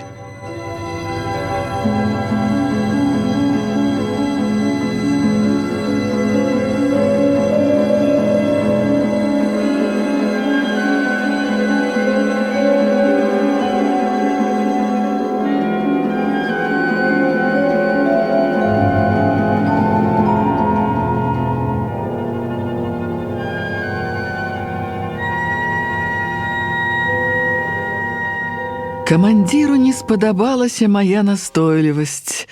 Такая я ніколі не была раней. Калі мы абмяркоўвалі мае паходы, я згаджалася, хоць пасля рабіла па-свойму. І толькі Паўлу Адамавічу прызнавалася ў гэтым, ніколі, аднак, не ставячы пад сумненне планы камандзіра спецатрада, а што, маўляў, абставіны вымусілі пайсці другой дарогай, сустрэцца спачатку не з тым, а з іншым і гэтак далей. Павел Адамавіч пасміхаўся і хваліў мяне за знаходлівасць. Капітан верыў у сілу сваіх загадаў, але маё становішча сувязной брыгады разумеў і ніколі ў адносінах да мяне не злоўжываў сваёй камандзірскай уладай, нехаця мусіў згадзіцца, сказаўшы: «Валька, тут вельмі не спадабаўся мне такі зварот. Здзіўляюся прымітыўнасці твайго намеру. Ты ж вопытная разведчыца. Ягады і яйкі панясуць многія. Заўтра нядзеля.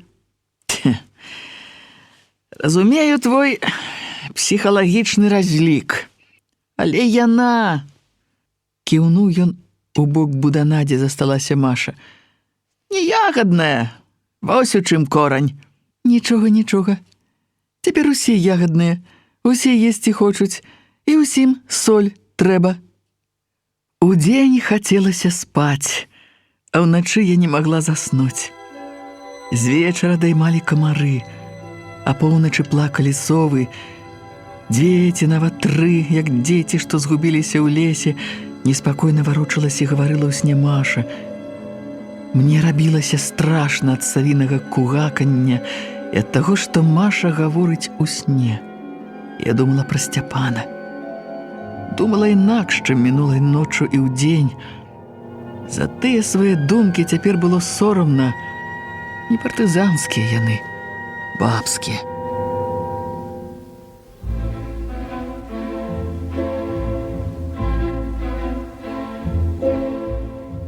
Але ж і так нельга думаць. Нельга так баяцца. Хіба не рызыкуе ён штодня і без нас, без Машы? Я ж, як кожны добры салдат, даўно навучылася не думаць пра небяспеку, што пагражае мне і ўсім тым сябрам блізкім, што ідуць побач са мной. Такі закон вайны. Што ж, яго так парушыла гэты закон. Чаму я ўсяго пачала баяцца? Так нельга. Я ўжо нарабіла памылак, якіх мог нарабіць толькі дэмаралізаваны чалавек у паніцы. Такога ніколі са мной не было. Можа, гэта ад таго, што я не спала ў мінулую ноч. Трэба паспаць хоць трошачкі, а то так можна зусім знясіліць. Так, трэба заснуць, але каб не совы, божачкі, як жудасна плачуць совы. Злавесна, галоцяць, як па нябожчыку. Ах, Стёпа, Стёпа, Стёпа.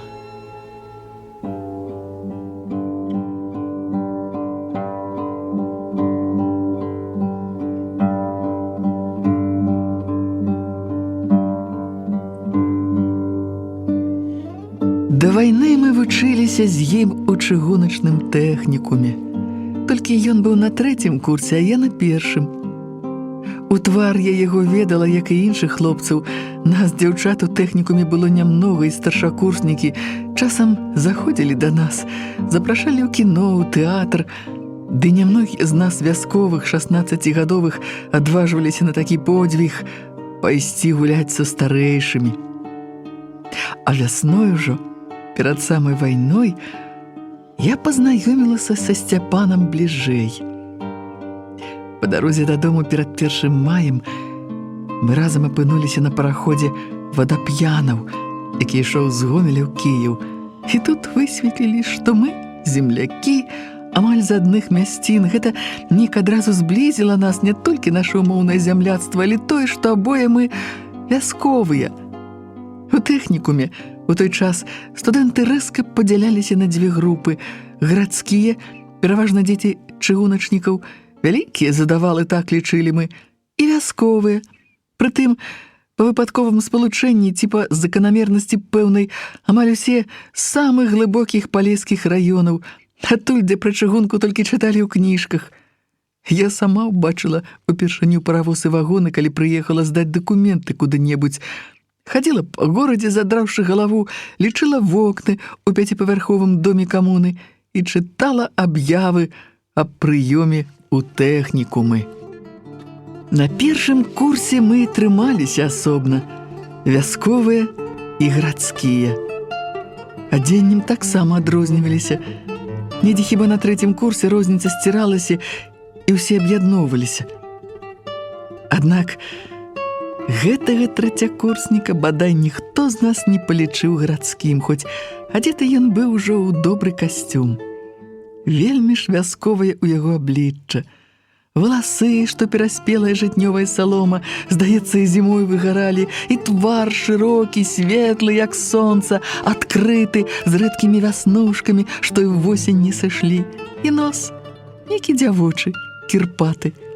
Убачыш такі твар упершыню, і чамусьці хочацца хораша засмяяцца. Відаць, таму і я засмяялася, калі нечакана сустрэла Сцяпана на палубе, і ён трохі здзіўлены спытаў: «І ты, Камарнская?»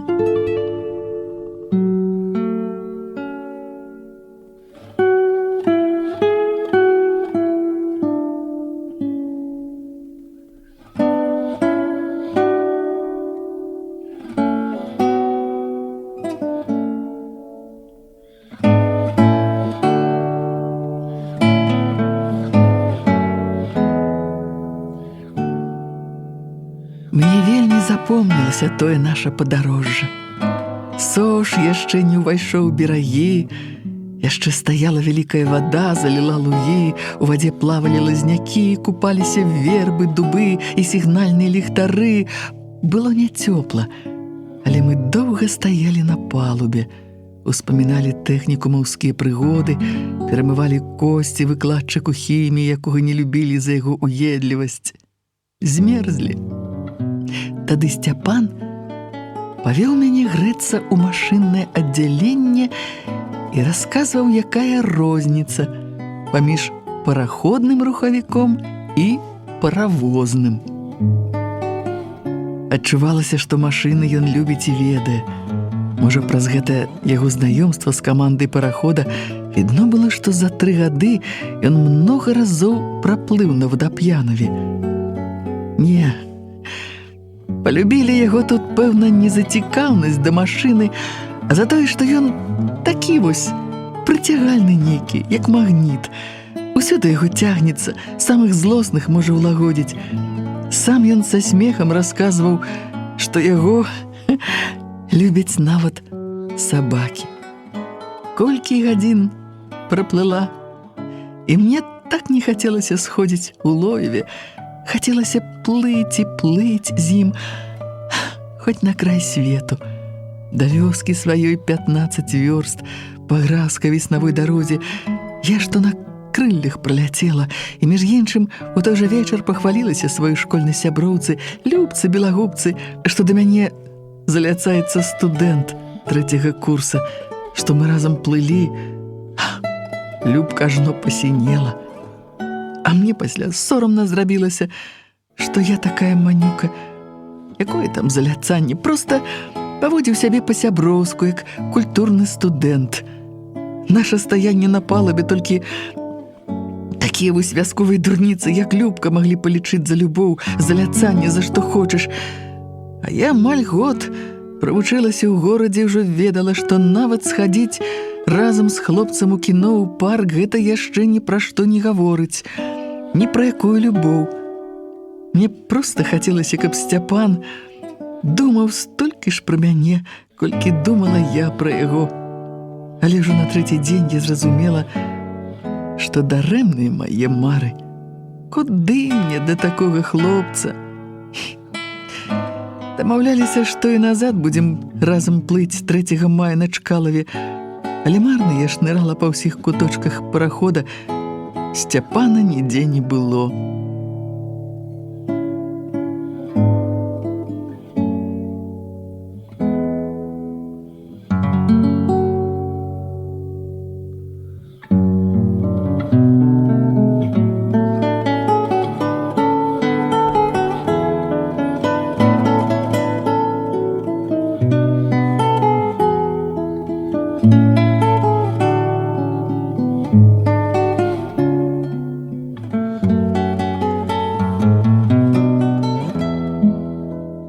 Вярнуўся ён 5 ці 6. Трэцякурснікі не баяліся спазніцца, тым больш, што у іх, здаецца, пачыналася практыка на ПВРЗ. Сустрэліся мы ў тэхнікуме, павітаўся ён са мной, як з усімі іншымі, нічога не сказаў пра тое, як цікава нам было на параходзе. Потым, з-за практыкі яго, мы не бачыліся да таго дня, калі грымнула вайна. На мітынгу сустрэліся. Я чула, як хлопцы дамаўляліся, што пойдуць у гарком камсамола прасіцца на фронт. У той дзень усе верылі, што неўзабаве Чырвоная армія будзе ў Варшаве і ў Берліне, а каму з хлопцаў не хацелася прагуляцца па Еўропе. А потым мы яшчэ сустрэліся на таварнай станцыі. Я ўбачыла ў атрадзе, які тушыў пажар пасля нямецкай бамбёжкі. Я ўбачыла Сцяпана на манеўровым паравозе кукушцы. Ён вёў яго, паравоз, расцягваў вагоны, якія гарэлі. Дзяўчаты нават пагаварылі на гэты конт, што Сцяпан яшчэ не мае дыплома, а яму даверылі паравоз. Але не здзівіліся. На вайне ўсё можа быць. Каму там да дыпломаў, калі навокал усё гарыць і рушыцца? Хутка дзяўчата малодшых курсаў сказалі, што ім лепш дабірацца дадому, пакуль не позна. Ніхто ўжо не рваўся на Берлін. Стала, пэўна, вядома, што немцы занялі Мінск, падступаюць да Бабруйска. А ў нас былі студэнты з Мінска, з Бабруйска, з раёнаў гэтых абласцей. Праўда, калі я дабіралася дадому па незнаёмых тады яшчэ мне дарогах у міжрэччы, то вайна там не вельмі адчувалася.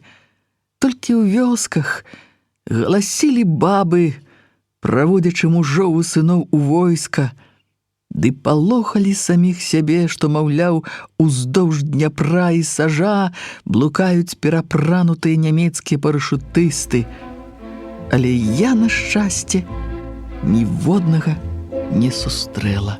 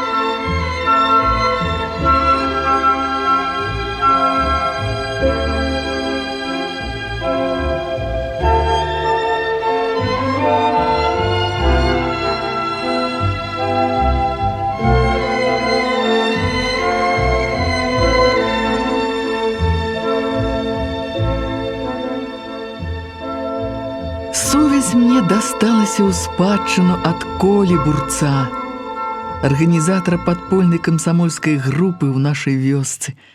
У Гомелі на заводзе працаваў Колеў старэйшы брат Іван, жанаты, хату сваю меў у Новабеліцы. Коля часта хадзіў да брата і праз яго звязаўся з заводскімі падпольшчыкамі. Пасля таго, як Коля не вярнуўся з чарговага паходу, большасць з нас падаліся ў атрад Тараса. Імя камандзіра было Пятро Тимофеевич. Хто, калі, чаму назваў яго Тарасам, так я не даведалася за 2 гады партызанства пад яго камандаваннем. Хіба здагадвалася, сам сябе так назваў у гонар Кабзара, верш якога часта дэкламаваў пад добры настрой. Я лепш за іншых ведала Івана, яго жонку, ды па выглядзе, мабыць, лепш, чым хто падыходзіла, каб паслаць мяне ў Гомель даведацца пра Колеў лёс і паспрабаваць аднавіць сувязь з групай майстра. У той час, вясной 42-го, толькі гэтая група ўмела рабіць магнітныя міны, хлопцы выносілі іх у макееўскае лясніцтва, а там у лесніка іх забіраў Коля. Нікога іншага ляснік не прызнаваў, ні з кім пасля знікнення Колі на сувязь не ішоў. Іван Бурэц жыў і працаваў па-ранейшаму. Коля загінуў без вестак. Дзе, калі, ніхто не ведаў. Брат яго моцна бедаваў. Іван наладзіў мне сувязь з многімі надзейнымі людзьмі, нават з адным паліцаем, Рыгорам Прымаком, з якім я сустрэлася на рынку. Ён перадаў мне звесткі пра ўсе гарнізоны Гомельскага і Церахоўскага раёнаў. Некаторыя з гэтых гарнізонаў стаялі на нашых шляхах, калі атрад выходзіў на чыгунку. У чэрвені гестапа арыштавала ўсю групу майстра. Сумную вестку гэтую прынёс у атрад Хама Башлыкоў, немалады ўжо чалавек. Я з ім не сустракалася ў горадзе, прозвішча яго ад Івана Бурца не чула. Камандаванню не падабалася, як Башлыкоў з'явіўся ў атрад. Як ён расказваў пра дзейнасць групы, за многа ведаў, але расказваючы аб правале і сваім уратаванні, нямала блытаў. Сёння гаварыў адно, заўтра другое. Мяне зноў паслалі ў Гомель з заданнем сустрэцца з Прымаком і праз яго паспрабаваць даведацца, як правалілася група, які лёс яе ўдзельнікаў і хто такі Башлыкоў. Паліцэйскаму сабраць такія звесткі лягчэй, чым каму. Але як сустрэцца з прымаком? Кватэры яго не ведалі. Пайсці ў паліцыю? На крайні выпадак меўся на ўвазе і такі варыянт, але каб не адразу рызыкаваць, я зноў падалася на рынак. А вось пашанцуе, калі не самога прымака сустрэць, то завесці размову з кім-небудзь з паліцаяў і між іншым спытаць пра знаёмага свайго, які служыць у паліцыі. Я сама прыдумала, чым гандляваць. Травамі, лекавымі. Паўлу Адамавічу і ўсім камандзірам дуже падабалася мая прыдумка. Травы я трохі ведала, у нас у сяле жыў стары Азар Карамас, вясковы грамацей і манюка. Усім казаў, што ў царскай арміі ён фельчарам служыў, хоць у сапраўднасці служыў санітарам.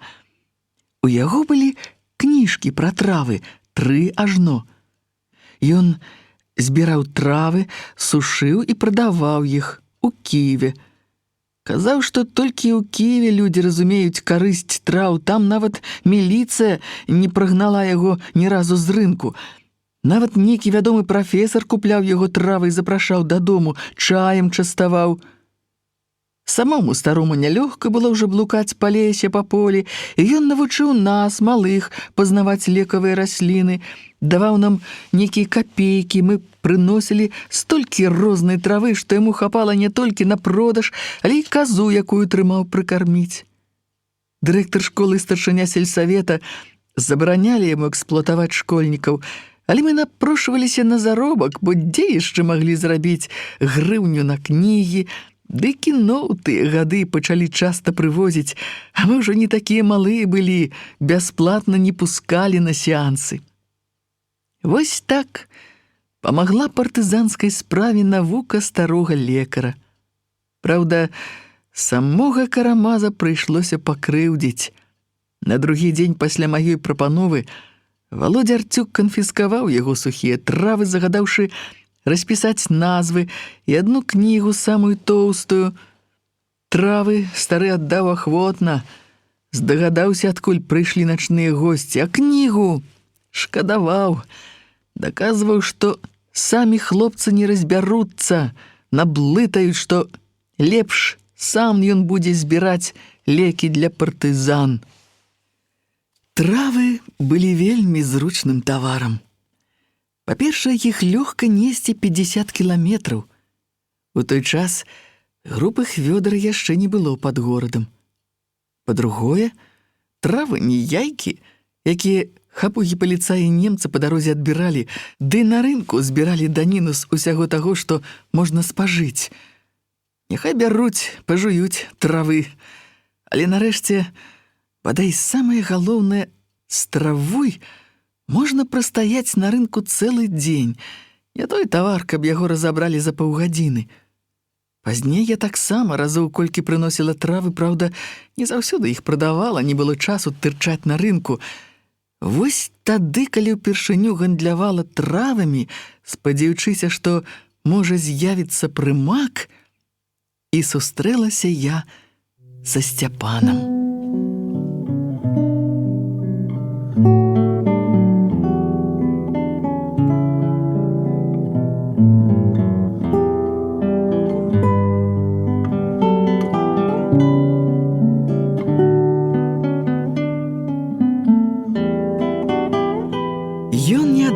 Пазнаў мяне. Так я была адзета. Пад манашку нейкую чорная хустка, чорная кофта у чэрвеньскую спякоту. Ён доўга зацікаўлена гартаў кнігу. Усім іншым, хто падыходзіў, я пачынала тлумачыць, якая трава ад чаго, ад жывата, ад галавы, ад рэўматызму, артрыту. Я знарок перамешвала простыя сялянскія назвы хвароб з навуковымі, медыцынскімі. Перад Сцяпанам я маўчала. Мне не падабалася, як ён разглядае кнігу, гэтак жа пільна перад ім гартаў яе паліцай. Правяраў, ці няма якой хітрай крамолы. Адзенне яго таксама не падабалася. Чыгуначнае, новае, добрыя чаравікі, Адпрасаваныя штаны, кітель, расшпілены пад ім новая белая сарочка. Праўда, фуражкі не было.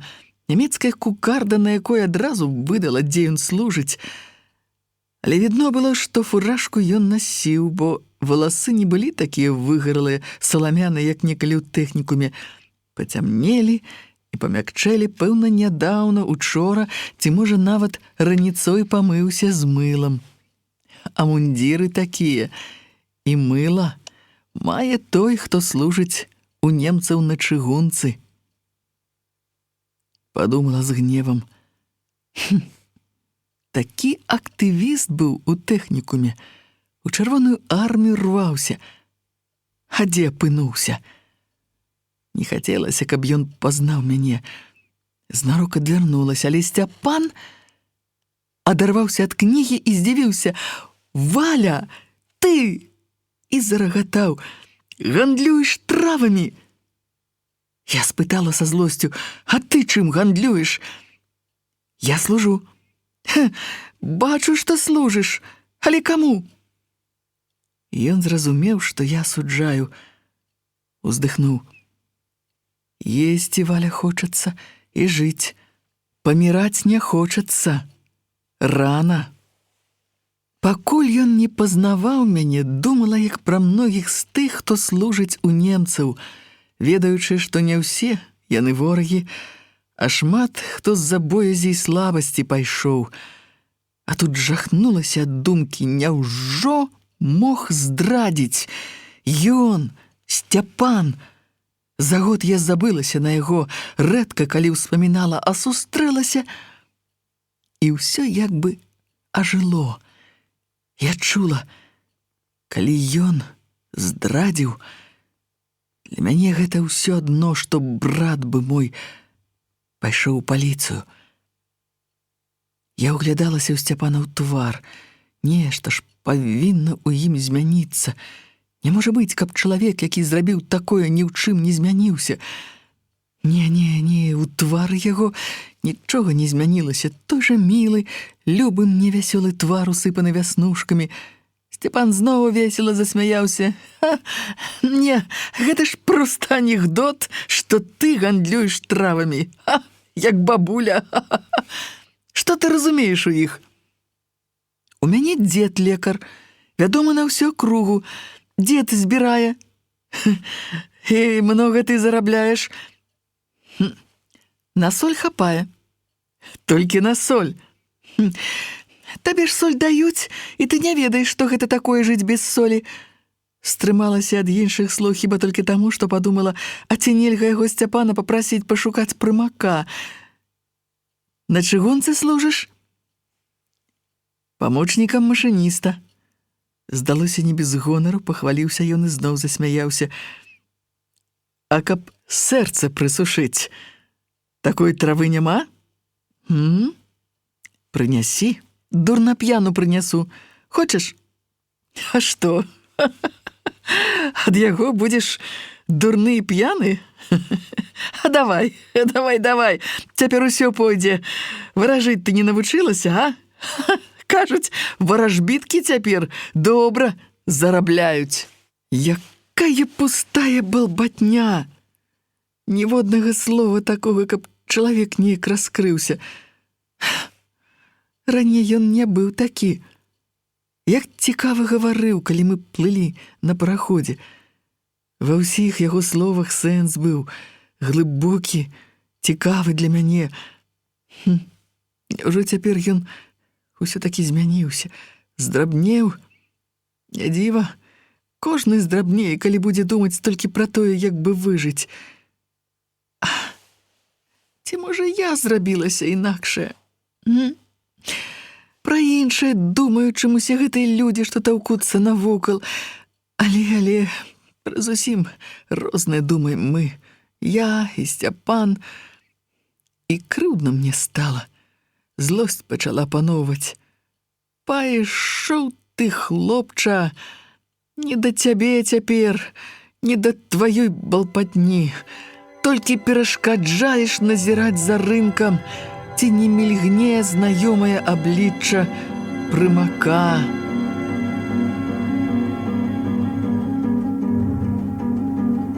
Сцяпан вырашыў купіць карынні дзівасілу. Машыністу сказаў свайму падару. А машыніст, напэўна, немец. Заплаціўшы маркамі, не хацеў браць рэшту, на беднасць маю пакідаў. Абразіла гэта страшэнна.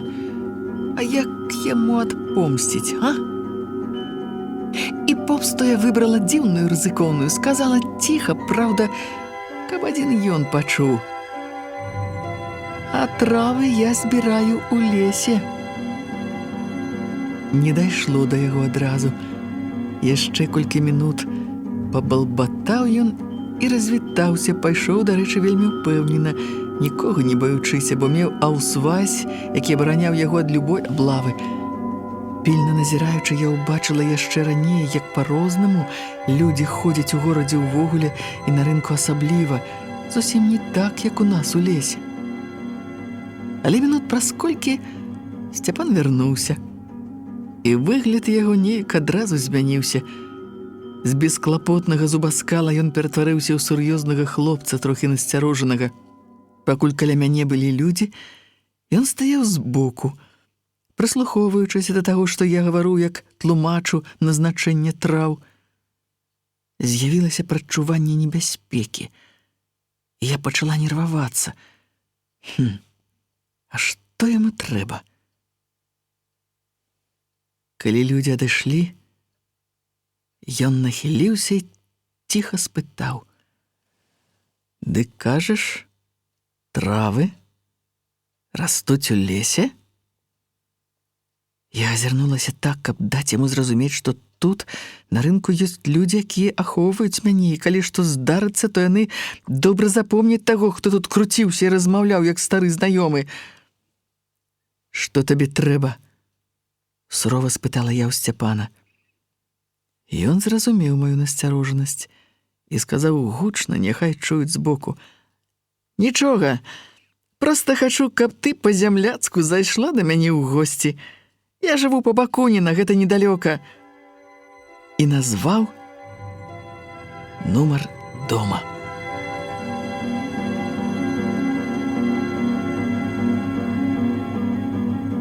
Безумоўна, той раз я не пайшла да яго, хоць пражыла ў горадзе 3 дні у цёткі сваёй. Праз цётку гэтую сувязную нашу работніцу друкарні Ганну Фукс, нямецкае прозвішча давала ёй пэўныя прывілеі, я дамаглася сустрэчы з прымаком і пасля чакала, пакуль той даведаецца пра лёс хлопцаў з групы майстра і пра Башлыкова. Звесткі былі сумныя. Хлопцаў расстралялі ў лесе за туп бальніцай.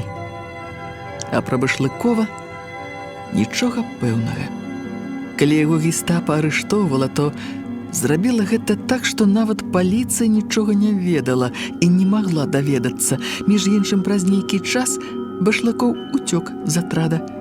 Праўда, сляды яго здрады ні ў чым не выявіліся, проста, відаць, быў баязлівец, спалохаўся і ў горадзе, калі таварышаў арыштавалі, і ў атрадзе, адчуўшы, што яго падазраюць, не спускаюць вока.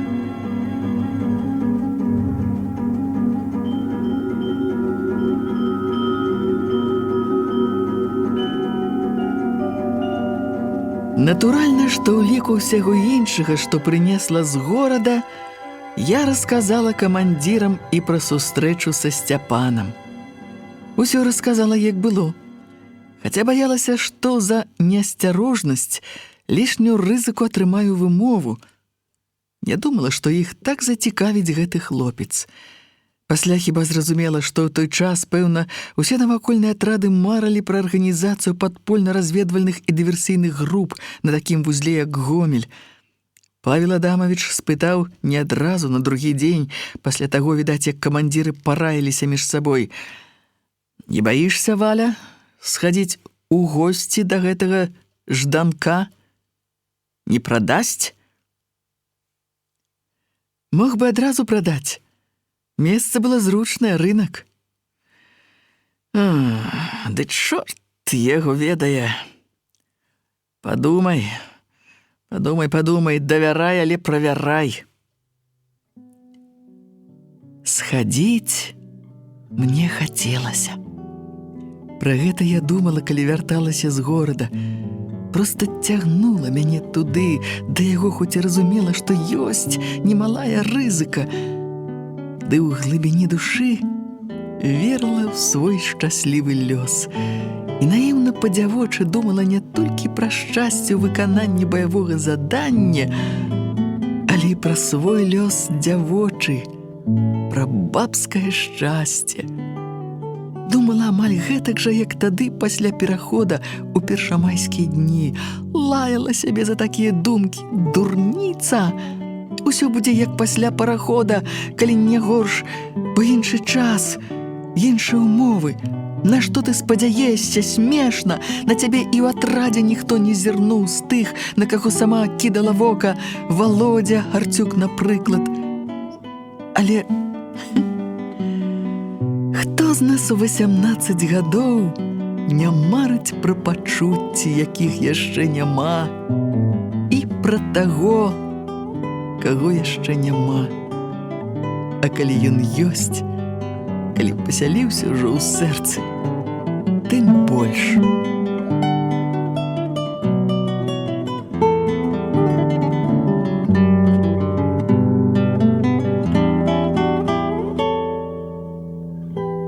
Пайшла я з гасцінцамі, з яйкамі, з салам, з самагонкай, менш баючыся на гэты раз нямецкіх пастоў, больш гаспадароў яго, Сцяпанавых. Хто яны? Сваякі? Чужыя людзі? Які іх настрой?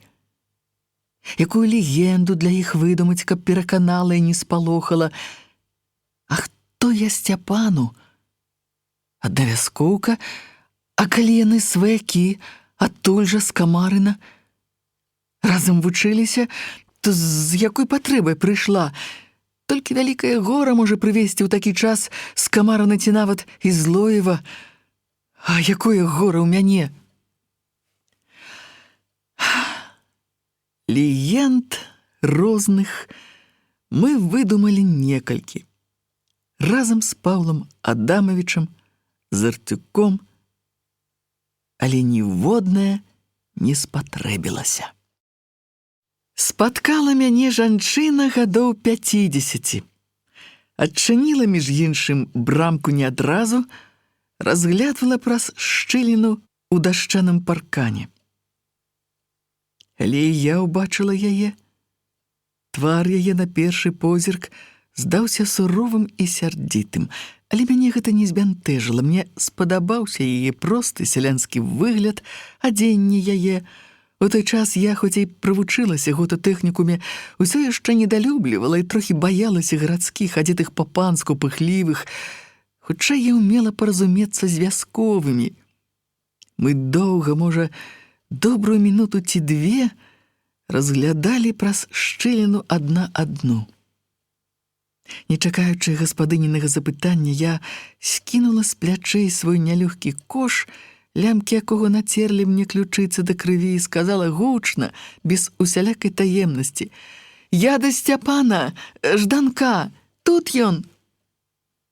Жанчына адчыніла брамку і прыветліва усміхнулася, адчаго твар яе адразу падабрэў.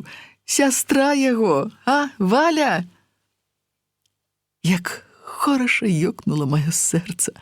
Чакаў. Сам выдумаў легенду, самую простую, самую верагодную. Пра іншае я ў тую мінуту і не падумала. Засмяялася ад радасці, трохі не кінулася на шею гэтай даверлівай жанчыне. Але, сястра, Валя я, Валя. Лёгка і хутка мы паразумеліся і разгаварыліся, як даўнія знаёмыя. Ды я адчула, як нялёгка мне падтрымліваць размову. Хрысціна Архіпаўна пра нашу жданкоўскую вёску і сям'ю чула ўжо нямала, але я нічога не ведала, нават назвы сваёй вёскі. Тады я падумала, што ў канспірацыі Сцяпан наіўны, як дзіця.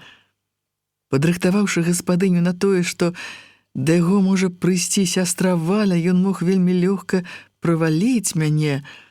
Гэта ж добра, што гаспадыня такая даверлівая і сама першая раскрыла Сцяпанаву легенду. Дом, як і многія тагачасныя дамы ў тым раёне, яшчэ шмат чым нагадваў вясковую хату. Мабыць, прывезены быў з вёскі, ці ва ўсякім разе зруб ставілі вясковыя цесляры. Усяго 2 акны на вуліцу, дах звычайны без скошаных карнізаў, толькі гонтавы, але ў сярэдзіне хата перапланоўвалася па-гарадскому. З веранды трапляеш у цемнаваты калідорчык, налева дзверы ў чыстую палавіну, самы вялікі пакой абклеены шпалерамі, прыбраны, як на свята, з мноствам фікусаў у цэбрах і аганькоў на падаконніках, з фатаграфіямі ў рамках на сценах. З гэтага пакоя нізенькія дзверы вялі ў вузкі, доўгі пакой з адным акном, гаспадарскую спальню з нікеляваным ложкам, на якім гара падушак. Але ўсё гэтае сваё багацце Хрысціна Архіпаўна паказала пазней, а спачатку павяла мяне з калідорчыка направа, на кухню з рускай печчу, але з гарадской плітой ужо, з канфоркамі ў прыпечку. Зручна гэта, хочаш палі печ, хочаш пліту. Раней, мабыць, уся гэтая задняя дваравая частка хаты была чорнай палавінай, ці, па-сучаснаму кажучы, кухняй. Пазней яе перагарадзілі і выградзілі вузкі, але светлы на 2 акны пакой. Там жыў Сцяпан. Яшчэ да таго, як гаспадыня сказала, што гэта брата майго пакой, я пачула гэта па паху. У ім пахла па-чыгуначнаму, металам, вуглём, маслам. На падаконніках, самаробным століку, што стаяў у куце, ляжаў розны слясарны інструмент. Хрысціна Архіпаўна пахваліла Сцяпана. «Масцеравы хлопец, за што не возьмецца, зробіць. Во, маўляў, шчаслівая будзе жонка за такім мужам». Словы яе пра жонку мяне рассмяшылі. Увогуле, нягледзячы на падводныя камяні ў размове, на неабходнасць трымаць вуха востра, каб не спатыкнуцца на чым, настрой мой узняўся, бо ўсё складвалася найлепшым чынам і ўсё падабалася. Вокны Сцяпанавага пакоя выходзілі ў густы сад. Гомельскія сады славіліся на ўсю Беларусь. Горад-сад. Паружавелыя ўжо вішні проста стукаліся ў шыбы, прасіліся на стол. А трохі далей, на галінах, звісалі зялёныя, але ладныя налівы. Але ў нейкі момант у мяне балюча сціснулася сэрца. Вельмі ж па-мірнаму тут усё. Спакой, дабрабыт, быццам і няма яе страшнай вайны, а я ж тыдзень назад бачыла за Сожам на ўкраінскім баку спаленую з людзьмі вёску. Мы на досведку зрабілі туды вылазку. Можа, хто выратаваўся, схаваўся ці ранены. Знайшлі ў жыце хлопчыка гадоў 6, як ён спалохаўся, як калаціўся. Супакоіўся толькі тады, калі даведаўся, што мы партызаны. Усё разумеў, як дарослы, і ўсё расказаў, як палілі вёску, як маці шыбанула яго цераз плот у жыта, як прашаптала: «Бяжы, Мішка, уцякай!»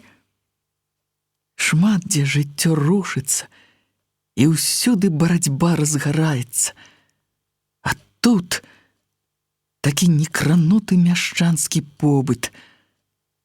Я падумала, што яблыкі гэтыя будуць выносіцца на рынак. Нямала там ружовых, як малінаўкі гараджанак, стаяць з яблыкамі і дзяруць з галодных трыскуры. Але потым сорамна зрабілася, што я раптам без дай прычыны настройваю сябе супроць чалавека, якога зусім не ведаю. А можа, яна, гаспадыня, памочніцай нашай будзе. Сцяпан прыйшоў пад вечар. Мне варта было прытаіцца і дачакацца яго ў пакоі, а я, як закаханая, пачуўшы яго голас, выскачыла насустрач на веранду, і ён радасна крыкнуў: «Валька, сястрычка!» І пры гаспадыні абняў і моцна пацалаваў, абдаўшы пахамі паравоза. Так пацалаваў, што ў мяне закружылася галава і чырвань заліла твар. Але я хутка схамянулася, убачыла на ім парусінавы кіцель, не наш. У нас такіх не было, нямецкі. І гузікі нямецкія з арламі, і фуражку з фашысцкай эмблемай, і на нейкі час быццам сцяна паміж намі стала. У мяне нават варожасць варухнулася, і абое мы разгубіліся дзіўна не як брат і сястра, і не як закаханыя, а як даўнія знаёмыя, што сутыкнуліся на лініі фронту, з'явіўшыся з розных бакоў, ад сваіх і ворагаў. Добра, што гаспадыня не вельмі пільна сачыла за намі, занятая сваімі клопатамі.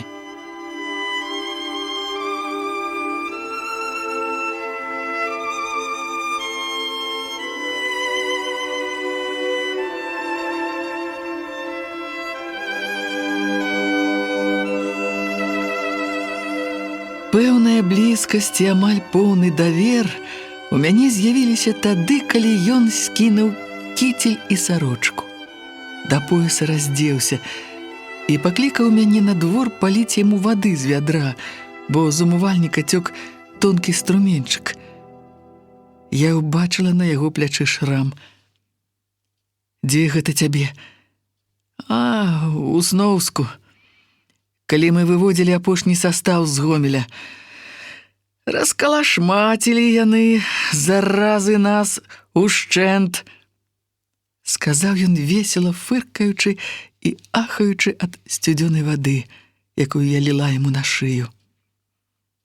Менавіта ў гэты момант я зразумела, што прыйшла недарэмна. Што ён можа выдаць, гэтага я не баялася. Але што можа спалохацца і не прыняць нашу прапанову, пра гэта думала і баялася. З якімі вачамі з'яўлюся тады перад камандзірамі, знайшла, скажуць, знаёмага паслугача фашысцкага. Аглянуўшыся, ці няма блізка гаспадыні, Сцяпан сказаў: «А я ведаў, што ты прыйдзеш. Спытай, чаму?» Я пырснула на яго вадой і шчасліва засмяялася.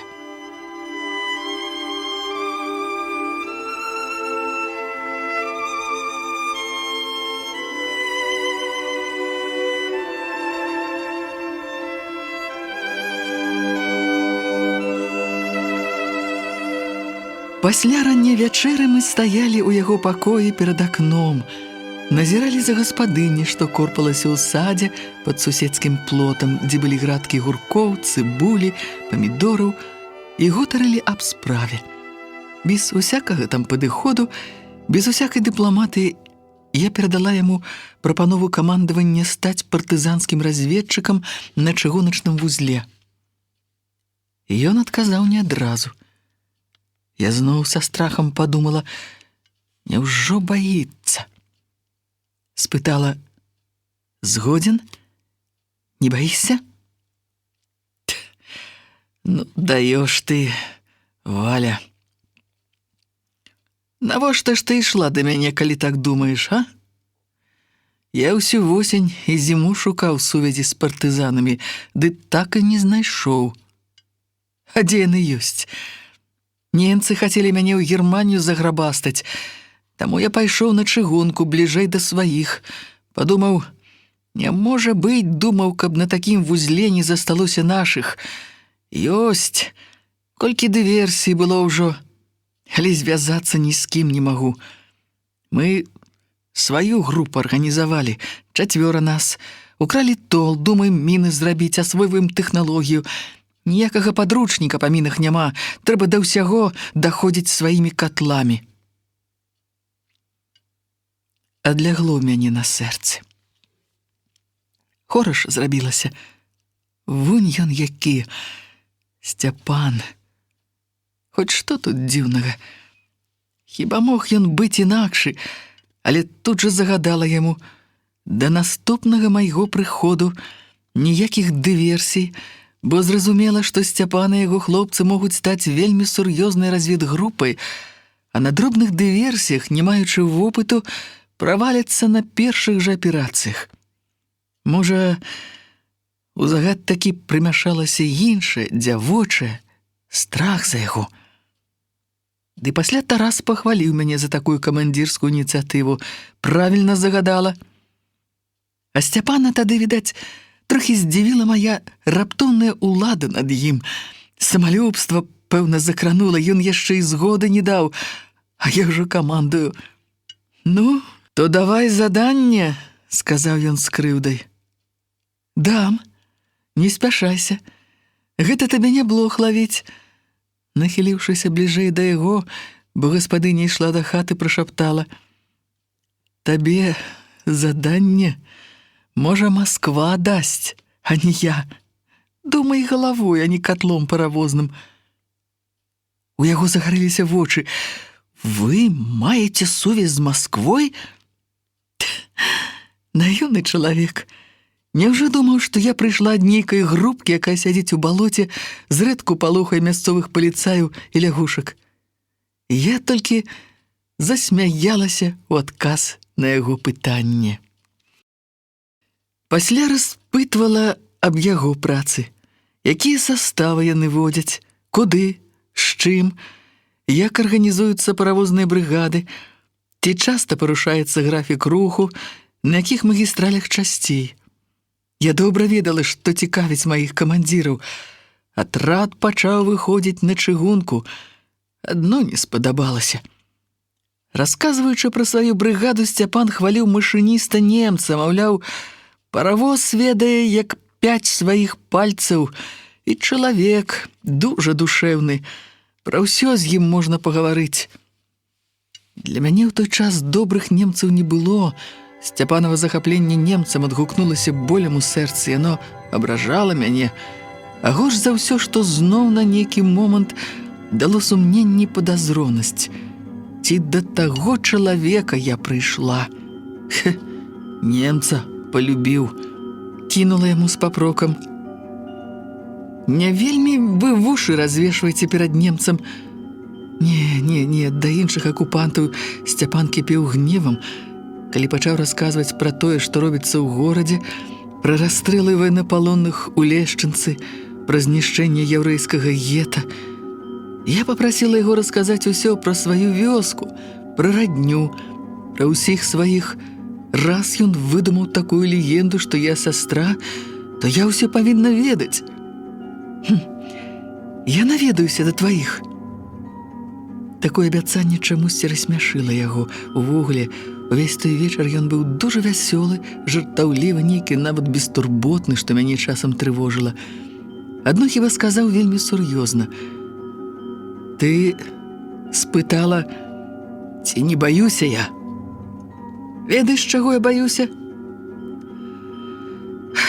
Што загіну ад сваіх. Падарвуць мяне партызаны дзе-небудзь пад Жлобінам ці Новазыбкавам. Во крыўдна будзе». Я разумела.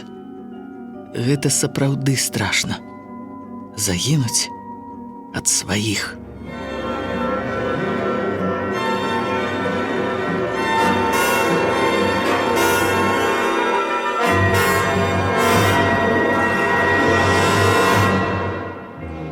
Спаць уклаліся рана. Электрычнасці не давалі, а керасінавую лямпу не сталі запальваць, ды не было патрэбы заседжвацца. Заўтра рана ўставаць, Сцяпану на працу, мне ў паход, дадому. Кіламетраў 50 адмахаць трэба. Сцяпан уступіў мне свой ложа, гаспадыня запрашала яго пайсці спаць у залу, на канапу, адмовіўся, паслаў сабе ў кухні на падлозе, побач са мной нават дзвяры не зачыніў свой пакойчык. І я не адважылася зачыняць іх. Вось тады, у цемры, і пачаліся мае дзявочыя пакуты. Чаму ён лёг тут? Чаму не зачыніў дзвярэй? Што рабіць, калі ён раптам надумае прыйсці да мяне?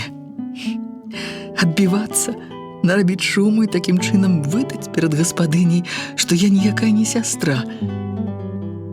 Сцяўшыся, сціснуўшыся ў камячок пад коўдрай, ад якой таксама пахла паравозам, я са страхам і душэўным трапятаннем прыслухоўвалася да яго дыхання. Патым, як ён варочаецца, чула не спіць.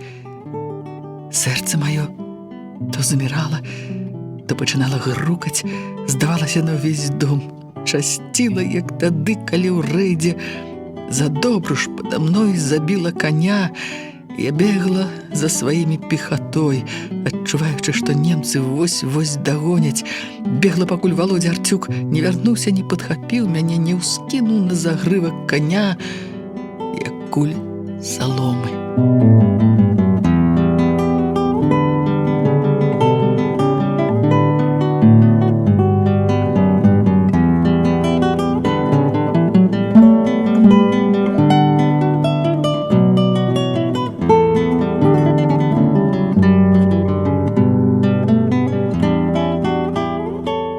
Страшна было, што ён, Сцяпан, прыйдзе. Але недзе ў глыбіні сваёй дзявочай істоты я хацела гэтага. Злавіла сябе на тым, што ціха і ласкава гладжу свае маленькія грудзі, як бы ў потай правяраю, ці ўсё ў мяне маецца, што патрэбна для любві, для блізкасці. Але тут жа аблілася халодным потам ад страху. Ведала, што вайна не спыніла жыццё. Людзі кахаюць, жэняцца, нараджаюць, у тым ліку і нашы партызаны і партызанкі. І я марыла пакахаць, зазірала на хлопцаў. Аднак скарыцца вось так адразу, прыйшоўшы на такое заданне, здавалася, што гэтым я не толькі зганьблю свой дзявочы гонар, але і як бы здраджу вялікай і святой справе сваім сябрам, камандзірам. Я прасіла Сцяпана ў думках, быццам ён ужо прыйшоў. «Сцяпаначка, родненькі, я люблю цябе, але не трэба, не цяпер». І чым больш я прасіла, тым больш траціла душэўныя сілы. Свае цвёрдыя пераконанні, нават сорам, усё адступала перад жаданнем яго ласкі. Падумала, што такі мой лёс. Маці моя часта казала, ад лёсу нікуды не дзенешся, не схаваешся. А праўда, для каго мне берагчы сябе? Я пакахала яго яшчэ тады на параходзе. Я так доўга думала пра яго, і вось лёс звёў нас пад адным дахам у адзін пакой. Ён жа, пэўна, таксама пакутуе. Не спіць, варочаецца. Яму таксама нялёгка адважыцца. Што ж, прыходзь. Я скарылася. Я чакала яго. Ад гэтага мне было і страшна, і радасна. Але, напэўна, радасць перамагала, яе станавілася ўсё больш, і яна дзіўна супакоіла. Супакоіўшыся, я заснула, стомленая доўгай дарогай.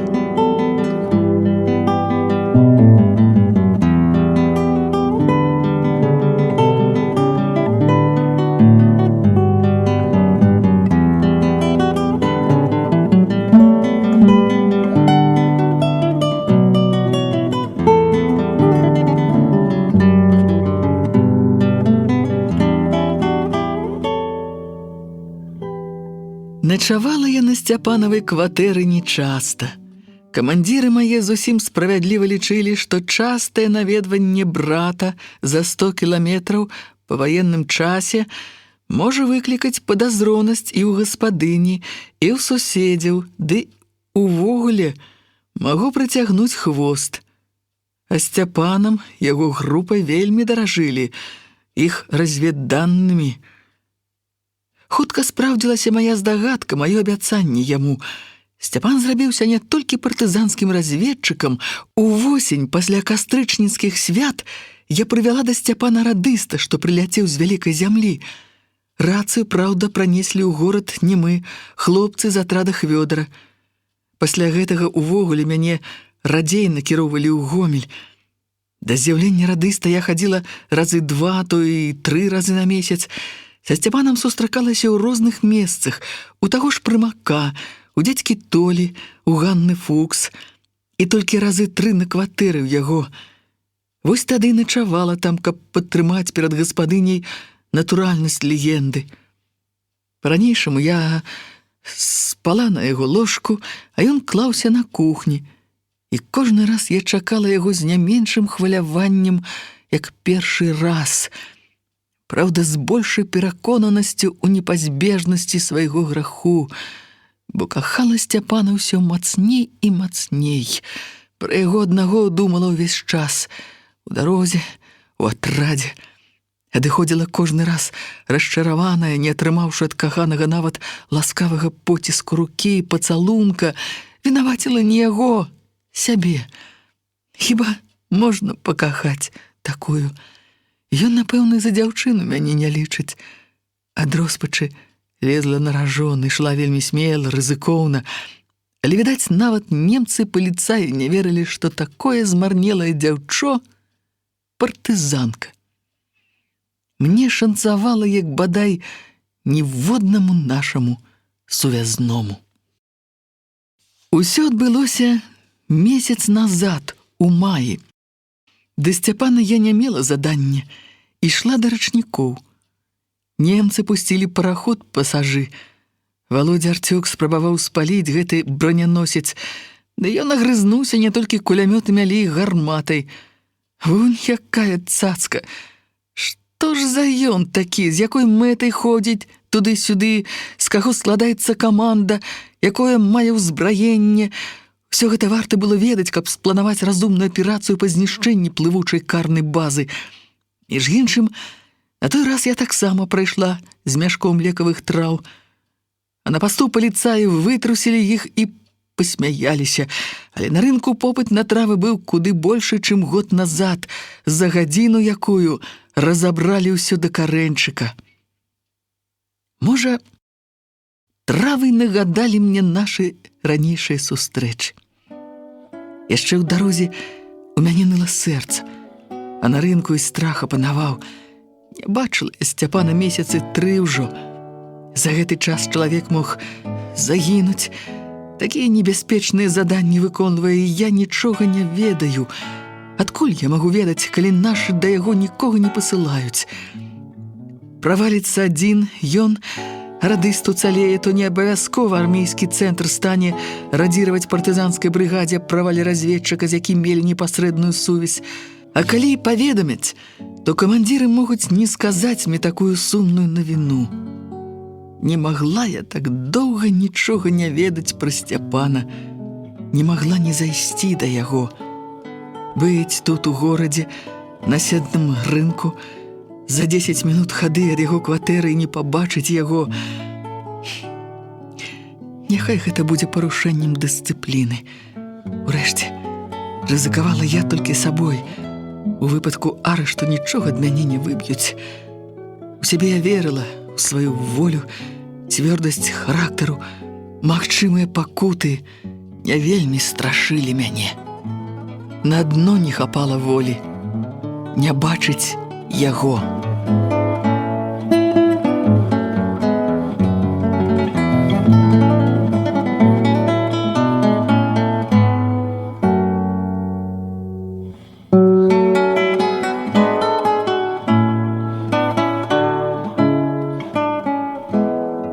Безумоўна, рызыка была, бо пайшла да яго пасля сустрэчы з рачнікамі, а ў канспіратыўны вопыт гэтай маладой групы мы яшчэ не вельмі верылі. З такой малаправеранай яўкі можна прыцягнуць за сабой хвост. Таму я паблукала ў прырэчным раёне, пашукала зямлячку. У залінейны раён перабралася цераз чыгуначны пераходны мост, што каля вакзала. На ім заўсёды правяралі дакументы, але гэта і трэба было мне, бо з моста, з яго вышыні, лягчэй, чым дзе можна пераканацца, што за табой не сочаць. Сцяпан быў дома і сустрэў мяне радасна. На сваёй кватэры ён заўсёды сустракаўся са мной зусім інакш, чым на другіх яўках, дзе перадаваў разведданыя. Там ён быў маўклівы, нейкі адчуджаны, як бы малазнаёмы, нават тады, калі нікога трэцяга побач не было. З тых явак я часта прыходзіла з сардэчнай ранай, з цяжкім настроем з-за яго панурасці. На кватэры, можа, для гаспадыні была сустрэча брата і сястры, якія любілі адно аднаго. Калі ж я сказала, што ніякага задання не маю, што прыйшла проста так пабачыць яго, і трохі сарамліва прызналася: «Засумавала я па табе, Сцёпа», ён зусім ператварыўся. Зрабіўся такі ж вясёлы, жартаўлівы, якога я ведала ў тэхнікуме, дзе ён не мінаў ніводную дзяўчыну, каб не зачапіць, не сказаць што-небудзь прыемнае. На словы, што засумавала па ім, падхапіў мяне пад пашкі, закруціў па цесным пакоі, радасна выгукнуўшы: «Валька! Якая ж ты малайчына! Я і не здагадваўся, што ты такая!» Якая, хацелася спытаць, але не ад кружэння, ад вачэй яго, бо глядзеў ён на мяне зусім іншымі вачамі, хлапечымі, добрымі, ласкавымі. Вельмі зблізку глядзеў. У мяне сапраўды закружылася галава, ажно паплылі сцены, столь, вокны. Я села на ложак і вінавата усміхнулася. «Стамілася?» – клапатліва спытаў ён. Безумоўна, стамілася. Хоць ішла ў той дзень ад Хвёдара, але ўсё адно немалая дарога, ды на рынку з травамі пастаяла, а колькі паблукала па горадзе, каб не прывесці за сабой шпіёна. Але не пра стомленасць думала. Клопат яго крануў, расчуліў. Любы, слаўны родны Сцёпа, з замілаваннем, ад якога баялася расплакацца, шаптала я ў думках. Калі ж я сказала, што ніякага задання не маю, што прыйшла проста так пабачыць яго, і трохі сарамліва прызналася: «Засумавала я па табе, Сцёпа», ён зусім ператварыўся. Зрабіўся такі ж вясёлы, жартаўлівы, якога я ведала ў тэхнікуме, дзе ён не мінаў ніводную дзяўчыну, каб не зачапіць, не сказаць што-небудзь прыемнае. На словы, што засумавала па ім, падхапіў мяне пад пашкі, закруціў па цесным пакоі, радасна выгукнуўшы: «Валька! Якая ж ты малайчына! Я і не здагадваўся, што ты такая!» Якая, хацелася спытаць, але не ад кружэння, ад вачэй яго, бо глядзеў ён на мяне зусім іншымі вачамі, хлапечымі, добрымі, ласкавымі. Вельмі зблізку глядзеў. У мяне сапраўды закружылася галава, ажно паплылі сцены, столь, вокны. Я села на ложак і вінавата усміхнулася. «Стамілася?» – клапатліва спытаў ён. Безумоўна, стамілася. Хоць ішла ў той дзень ад Хвёдара, але ўсё адно немалая дарога, ды на рынку з травамі пастаяла, а колькі паблукала па горадзе, каб не прывесці за сабой шпіёна. Але не пра стомленасць думала. Клопат яго крануў, расчуліў. Любы, слаўны родны Сцёпа, з замілаваннем, ад якога баялася расплакацца, шаптала я ў думках.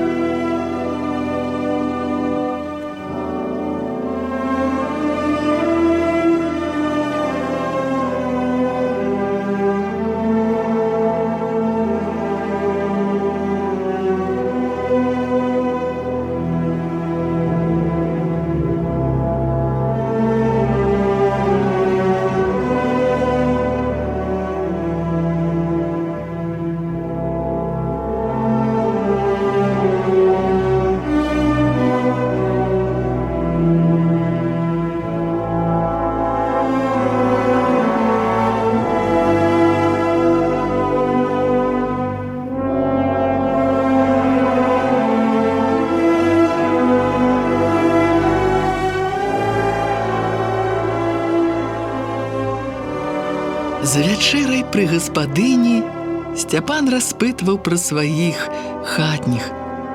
Я расказвала, сачыняючы розныя вясковыя гісторыі. Расказваць пра дом цяпер было няцяжка, бо яшчэ мінулым летам я такі наведалася ў яго вёску, хадзіла выменьваць адзенне на харч і пазнаёмілася з яго маці, малодшым братам, суседзямі. Хату я знайшла па прыкметах, пра якія расказаў Сцяпан, а маці пазнала па абліччы. Вельмі шкадавала, што не магла, не мела права перадаць ёй прывет ад сына, расказаць пра яго. Не гамяльчанкай я прыйшла, чарнігаўчанкай. Сцяпан слухаў мае расказы і рагатаў, ажно за жывот хапаўся.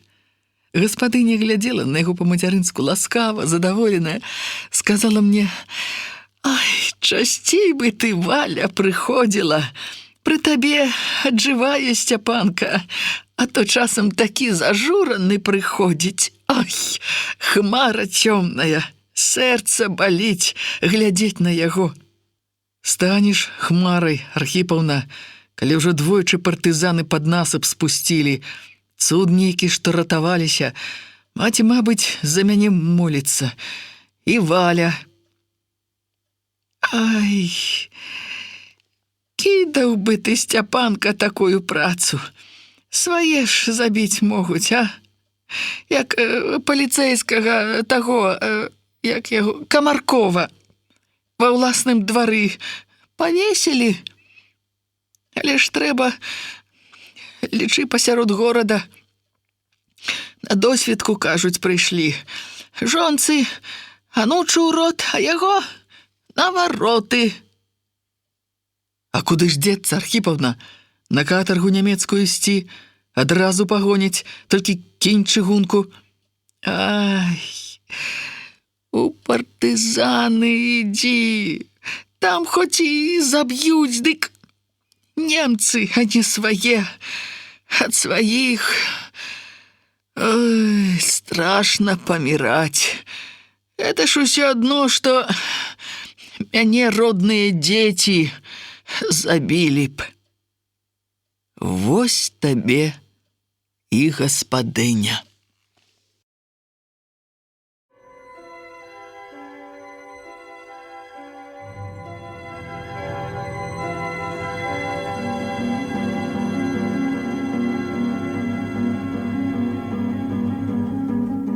А я баялася яе, недалюблівала чамусьці і не асабліва верыла, хоць сын яе ў чырвонай арміі, але зяць тут, у горадзе, служыць ва ўправе нейкім начальнікам, і яна ніколі яго не лаяла. Трэба, маўляў, неяк жыць, і Сцяпана не лаяла за службу акупантаў, хваліла за гаспадарлівасць, вельмі ёй даспадобы, што ніколі дадому з пустымі рукамі не прыходзіць. Мяне таксама ўстрывожыла, што Сцяпанавы составы падрывалі. Так і праўда можна загінуць ад сваіх. Пасля вячэры я спытала ў яго, як гэта было. Ён бестурботна засмяяўся. «Спалохалася, а? Спалохалася. Але баюся», — шчыра прызналася я. Ён ураз зрабіўся сур'ёзны. «Што зробіш, Валя? Вайна. Падарвалі адзін раз. Добра, што мы платформу з баластам перад сабой гналі. Другі раз я сам сябе рвануў. Хлопцы міну падлажылі пад сярэдні вагон, адарвала паўсастава на закругленні пад Унечай. 14 вагонаў з артылерыяй пад адхон, а? І гэта хлеб. Пакуль адрамантуюць тыя марціры, колькі нашых зберажэцца».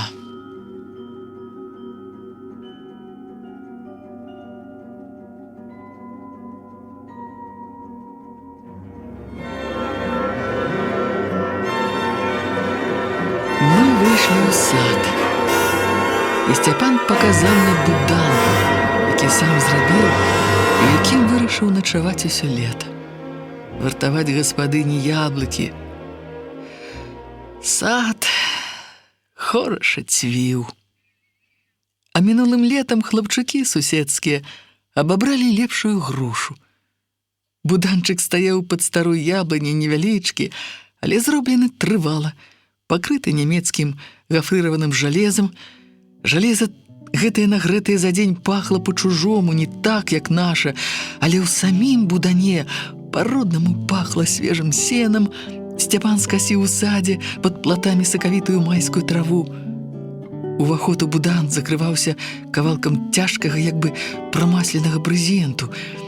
Калі мы, як дзеці, залезлі ў будан, Сцяпан закрыўся брызентам і адразу абняў мяне, моцна прытуліў да сябе, пацалаваў у шыю і, горача дыхаючы ў вуха, прашаптаў адно імя — Валька. Але як прашаптаў! Больш ужо ніколі ніхто не шаптаў так майго імя. Я сцялася, замерла, слухаючы ўдары яго і свайго сэрца. Я прагна, я хацела яшчэ і другіх слоў. Але ён маўчаў, зноў прыпаўшы вуснамі да шыі.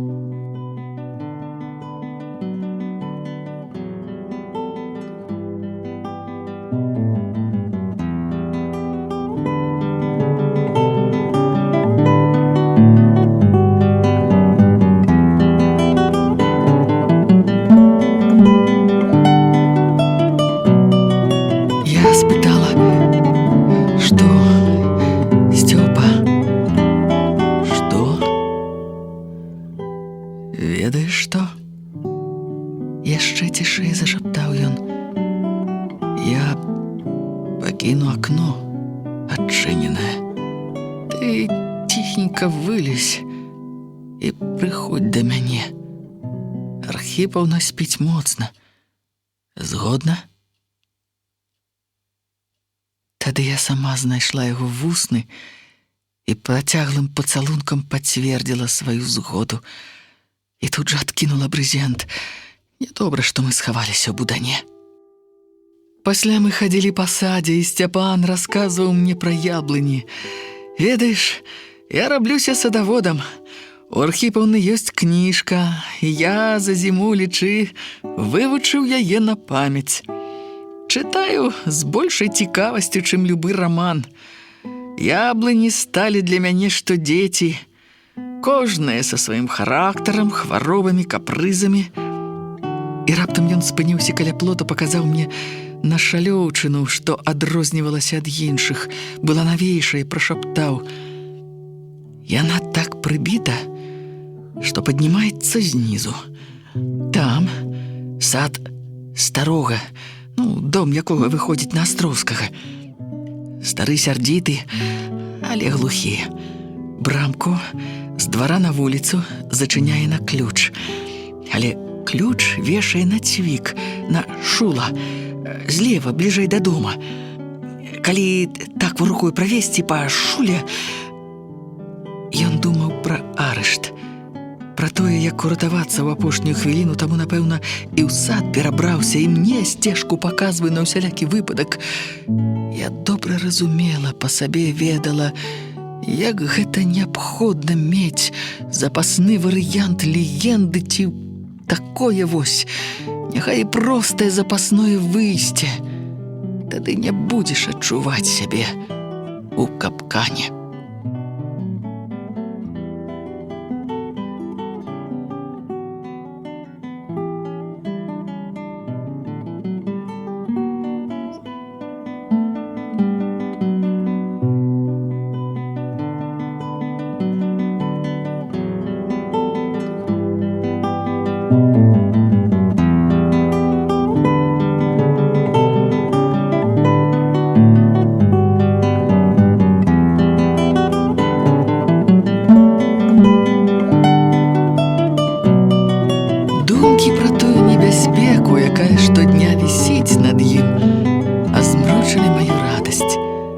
Уклаўшыся ў ложак, я чакала той хвіліны, калі змагу вылезці праз акно, не з трапятаннем дзяўчыны, не са страхам і радасцю, як тады, калі начавала ўпершыню, а з думкамі пра тое, што нас можа напаткаць.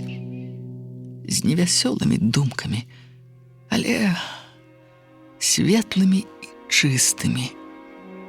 Так, напэўна, думае разумная жонка перад тым, як правесці мужа на вайну. Разумее непазбежнасць яго адыходу у смяртэльна небяспечную невядомасць, не плача, не галосіць, а хоча даць яму апошнюю і найбольшую радасць, якая запомнілася б ім абаім назаўсёды. Але ўжо тады я думала пра яго як пра мужа, а пра сябе як пра жонку. Самога збліжэння я ўжо не баялася і нічога не саромілася. Я выйшла замуж, пабыла ў ЗАГСе, і ўсё, што павінна адбыцца пасля гэтага, зусім натуральнае, жыццёвае. Гэтага не саромеюцца, не хаваюць, гэтага чакаюць. І я чакала з нецярплівасцю. Больш таго, я спяшалася, бо заставаўся страх, што пры нашым становішчы у любую хвіліну можа здарыцца тое, што разлучыць нас, і мы памром паасобку, не стаўшы мужам і жонкай.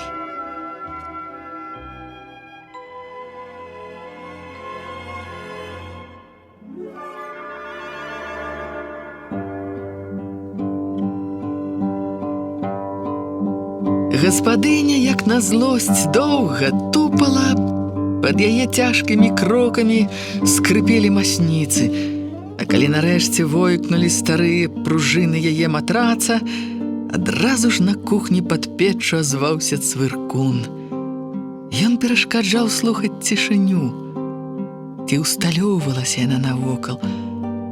Але тут жа я падумала, а навошта яна мне цішыня?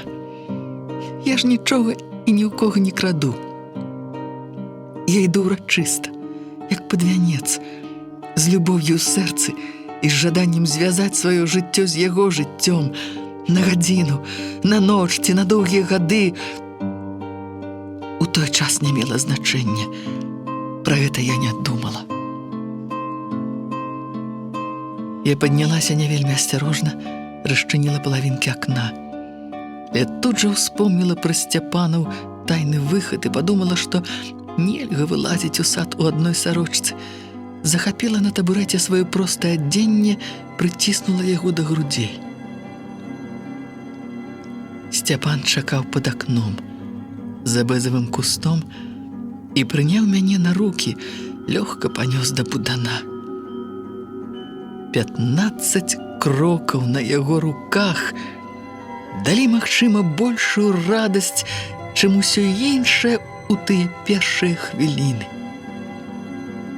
Кажуць, што гэта як салодкае п'яненне ці нечаканы ўзлёт, бы на марской хвалі і падзенне ў бездань. Не ведаю. Нічога такога я не перажыла. У нас, відаць, усё было спакайней. Але рукі яго, вусны, цела, боль і радасць. Гэта я помню і цяпер. Гэта трымаецца усё жыццё. І яшчэ адно не забываецца. Нейкае дзівоснае душэўнае пераўтварэнне, мабыць, раптоўны пераход ад дзяўчыны ў сталую жанчыну, якая прыняла на свае худыя плечы яшчэ адзін нялёгкі цяжар, але ад гэтага зрабілася багацей, дужэй, смялей. Асабліва я чула гэта на світанні, калі прачнулася ад таго, што ў мяне самлела рука. Сцяпан ляжаў на маёй руцэ. Можа, тады, у той міг, я чула найвышэйшую радасць і найбольшы прыліў ласкі, пяшчоты. Я адчувала яго цеплыню і баялася патрывожыць яго сон. Здалося, што ён часціна мяне, якую нельга адняць, без якой нельга жыць. Як толькі дагэтуль я жыла, я слухала яго роўнае дыханне. Праз шчыліны ў брызенце цадзілася ружовае святло. І было холадна. Майскія ночы яшчэ халодныя. Трэба ісці, пакуль не прачнулася гаспадыня. Але толькі паспрабавала я ціхенька вызваліць руку, ён прачнуўся і прыцягнуў мяне да сябе. Трэба ісці, Сцёпа. Трэба. Доўга мы не маглі расчапіць рук, бо трэба было ісці не проста ў дом, у партызанскую зону. Трэба развітвацца. На які час? Калі сустрэнемся зноў?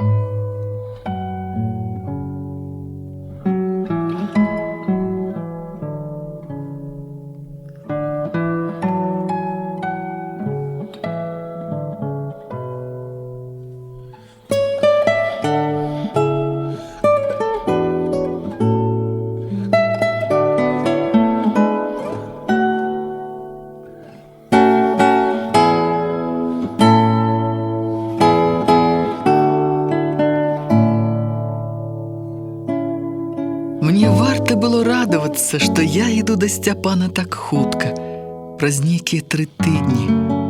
Не спадзявалася. Увогуле, баялася, што да Сцяпана больш не атрымаю задання, а не зайсці да мужа свайго нельга. Не стрываю, будь у горадзе не зайсці да яго. А як растлумачыць камандзірам, зноў парушаць строгія разведчыцкія правілы і маніць ім, камандзірам. Не хапіла ў мяне духу прызнацца, што я заходзіла да Сцяпана. Баялася, што выдам з якой мэтай. Тое, тайнае выдам, што адбылося паміж намі. Не гатова была для такога прызнання камандзірам.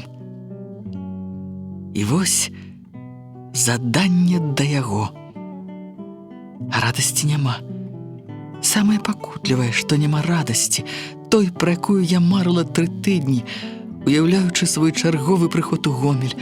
Нават і ў тым выпадку, калі наведацца да Сцяпана прыйдзецца зноў без задання. Няёбка перад камандзірамі, але ў мяне ёсць права. Я, яго, жонка. Калі я абвяшчу аб гэтым у атрадзе, у штабе, усе зразумеюць і даруюць. Камандзіры строгія, але добрыя. Не, усё-таки трымалася бабская, не адступала. Залішне я прыслухоўвалася да таго, як спіць Маша.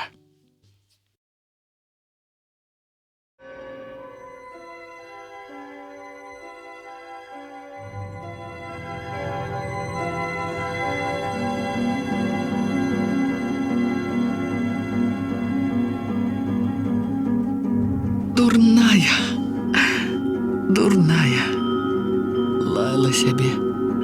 Ты ж абражаеш Сцяпана. Як гэта можна не верыць мужу? Ва ўсім верым адно аднаму.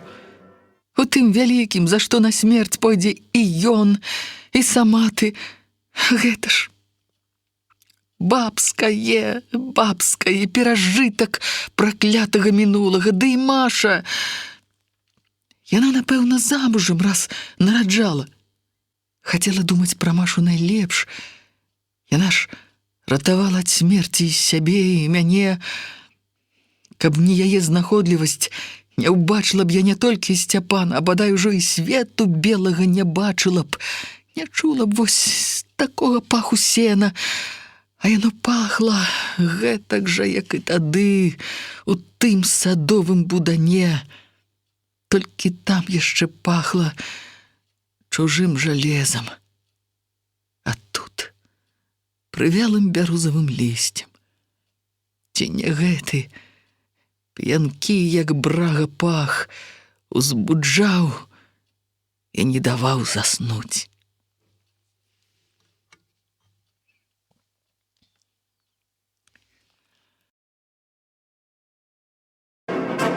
Маша перестала говорить у сне и дыхала ровно.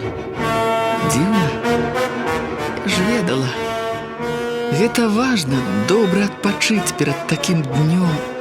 И ўсё одно непрыязна думала, як можна так моцна спаць пасля ўсяго, што перажыла.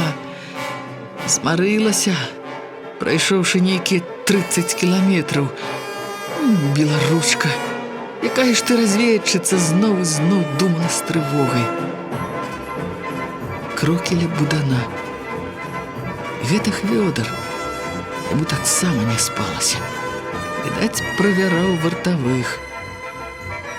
Трывожыла яго ўсё, што здарылася учора ў дзень.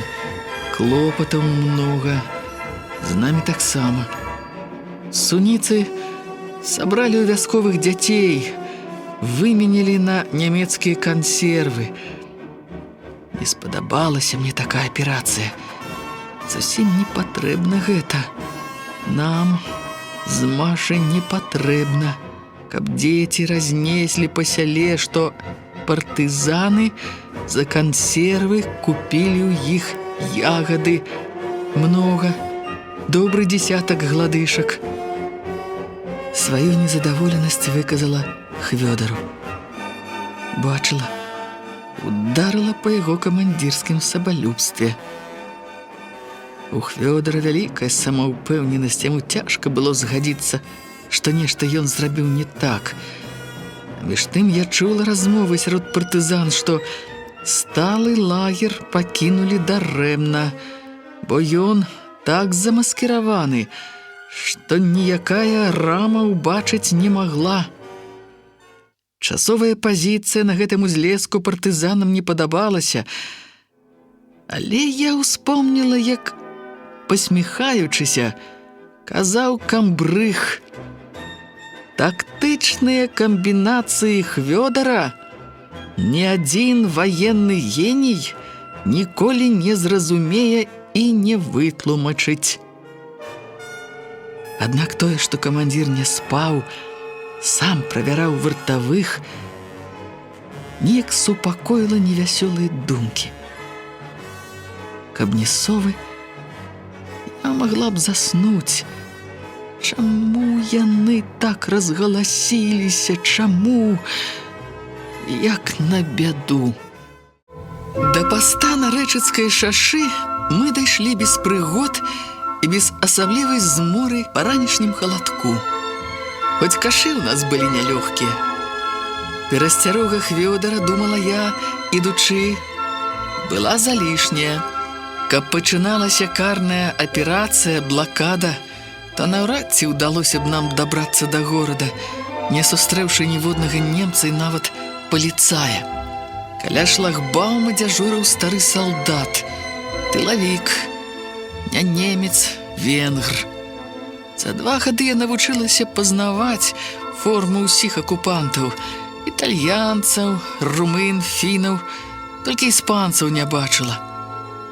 Да нашага падыходу салдат сядзеў у паласатай будцы і да чалавека, які абагнаў нас на веласіпедзе, нават не выйшаў. Знаёмы, ці, можа, таму, што у веласіпедыста не было ніякіх рэчаў, нават пінжака, у адной клятчастай сарочцы ехаў. Да нас салдат выйшаў незадаволены, з сонным выглядам, пазяхаючы. Знакамі загадаў зняць з плеч кашы. Убачыў суніцы, ажывіўся, весела зацмокаў, чарпнуў ягад поўную жменю, набіў рот, смешна скрывіўся і дакорліва паківаў галавой, маўляў: дрэнны тавар, зялёны. Затым, як я ўжо не вытрымала, много кислых. Я зачарпнула яму прыгаршчы змашанага каша, дзе зялёных нібыта было менш, і гасцінна працягнула: «Еш, пан!» Па-сялянску ашчадна падумала, што такому салдату не прыйдзецца аддаваць самагон і яйкі, хопіць з яго старога грыба і ягад. Глянула на Машу. Яна стаяла нерухома, як статуя, застылым бледным тварам. Бледная яна была з учарашняга дня. Суткі як не ела нічога.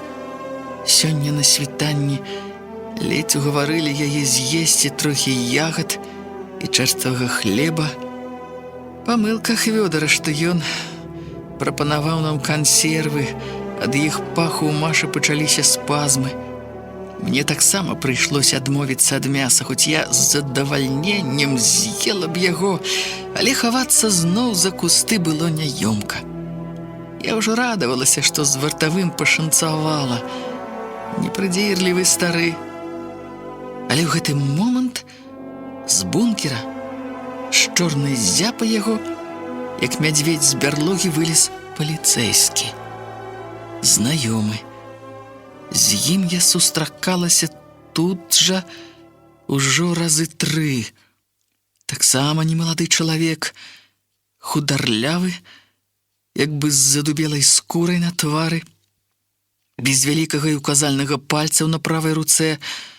Кукса яго гэтая нек адразу кідалася ў вочы. Здавалася злавесна брыдка, як гнойная рана. Ён быў прыдзірлівы, любіў ператрусіць усё: вузлы, кашы, мяшкі. Травы мае лекавыя мінулы раз высыпаў пясок, гад.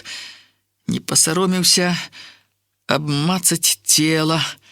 Ад таго, што ён праводзіў куксай па грудях, па нагах, было асабліва абразліва, брыдка. Хацелася пасля скінуць сваё адзенне, памыцца самой. Ненавідзела я гэтага тыпа страшэнна, але кожны раз мусіла усміхацца яму. Ён мне таксама усміхнуўся як старой знаёмай, нават быццам прыветліва. Тады сказаў: «Усё поўзаеш, мыш? Ага. У нас ля бункера мыш жыве. О, то гэтак жа шмыгае. І хітрая такая ж, як і ты. А што ж зрабіць, дзядзечка? У хаце 5 малых, і хадзіць трэба будь, і солі, ні крупіначкі. Стараста нам даведачкі даў». Але паліцая паперкі не цікавілі. Даведкі мае ён ужо бачыў, правяраў. Ён засунуў сваю брыдкую куксу ў суніцы на самае дно каша. Пакорпаўся там, ці няма чаго пад ягадамі, выцягнуў куксу як акрываўленую. Негідлівая я. Але тут мяне трохі не пацягнула на рвоту, як тую Машу учора. У кашы на ягадах ляжала пляшка самагонкі, загорнутая ў анучку. Я не паспеў разгарнуць, паглядзець, што там, а я нахілілася, ўзяла пляшку ў рукі. То як ён выхапіў яе ў мяне са страхам, я ўжо думаў, што міна. «Гэта вам, пан начальнік, ад маці маёй, дай, кажа, добраму чалавеку». Паліцай засмяяўся, паглядзеў пляшку на сонца. Самагонка была чыстая, як сляза са шпітальнага запасу налілі. Адставіў самагонку ў бок. Перад тым, як палезці ў Машын кош, паглядзеў на яе, дзіўна застылаю, здзівіўся. «А гэта? Што за лялька з табой?» «Дык это дачка нашай настаўніцы. Гаруюць з маці.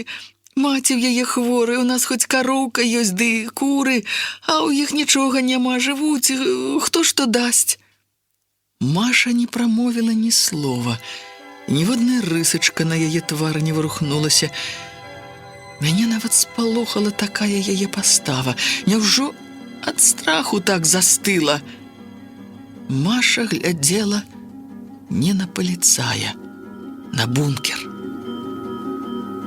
Я азірнулася. Там стаялі два маладыя салдаты і, смеючыся, паказвалі адзін аднаму на яе. Я затрывожылася. Уліпнем, з такой ляйкай не прайсці. Паліцай корпаўся ў яе кашы, а гаварыў да мяне: «О, атруты ты не намяшала ў самагонку, а?» «Ой, што вы, дядзечка, хіба Бога ў мяне няма, ці што?» Ён выпрастаўся, з мокрай, крывава-злавеснай лапай вочы яго бліснулі нядобра, гневна. «У цябе Бог! Ха-ха-ха! Да ты ж камсамолка! І яна камсамолка, а? Брэшаш ты ўсё, я праверу, якія ў цябе дзеці. Вы правярайце, пан начальнік. У лесе твае дзеці. У якім лесе? Калі збіраюць ягады, бываюць у лесе. Ды не ўсе трое зусім малыя, але здалёка. Ды не прыкідвайся, дурачкай, бандыты твае дзеці, партызаны, ад іх ходзіш. Ой, што гэта вы кажаце, пан начальнік? Я іх у вочы не бачыла. У гэты момант маладыя салдаты падышлі да нас.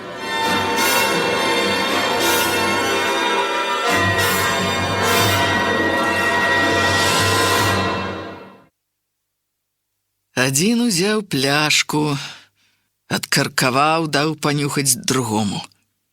Той чмыхнуў. Усе засмяяліся. Нават стары, які моўчкі назіраў, як паліцай абшуквае нас. Потым адзін з мадзяр, самы, бадай, малады, высокі, чорны, як цыган, з белымі прыгожымі зубамі падышоў да Машы і са смехам ушчыпнуў за шчаку. І тут здарылася нечаканае нават для мяне. Машын твар неяк страшна скрывіўся, перакасіўся так, што адно вока было вышэй, другое ніжэй. Яна спачатку неяк па-ідыёцку засмяялася, пасля гэтак жа ненармальна ўсхліпнула. І раптам залапатала хутка, як з кулямёта, але з такой шапялявасцю, што словы разабраць было немагчыма. Мадзяр спалохана адступіў. Паліцэйскі, што пацягнуўся да хусціны, у якой я несла яйкі, спытаў: «А там у цябе што?»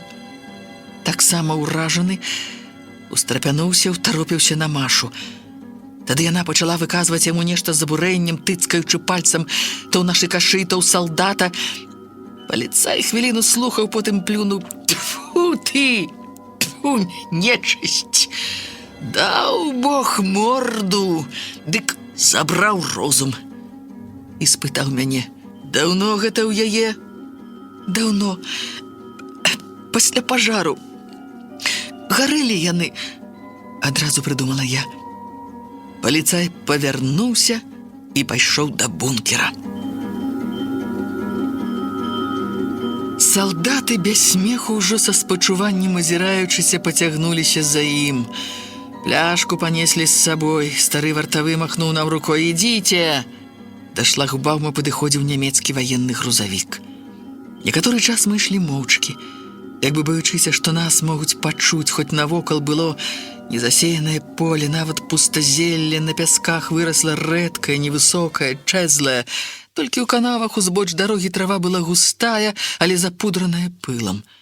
Спачатку Маша прыспешыла крок. О, як мне знаёма гэтае пачуццё, хутчэй пайсці ад небяспекі. Але нельга. За намі, напэўна, назіраюць. Не трэба, каб у гэтага бяспалага гада з'явілася хоць зярнятка падазронасці. Мне, магчыма, яшчэ прыйдзецца сустрэцца з ім. Маша, відаць, зразумела, чаму я знарок іду павольней, чым ішлі дагэтуль. Я згорбілася пад цяжарам каша, як старая бабуля. Мяне трохі трывожыла, што грузавік доўга стаіць каля шлагбаума. Калі ён загрымеў па бруку за нашымі спінамі, я сцялася, саступіла далей на ўзбочыну у пыльную траву, але ўсё адно не азірнулася. Грузавік прайшоў міма. У кузаве, напэўна, былі пустыя бочкі, бо вельмі грукацела і ляскала.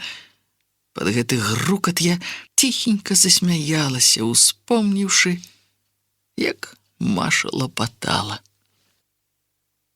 Яна таксама засмяялася, пахваліла сябе. Здорова я іх, праўда? Здорова, згадзілася я. Аказалось, што артыстка з сябе не атрымалася. Маша ўздыхнула. Артыстка не атрымалася. А іграць ты ўмееш. О, каб я так умела. О-о! Ай, такое я заўсёды умела з маленства. Палічыла, што гэта талент. Пераканалі мяне. А рэжысёр сказаў, ерунда гэта, сыграць дурачку не трэба розуму. Мне чамусьці захацелася выклікаць яе на большую шчырасць, чым тая, што была паміж намі учора. Паўкіламетра голай дарогі да першых гарадскіх дамоў давалі адзіную магчымасць пагутарыць. Больш такой, напэўна, ўжо не будзе ніколі, бо нават калі мы і сустрэнемся, могуць паслаць на сувязь да яе, што малаверагодна цяпер, калі ёсць радысты, то сустрэча тая будзе не ў такіх умовах, не ў чыстым полі. На явачнай кватэры душэўнай размовы не павядзеш. Я сказала, не разумею я цябе. А навошта табе разумець?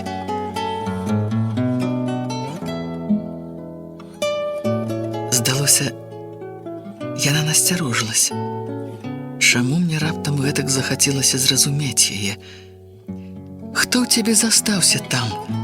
Спытала я, азірнуўшыся нарэшце. Ці не ідзе хто за намі? Валя, не трэба. Як літасці папрасіла Маша. Зняўшы з галавы хусціну, яна выцерла пот на твары, папраўляючы кош, паскардзілася. Ай, нарэзала я плечы да крыві. Адразу здалося лёгка. А цяпер быццам 100 пудоў нясу на плячах. Ты заўсёды ходзіш з такім грузам. Часта. Не зайздрошчу я табе. Мяне рассмяшыла, што яна так сказала. Не зайздрошчу. Я падумала, да каго іду, і мне хацелася адказаць. А я сабе зайздрошчу. Уявіла, як яна здзівілася б. Не, проста не паверыла б. Палічыла б, што я жартую. Больш пераканала яе сур'ёзна і простая. Я прывычная. Маша са ўздыхам згадзілася.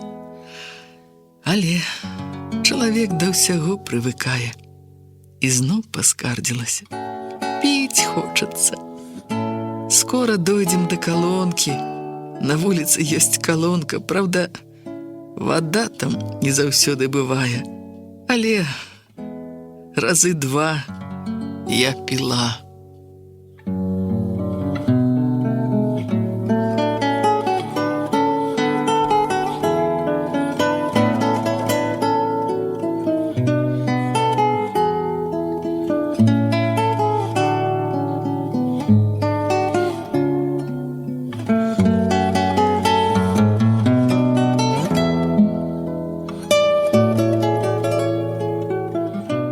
Вада ў калонцы была.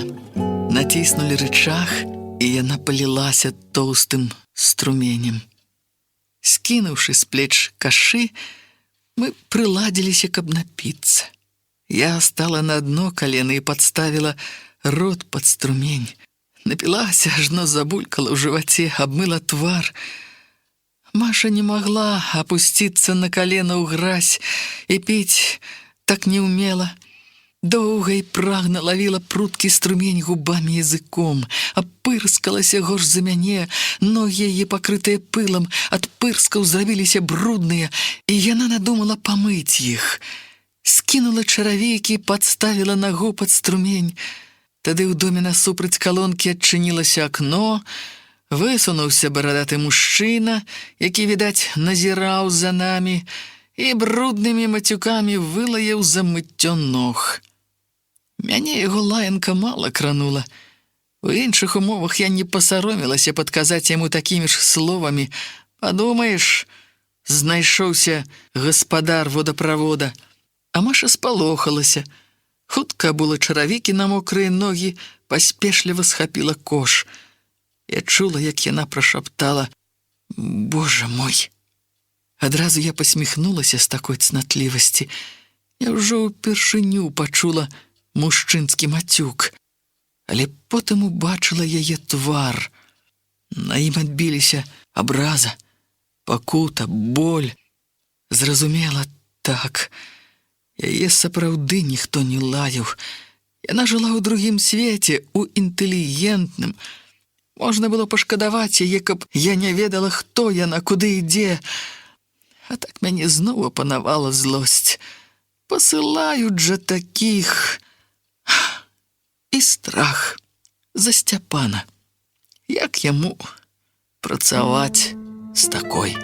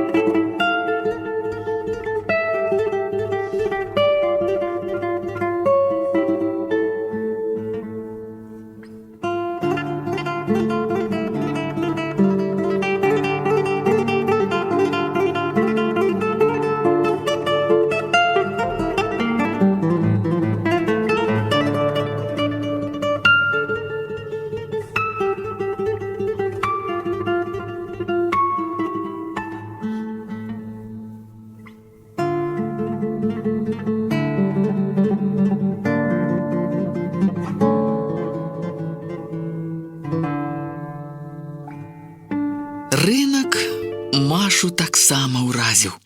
Гэта натуральна. Мяне ён таксама здзівіў, калі ўпершыню прыйшла ў горад. Усюды на захопленай ворагам зямлі жыццё як бы павярнула назад, у мінулае. Па-старому пачалі араць, па-старому сеяць, па-старому збожжа малоць на ручных млынах, як 300 гадоў назад.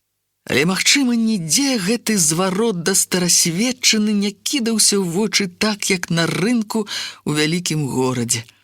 Пра такое мы, маладыя, хіба што ў кнігах чыталі, ды ў кіно бачылі. На рынку нават людзі з'явіліся нейкія, як бы не з жыцця, а з кніг, з тэатра. Уся даўніна вылезла у адзенні, у паводзінах, у тварах. Нейкія мужчыны у зашмальцаваных сурдутах, у бруднаватых манішках, з вусікамі, са зладзейскім нездаровым бляскам у вачах, ярка размаляваныя жанчыны у старамодных ці, можа, залішне навамодных уборах, крыклівыя і нахабныя, павольныя барадатыя мужчыны, нібы рускія купцы з мінулага стагоддзя, палахлівыя, як у прыгонныя часы сяляне, баяліся, што іх могуць не толькі ашукаць, але могуць і арыштаваць, палічыць за партызан. Салдаты, нямецкія, венгерскія, румынскія, яны часта прадавалі крадзенае з заглядкай, баяліся ваеннай жандармерыі. Нахабныя паліцаі часам забіралі ў чалавека тавар без усялякіх тлумачэнняў. Немцы ў цывільным хадзілі як гаспадары, нічога, здаецца, не прадавалі, нічога не куплялі, глядзелі, слухалі. У той дзень слухалі старога сляпога жабрака лірніка, спеву якога падпявалі 2 павадыры хлопчыкі, босыя, апаленыя сонцам, у штоніках і кашулях з даматканага палатна, а побач з імі інвалід, без абедзвюх ног, у чырвонаармейскай гімнасцёрцы толькі пятліцы спораны, і граў на гармоніку і пеў старую военную песню. «Умер бедняга в больнице военной, долго родимый лежал». Немецкие офицеры здымали инвалида-жабракоў фотоапаратамі, але ніводзін і феніга не кінуў. Усе таўкліся, кружыліся, адны моўчкі, другія крычалі, прапаноўвалі свой тавар. Рэчаў розных адзення прадавалі многа, але ўсё нейкае старое, прапахлае нафталінам, а прадуктаў было мала. Прадукты вырывалі з рук. Нашы сунійцы разабралі за якія 20 минут, хоць я тройчы павышала цану, нават немкі куплялі на варэнне. А нейкі тып шаптаў мне на вуха, што можа купіць усё оптам за соль, а сам падбіраўся да вузелка з яйкамі. Ды за вузелком я сачыла пільна, не выпускала з рук нават тады, калі адмервала бляшанай конаўкай суніцы. Яйкі, раз выратавала іх ад аховы шлагбаума, я вырашыла не прадаваць, занесці Сцяпану, бо хоць добры паёк ён мае, але дзеліць яго з гаспадыняй, а тая з унукамі сваімі. Небагата жыве, а працуе многа, думала я з клопатам, як пра мужа.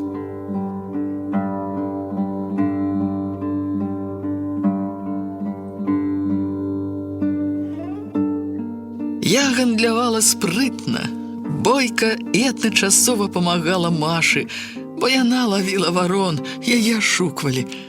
Я злавала, што яна так прагна, проста па-дзіцячы здзіўлена і недаўменна разглядае ўсё, што адбываецца на рынку. Хоць, правду кажучы, злавала не сама яе цікаўнасць. Яна натуральная і нават патрэбная. Трапіла вясковая дзяўчына ўпершыню ў горад. Так можна падумаць, калі глянуць збоку, а гэта нам якраз на карысць. Злавалася ад думкі, што ўсё-такі не ўсяму яе навучылі, што грэхі ў яе бадай у самым галоўным, у веданні умоў жыцця тут, у нас.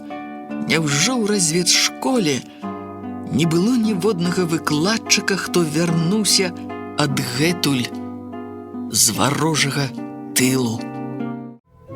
Я гандлявала спрытна, бойка і адначасова памагала Машы, бо яна лавіла варон, яе ашуквалі.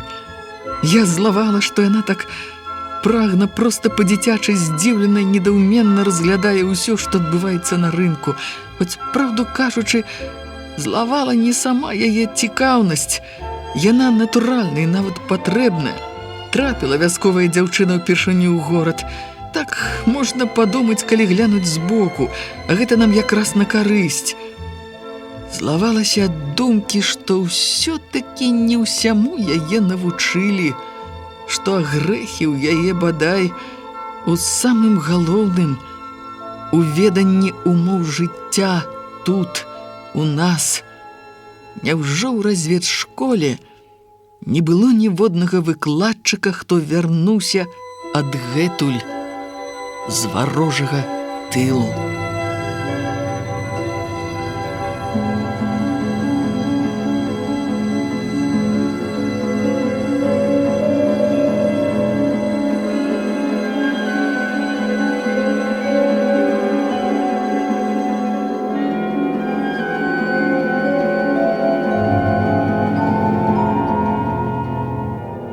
Але ўвогуле нам пашанцавала ў той дзень.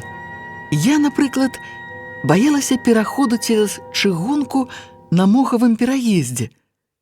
Там таксама часта спынялі і правяралі, хто, адкуль, куды, з чым. Баялася, калі ішлі на рынак, і яшчэ больш чамусьці, калі вярталіся з рынку, купіўшы солі і кавалак паркалю на кофтачку Машы. Усё я прадумала, кожную драбніцу, але ўсе легенды былі праўдзівыя да першай праверкі. Калі ж нас затрымаюць і пачнуць правяраць, усё можа пасыпацца, як пясок. А калі яшчэ абшукаюць, так што залезуць у рытузы, фашысты ўсё могуць, дык і праверка не спатрэбіцца. Справа ў тым, што несла я 2 пары даведак. Адна ад старасты недалёка ад Гомеля сяла, каб прайсці па пастах з ягадамі і яйкамі да рынку, трымала гэтыя паперкі за пазухай, а другая, схаваная глыбей ад старасты далёкага Сцяпанавага сяла, даведка сведчыла, што я, Валянціна Жданок, іду да брата, а Маша Марыя Лашчук, дачка тамашняга паліцэйскага, прыйшла купіць абноўку. Гэтыя даведкі дзеля Сцяпана, калі праверыць у яго на кватэры. Пасля продажу суніц я памяняла даведкі месцамі, нялёгка гэта рабіць на рынку, ды я ўмела, нібыта так, па-сялянску хавала маркі. Калі хто ўбачыў, то мог бы толькі пасмяяцца, во, дзярэўня, але наўрад ці мог западозрыць нешта.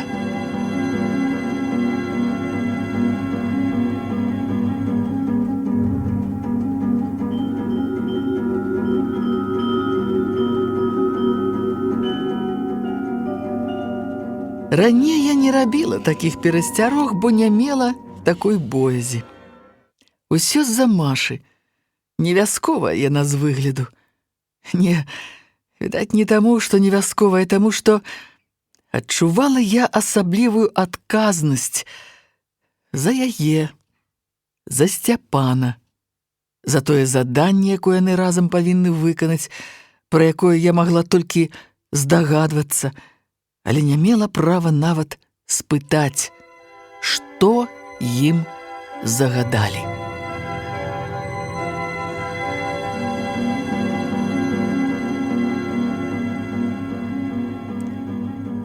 На шчасце, на пераездзе нас не затрымалі. Але найбольш, можа, пашынціла, што Сцяпан быў дома, і галоўнае адзін.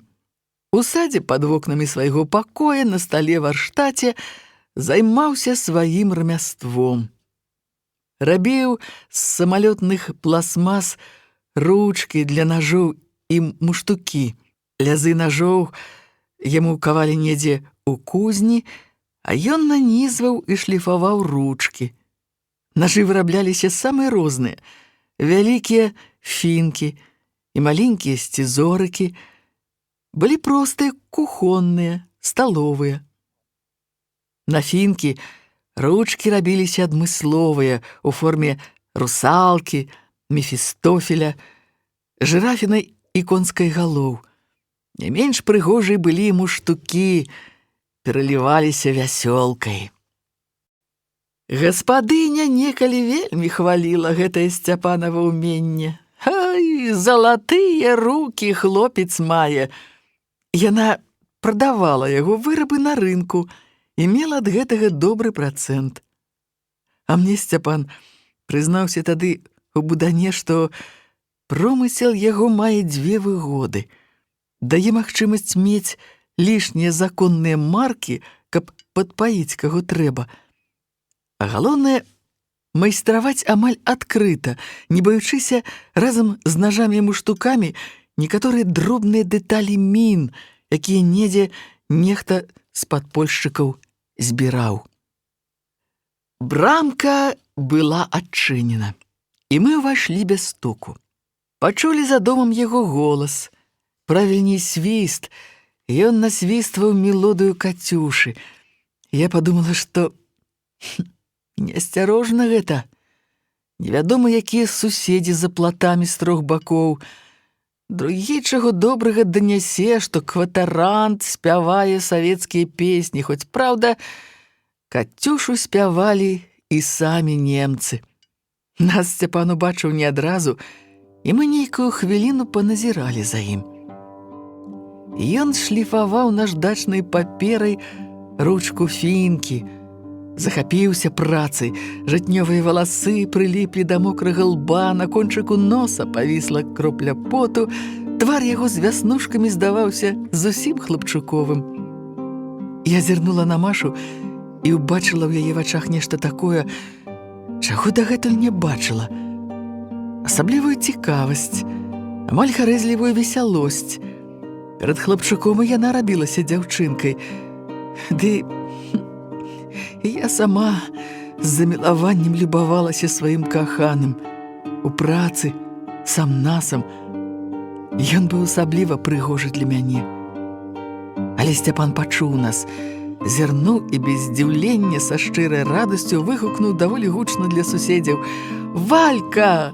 Сястрычка! Во не чакаў!»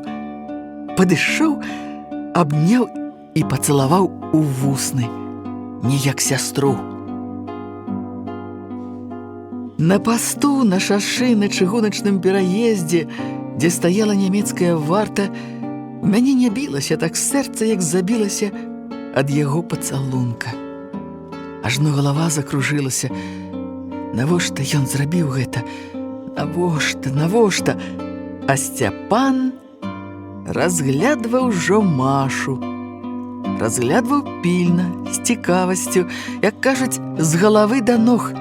У гэтым разглядванні я угледзела нешта залішняе, як бы непрыстойнае, і маё гаротнае сэрца спынілася на міг, стаілася ў прачуванні нядобрага. «Маша?» – выгукнуў Сцяпан. «Няўжо Маша? Ух, якая ты стала!» І, зарагатаўшы, схапіў яе за рукі, як старую знаёмую школьную сяброўку, крутнуў вакол сябе.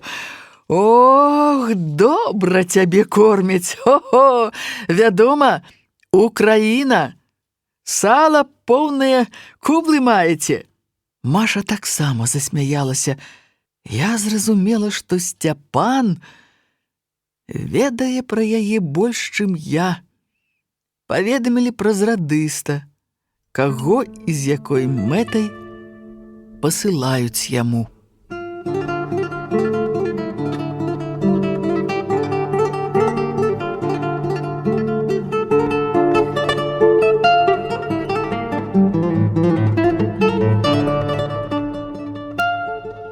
Гэта мяне нават заспакоіла. Вунь на якім сур'ёзным грунце ўсё. Вунь ажно адкуль будуць сачыць пэўным чынам за іх працай. Я павесялела, але ўбачыла на Сцяпане брудную майку, і мне зрабілася сорамна за яе перад Машай, быццам я абавязана была і магла памыць гэтую майку, але не памыла з-за ляноты сваёй. Мы адышлі ў цень пад яблыні, бо сонца паліла бязлітасна і селі на траву. Я перадавала прывет ад сваякоў і паведамляла вясковыя навіны. Яны бадай былі аднолькавыя, што ў маёй вёсцы пад Лоевам, што ў Сцяпанавай пад Камарынам. Маша не пасаромілася легчы. Натуральна, што пасля такой дарогі тут, у садзе, у цяні, нялёгка было утрымацца, каб не расцягнуцца на прахалоднай зямлі. Але я падумала, не па-вясковаму яна лягла. Вясковая дзяўчына не лягла б так перад хлопцам. Машу смяшылі мае расказы. Увогуле яна жывілася. У вачах з'явіўся нейкі дзіўны, бадай радасны бляск. Паскардзілася Сцяпану: «С сестрой твоей, Степан, ходить невозможно. Она летит, что дикая коза. Как она упарила меня!» Боже мой, нехай бы яна лепш маўчала тут, дзе нас могуць пачуць. Хіба гэта камарынская гаворка? Любая непісьменная баба зразумее, што тут нешта не так. Цікава, якая ў іх легенда яе знаходжання тут, у горадзе. Але пра гэта я магу спытаць толькі ў Сцяпана, калі застанемся адзін на адзін. А калі і як мы здолеем застацца? «Хозяин, кормить гостей будешь? Как я проголодалась! Вола з'їла б!» «З'їла?» Яна сказала па-украінску. Я ўстрапянулася. 2 дні ў рот нічога не брала, а тут прагаладалася. Хоць увогуле я разумела, яе дайшлі да мэты, яна пазнаёмілася з тым, хто будзе яе кіраўніком, і ён, безумоўна, спадабаўся ёй. Просты, спакойны, упэўнены, і ўсё навокал прасцей, чым ёй, напэўна, уяўлялася. Вось і наступіла душэўная разрадка, забыты ўчарашнія перажыванні, з'явілася пераконанне, што і надалей усё будзе добра. Ад таго апетыт вярнуўся.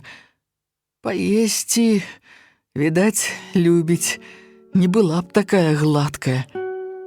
Але ад разумення такога і разважлівасці не рабілася лягчэй на сэрцы, наадварот. Зноў, як учора раніцой, вылазіла, як вясной пустазелле ў полі на ўсходах ярыны, што расло хутчэй за культурныя расліны, чорная, калючая, пакутлівая жаночая рэўнасць. Я пайду, а яна застанецца тут.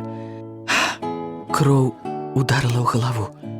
Каб не выдаць сябе і пабыць адзін на адзін са Сцяпанам, атрымаць ад яго нейкае заспакаенне, я сказала: «Хадзім, Сцяпан, згатуем нешта.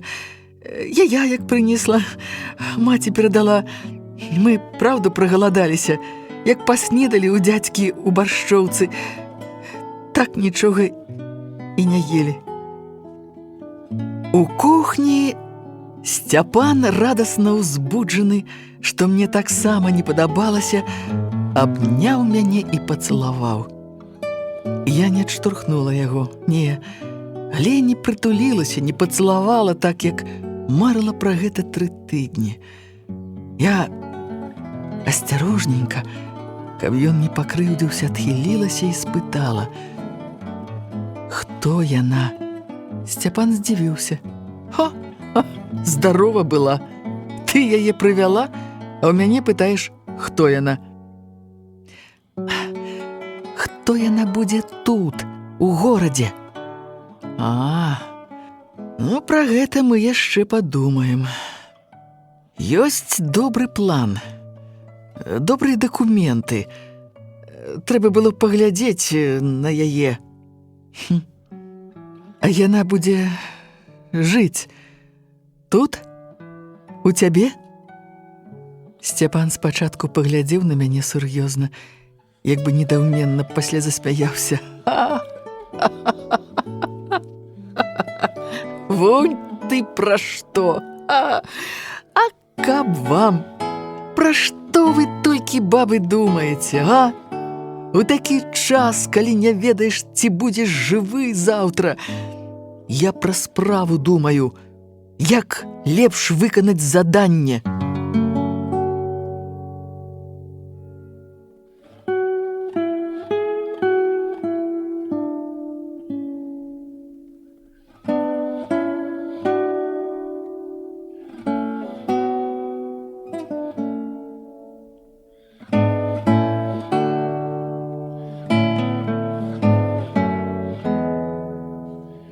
Сорамна мне зрабілася.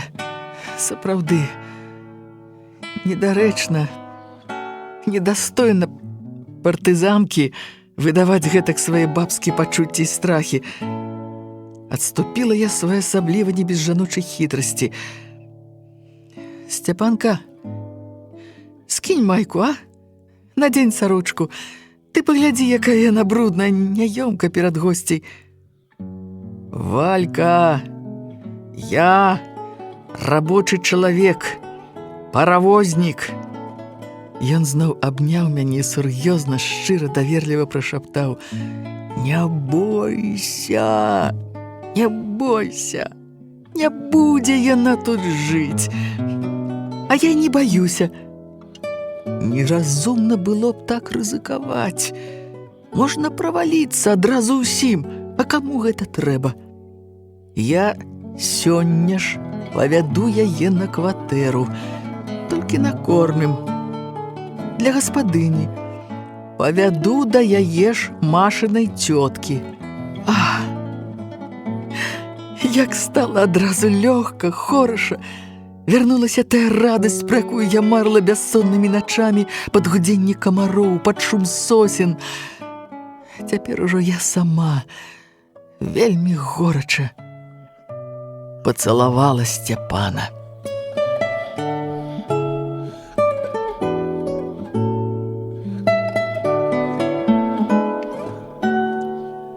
Майку ён не скінуў. Мабыць, чысцейшы не меў, але надзеў клятчастую сарочку.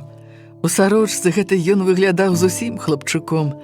Гэтакі канапаты гарэза, зусім не гарадскі, а наш вясковы, весяльчак, танцор, да такога заўсёды ліпнуць дзяўчаты. Падумала пра гэта і зноў дурное сэрца маё трывожна ёкнула. Ды гэта ўжо так, на адзін міг я любавалася сваім Сцяпанам. Ён мой, мой. Хацелася крыкнуць на ўвесь свет. Не адводзіла ад яго вачэй. Я можна няёмка стала, ён спытаў: «Што ты глядзіш так, Валька? Прыгожы ты! Ды ну цябе! Дзе ты навучылася так кампліменты гаварыць?»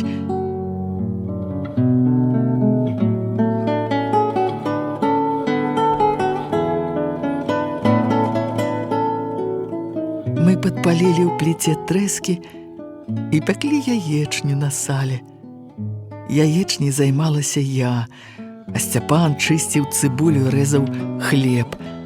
Па цыбулю ён схадзіў на гарод, і я прасачыла за ім у акно і парадавалася, што каля Машы ён не спыніўся.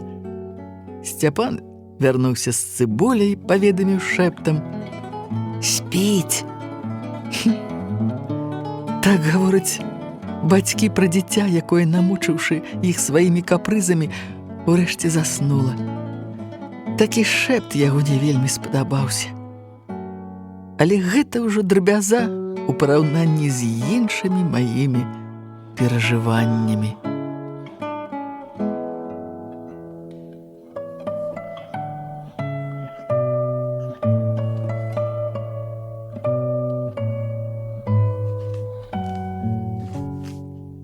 Смажачы яешню, падаючы на стол, я расказвала пра нашы прыгоды за 2 дні. Сцяпану трэба ведаць, што новая разведчыца ўмее, на што здатная, у чым яе сіла, а ў чым і слабасць. Безумоўна, пра слабасці я гаварыла больш, пра тое, што вайны яна не бачыла, забітых, раненых не бачыла і умоў тутэйшых не ведае, пра народ, які апынуўся ў акупацыі, непаважліва выказвалася, быццам усе людзі, што жывуць тут ворагі. Розуму трэба не мець, каб так думаць. Адным словам, з расказу майго выглядала яна не такой гераіняй, як пра яе маглі падумаць, ды і сама я думала, калі сустрэла на ржавым балоце ў першыя дні ў лагеры, калі яна, Маша, зачароўвала партызан спевамі. Сцяпан слухаў уважліва, але не вытрываў, усміхнуўся. А мне перадалі вопытная разведчыца. Вопытная? Здзівіла мяне, што адтуль з вялікай зямлі так перадалі. Не верыць ім нельга. Што вопытная, то гэта добра. Можна не так баяцца за іх, за Сцяпана. Але разам з тым я чула сябе як бы абражанай. Выходзіць, Маша забаўлялася са мной, як з малой, за нос вадзіла, дурачылася.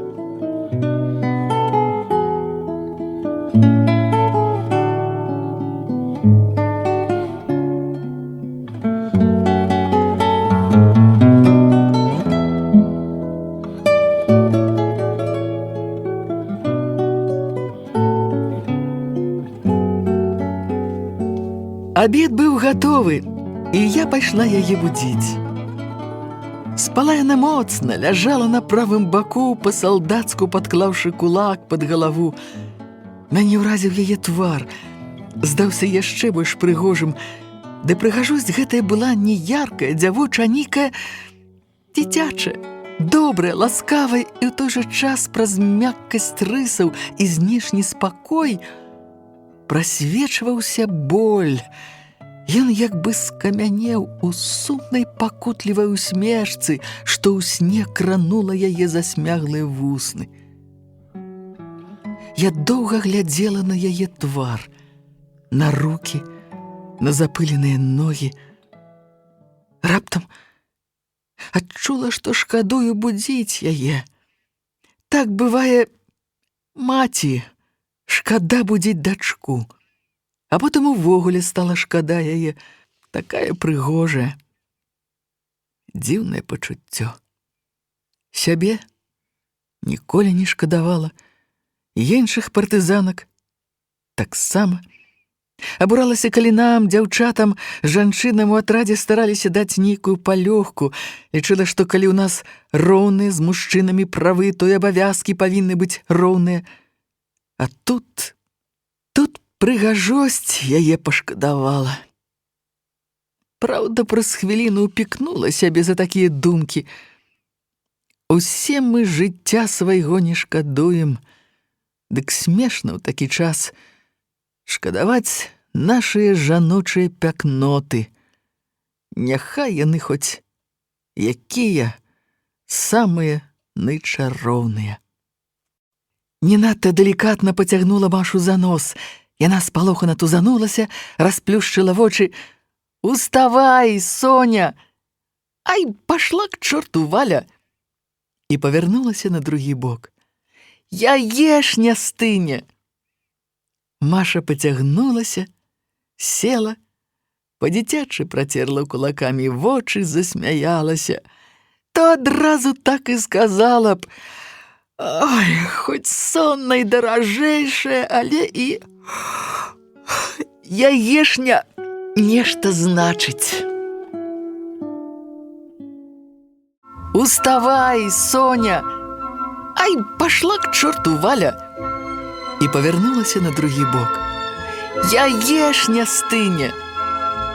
Маша пацягнулася, села, па-дзіцячы працерла кулакамі вочы, засмяялася. То адразу так і сказала б: «Ой, хоць сонна і даражэйшая, але і яешня нешта значыць». За сталом Сцяпан прапанаваў пачаставаць нас нямецкім спіртам. Я адмовілася. Спірт быў смярдзючы, сырэц. Лінуў Сцяпану шклянкі вады, пітво зрабілася белае, што малако. Але Маша паўшклянкі гэтага пойла выпіла па-мужчынску адным глытком і засмяялася, задаволеная сабой. Увогуле, яна многа смяялася і многа ела. З такім апетытам ела яечню на сале, што я зноў падумала: «Эх, хутка ж ты забылася на тое, чаго не магла есці». З'явілася новае нядобрае пачуццё да яе, больш складанае і незразумелае, а таму, магчыма, і больш пакутлівае, чым простая дзявочая рэўнасць, з якой я ішла доўгую дарогу, якая не давала заснуць мне 2 ночы.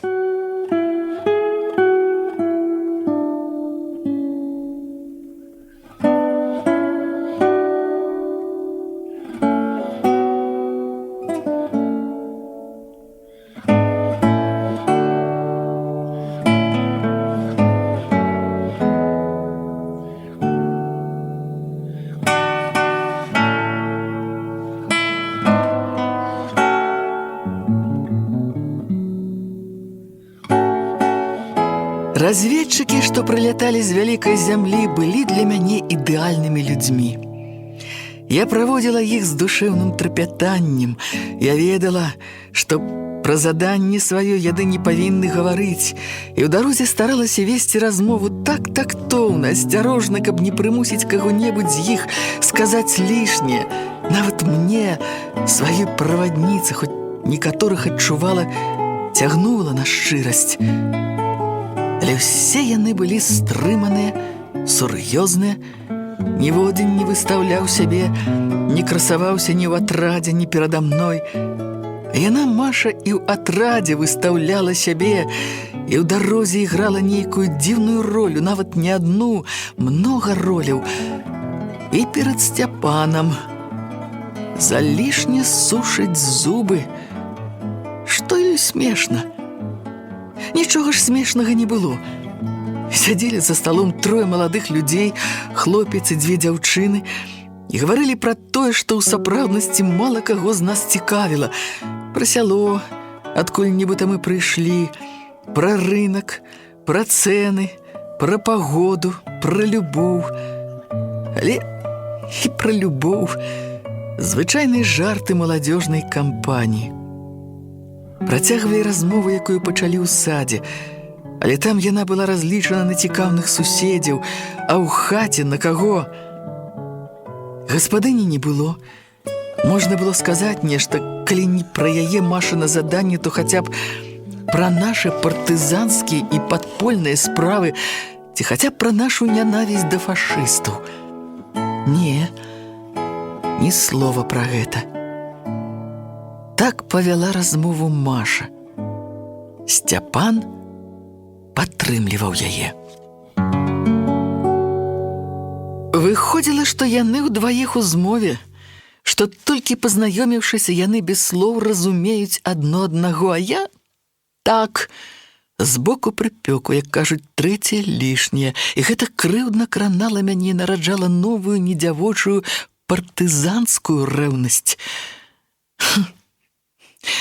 Не ведаю, што ты зрабіла за вайну, думала я пра Машу. А мы нешта рабілі тут. Мы давалі ворагу адчуць нашу сілу. Атрымалася так, што пад канец абеду гаварылі толькі яны, а я маўчала. Сцяпан, мабыць, зразумеў урэшце, што нядобра яны абое паводзяць сябе перада мной, і, перапыніўшы размову з Машай аб тым, што пісаў Пушкін пра любоў, звярнуўся да мяне. «Што зажурылася, Валька?» «Нічога. Нічога. Слухаю, якія вы разумныя. Паэзію помніце». Сцяпан ажно азірнуўся на дзверы, быццам я сказала галоўную нашу тайну ці нешта такое, за што акупанты маглі адразу павесіць, а Маша пачырванела. Упершыню я ўбачыла, што яна збянтэжылася. «Ну што, а ты думала, вугальны пыл забіў мне мазгі, а? Не, не, сястрычка, мазгі ў мяне чыстыя. А як там пляменнік?» Перамяніў ён тэму. Пляменнік Володя Артюк. Ён разы два сам прыходзіў да Сцяпана, і Сцяпан аднойчы быў у атрадзе, яны пасябравалі. Мяне, між іншым, чамусьці заўсёды радавала гэтае іх сяброўства.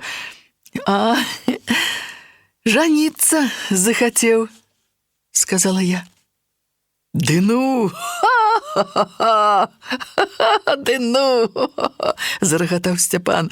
«Да каго ж ён сватаецца, а?» «Ды во, да Машы сватаўся». Сцяпан ад здзіўлення пракаўтнуў смех, а Маша залыпала вачамі. Тое, як яна здзівілася, нават, здаецца, трохі абурылася ад такога раптоўнага і, на яе думку, недарэчнага жарту, рассмяшыла мяне і ўвогуле развесяліла. На нейкі момант як бы адчула сваю перавагу. Радавалася, што прыйшло такое ў галаву. Жарт, праўда. А можа, радавалася мімавольнай жаночай хітрасці. Кінуць на саперніцу хоць які-небудзь цень. Маша не адразу сцяміла, што да чаго, але не дазволіла сябе высвятляць. Так вялася размова, быццам з улікам таго, што нас падслухоўваюць. Мусіла яна смяяцца жарту разам са мной, бо я працягвала: «А чаму ты думаешь, яна ягоды прынесла, а? Пасаг збірае. Цяпер без пасагу і за жабрака не выйдзеш, як у старыя часы. Усё патроху вяртаецца. Тады і яны падхапілі жарт, ацаніўшы маю дасціпнасць.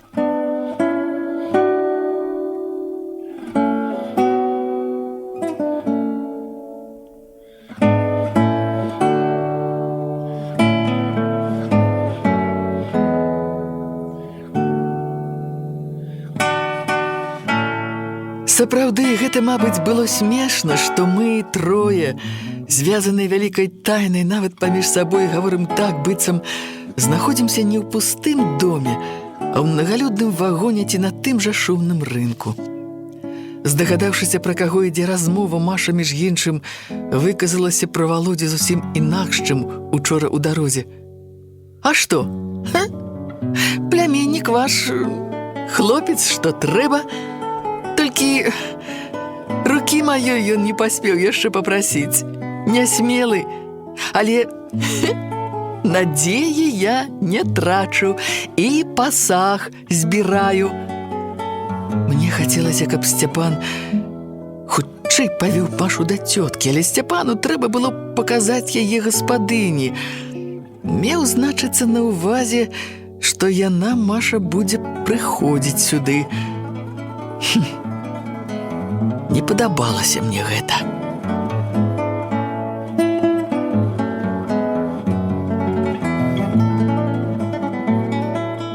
Хрысціна Архіпаўна, выслухаўшы Сцяпанавы тлумачэнні, што вось Маша з іх вёскі, дачка настаўніцы, прыйшла ў горад, дзе ў яе жыве цётка, пашукаць працу, гаротна паківала галавой і сказала: «Ой-ой-ой-ой, дзіцятка маё!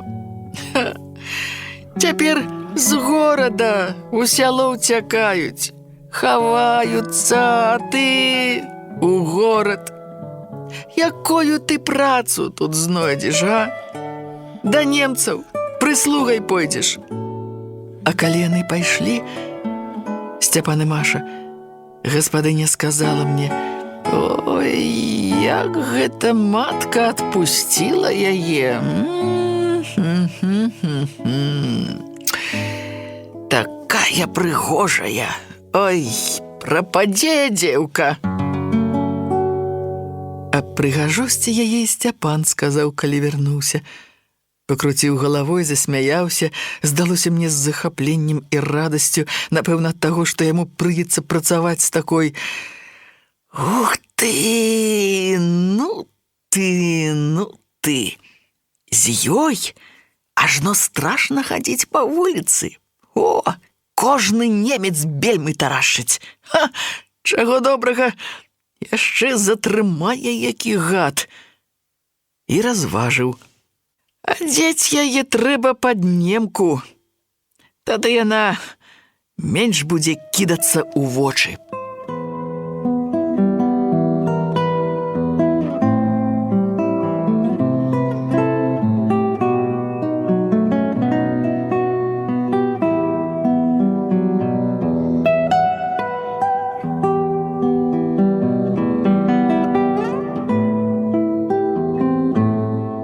Ночы я чакала з большай нецярплівасцю, чым нават у той першы раз, калі Сцяпан запрасіў Будан. Тады было шчаслівае дзявочае чаканне, лёгкае, светлае, трохі баязлівае. А як яно будзе? А цяпер было трывожнае, цяжкае, проста такі пакутлівае чаканне жанчыны, жонкі. Плакаць хацелася ад крыўды і злосці. У мяне ж усе правы, а я мушу хавацца, як зладзейка, чакаць, пакуль засне гаспадыня. Не ад гэтага плакаць хацелася, ад іншага, ад страху за сваё кароткае жаночае шчасце. А разам з тым рабілася сорамна і брыдка, што я думала не пра справу нашу, а пра такое бабскае.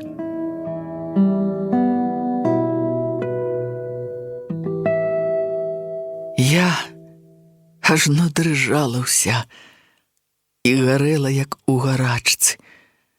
Верыла, што толькі Сцяпан дасць заспакаенне, толькі ў яго абдымках, слухаючы ўдар яго сэрца, яго дыханне, я пазбаўлюся ад усіх страхаў і трывог. Таму, відаць, не дачакалася, пакуль засне гаспадыня. Адчыніла не вельмі асцярожна акно, скочыла ў бэзавы куст, нарабіўшы шуму. Вельмі горача я цалавала Сцяпана ў той вечар. Не так сарамліва, баязліва, як першы раз. Ён нават здзівіўся: «Валька, што з табой?» Я так засумавала, каб ты ведаў. Я захварэла б, памерла б, каб яшчэ тыдзень-два не магла пабачыць цябе. Ты ад гэтага не паміраюць. Хіба ў раманах толькі? Не паміраюць. Паміраюць і ў жыцці. Няўжо ты не сумаваў, Сцёпа? Сумаваў, Валька, але што зробіш? Не пра любоў цяпер думаеш. Цішэй, шапчы. І заціснуў мне рот сухімі, гарачымі вуснамі.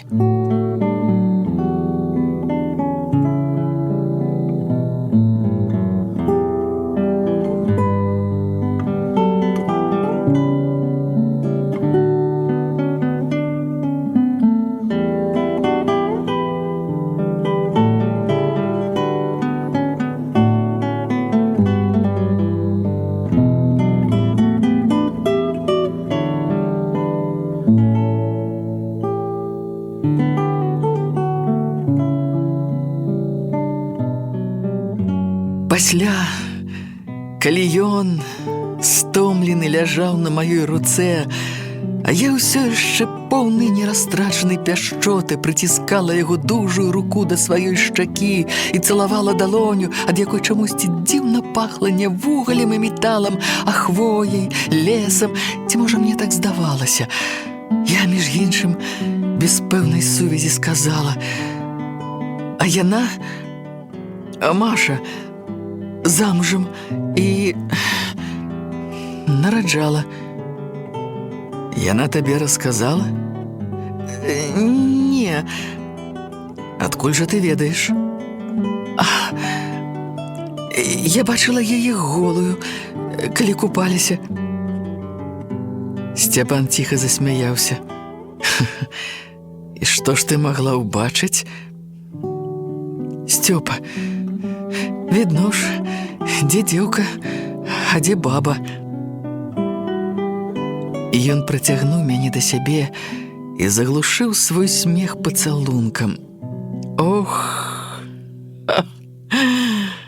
жывот надарвеш з вас. Дзіўныя вы бабы, праніклівыя, наскрозь бачыце адна адну. А потым, калі ён здрыгануўся, засынаючы, я зноў паклікала яго: «Сцёпа, Сцёпа!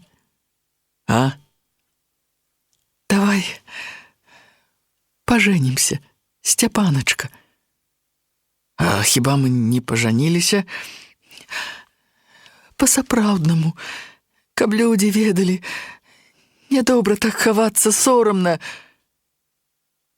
Відаць, моцна кранулі мае словы, бо ён ажно падхапіўся, сеў і, забыўшыся, мабыць, загаварыў трохі не на поўны голас: «Што гэта ты, Валя, надумала? Што ж нам, у нямецкі захс пайсці, ці што? Хто нам дазволіць?»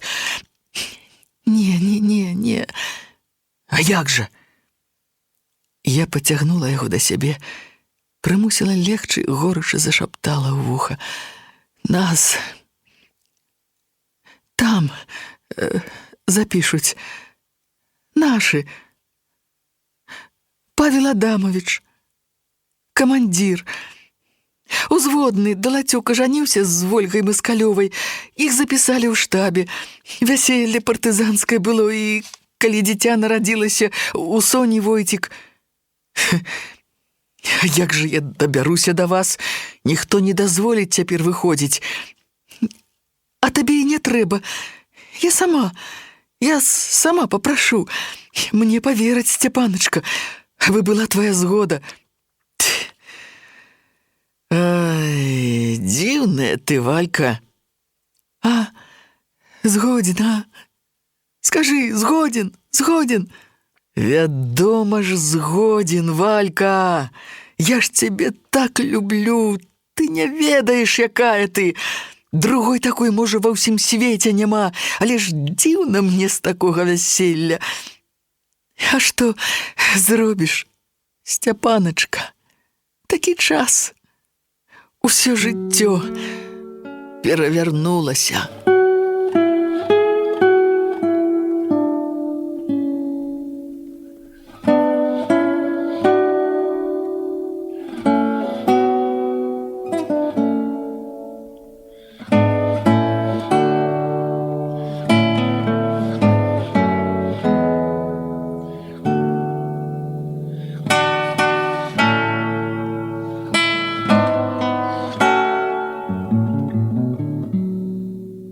Раніцой гаспадыня праводзіла мяне не так ветліва, як папярэднія разы, не як Сцяпанаву сястру. Здагадалася я, што высачыла старая нас учора ўвечары. Аднак мала ўстурбавалася, нават весела мне зрабілася, захацелася тут жа абвясціць ёй, што мы са Сцяпанам муж і жонка. Шкада, што Сцяпан пайшоў на працу раней, і я не паспела параіцца з ім, абгаварыць наша новае становішча перад гаспадыняй. А ў дарозе з'явілася трывога ад таго, што гаспадыня раскрыла нашу тайну, дакарала сябе. Мая віна. Не хапіла цярпення, недаравальна гэта такой вопытнай сувязной. Сцяпан, праўда, упэўнены, што Архіпаў ў выпадку чаго не прадасць. Чалавек наш, сын у Чырвонай арміі, але каб у яе зяць не служыў ва ўправе. Другое, што занепакоіла і спалохала, адсутнасць ва ўмоўленым месцы чалавека з атрада Хвёдара. Такога не было ніколі, каб на мяне забыліся. Многі не рызыкавалі, сустракалі заўсёды, калі атрад пакідаў лагер. Нешта, значыцца, здарылася, і мне трэба было трымаць вуха востра, ісці з падвойнай перасцярогай. Але ж да цямна я ўсё ж без асаблівых прыгод дабегла да сваіх. Раніцой гаспадыня праводзіла мяне не так ветліва, як папярэднія разы, не як Сцяпанаву сястру. Здагадалася я, што высачыла старая нас учора ўвечары. Аднак мала ўстурбавалася, нават весела мне зрабілася, захацелася тут жа абвясціць ёй, што мы са Сцяпанам муж і жонка. Шкада, што Сцяпан пайшоў на працу раней, і я не паспела параіцца з ім, абгаварыць наша новае становішча перад гаспадыняй. А ў дарозе з'явілася трывога ад таго, што гаспадыня раскрыла нашу тайну, дакарала сябе. Мая віна. Не хапіла цярпення, недаравальна гэта такой вопытнай сувязной. Сцяпан, праўда, упэўнены, што Архіпаў ў выпадку чаго не прадасць. Чалавек наш, сын у Чырвонай арміі, але каб у яе зяць не служыў ва ўправе. Другое, што занепакоіла і спалохала, адсутнасць ва ўмоўленым месцы чалавека з атрада Хвёдара. Такога не было ніколі, каб на мяне забыліся. Многі не рызыкавалі, сустракалі заўсёды, калі атрад пакідаў лагер. Нешта, значыцца, здарылася, і мне трэба было трымаць вуха востра, ісці з падвойнай перасцярогай. Але ж да цямна я ўсё ж без асаблівых прыгод дабегла да сваіх. Штаб быў на месцы. Павел Адамович дужа ўзрадаваўся, што я вярнулася. «У сарочцы ты нарадзілася, Валя», — расказаў. У нядзелю, у абед, праз колькі гадзін, як мы з Машай пайшлі, у штабе дзівіліся, як мы праскочылі і так лёгка прайшлі ў горад, сапраўды пашанцавала. Атрад Хвёдара блакіравалі карнікі. Да вечара ішоў цяжкі бой. Загінуў Хвёдар. Гібель славутага камандзіра, майстра рэйдаў і дыверсій на чыгунцы, усе моцна перажывалі. Я дык расплакалася наўзрыд. Успомнілася, як у суботу мы абмяркоўвалі з ім план нашага паходу. Усе чамусьці лічылі яго сталым, сур'ёзным, суровым, а ён жа быў зусім малады. Гадоў 26, трохі старэйшы за Сцяпана і добры, нават перада мной бянтэжыўся і заўсёды згаджаўся. На выручку Хвёдара хадзіў сам камандзір брыгады з конным атрадам. У баі раніла Володю Арцюка. Разрывам міны пад ім забіла коня і яму пасекла нагу. Самая сур'ёзная рана ў ягадзіцу. Але з гэтай раны атрадныя зубаскалы кпілі. Володя злаваўся і ўсіх выганяў, хто прыходзіў у шпіталь праведаць. Мяне дзяўчаты папярэджвалі: «Не хадзі, Валька, Володька злы, што чорт, усіх мацюкае». Але не пайсці да Володі я не магла. У дарозе, калі вярталася з горада, думала, першаму скажу Володю аб тым, што выйшла замуж. Ён адзін знаёмы са Сцяпанам, і ён як бы сваяк наш. Каб мы жаніліся па-звычайнаму, з вяселлем, то Володя, безумоўна, быў бы першы дружка ці сват. Не буду браць слова, што пра замужжа маё ён нікому не скажа. І ён раскажа Паўлу Адамавічу, пэўным чынам падрыхтуе камісара. І мне лягчэй будзе прасіць, каб зарэгістравалі наш шлюб. Няшчасце з атрадам Хвёдара парушыла мае планы. Пасля такой трагедыі, смерці камандзіра, яшчэ 11 партызан, не магла я звярнуцца да камандавання са сваёй незвычайнай просьбай. Што пра мяне падумалі б?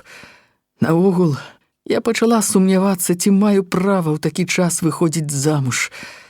Людзі паміраюць, а я пра замужжа думаю, што пра мяне скажуць камандзіры, партызаны. У развагах такіх я правяла яшчэ адну бяссонную ноч, трэцюю. Думала пра Сцяпана, пра Машу. Па-рознаму думала, то добра, то з верай, то з трывогай і сумненнямі. Думала пра Хвёдара, і было мне чамусьці вельмі шкада яго. Колькі мы пахавалі партызан, усіх я шкадавала, але, здаецца, ні пра каго не думала з такім болем. Шкадавала сябе. Зусім нядаўна яшчэ мне так проста і лёгка жылося. Я ведала адно, сваю справу сувязной, нялёгкую, небяспечную. Але калі прывыкла да яе, то здавалася яна ледзь не самая мірная ў нашай жорсткай барацьбе. Хадзіла на заданні заўсёды без зброі і страляла толькі ў блакаду, ды калі разы два ездзіла з разведчыкамі ў рэйды наганяць страх на паліцэйскія гарнізоны. Да мяне нават ніхто з партызан сур'ёзна не заляцаўся, хоць гэта трохі крыўдзіла, а чым я горшай за іншых. Але затое на душы было спакойна. Ясна, ні хмар, ні бур, як у іншых дзяўчат. А цяпер усё так пераблыталася ў маім жыцці, завязалася многімі вузламі. У шпітальную зямлянку я пайшла раніцой. Фельчар Ваня Кулік сам рабіў Володзе перавязку. Володя войкаў і хрысціў фельчара такімі пакручастымі мацюкамі, што лёгка параненыя зухвала і гудзелі. Калі не была ў паходах, я памагала ў шпіталі, навучылася на санітарку, умела перавязаць, зрабіць укол, не баялася ран, і партызаны прымалі мяне як медычку, не саромеліся. Але Володя, убачыўшы мяне, закрычаў: «Валька, чортава лялька, выйдзі прэч! Не хачу, каб ты бачыла мой пашкуматаны Гітлерам азадак!» Раненыя рагатнулі. Ужо за дзвярамі я пачула голас Куліка: «Не а свіная адбіўная!» І новы выбух смеху. Такі ўжо народ партызаны, з усяго ўмелі пасмяяцца, нават з уласных ран. У гэтым, відаць, і сіла наша была, жыццястойкасць. Пазней Володя сам паклікаў мяне, але на парозе папярэдзіў: «Валька, брахуноў і зубаскалаў гэтых не слухай і не ўздумай смяяцца разам з імі». Я села на нізкі дубовы кругляк, што быў за табурэтку, каля Володзевага ложка, высокай, каб зручней перабінтоўваць канапы на бярозавых ножках, сеткай, сплеценай з лазы. На сетках гэтых ляжалі сеннікі. Улетку сена часта мянялі, і свежы водар яго забіваў пах гнойных ран, крыві, поту, лекаў. Не шпіталь сенажаць. У доктара нашага нават цэлая тэорыя была на гэты конт. Пагаравалі разам па Хвёдару. Эх, Хведзя, Хведзя, чалавек быў і камандзір. Другога такога, можа, ва ўсім злучэнні няма.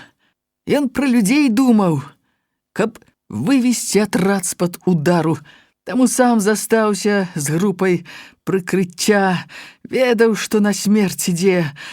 5 гадзін прымусілі фашыстаў насамі зямлю рыць, галоў не давалі падняць, расказваў Володя.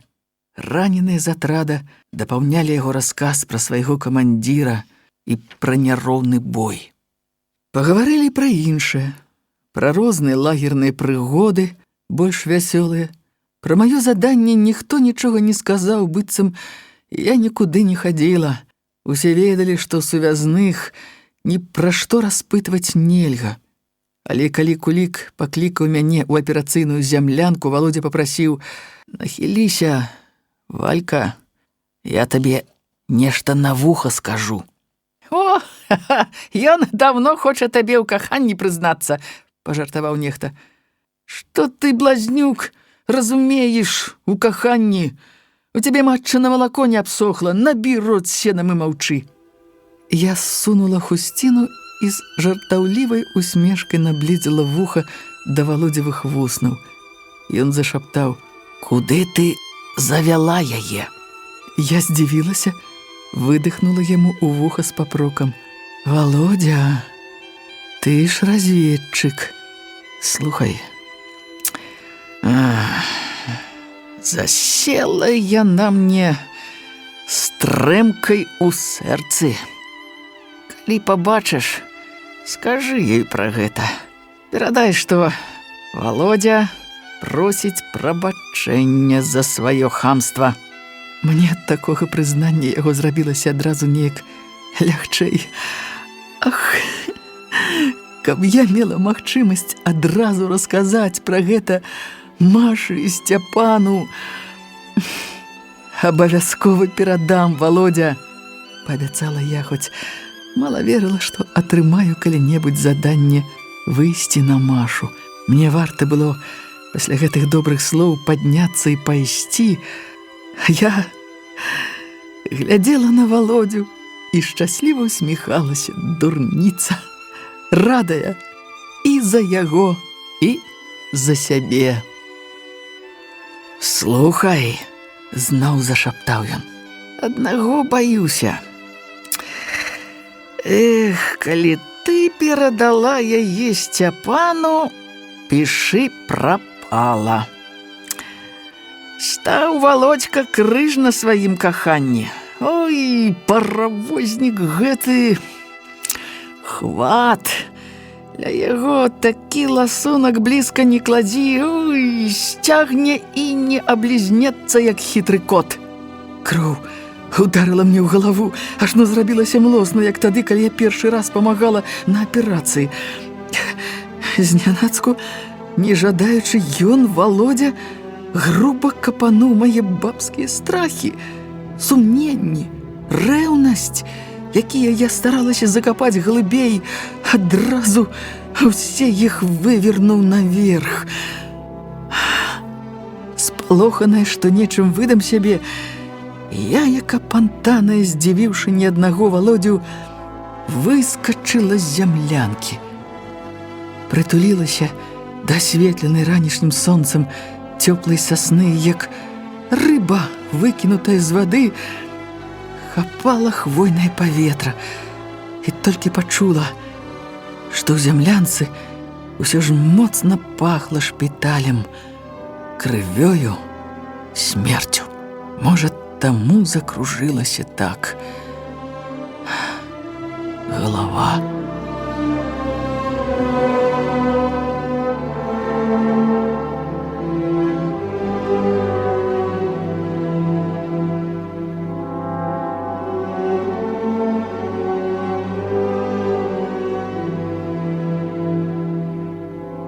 Усю доўгую дарогу з горада я марыла пра сваё незвычайнае замужжа. Думала, як пагавару з Паўлам Адамавічам.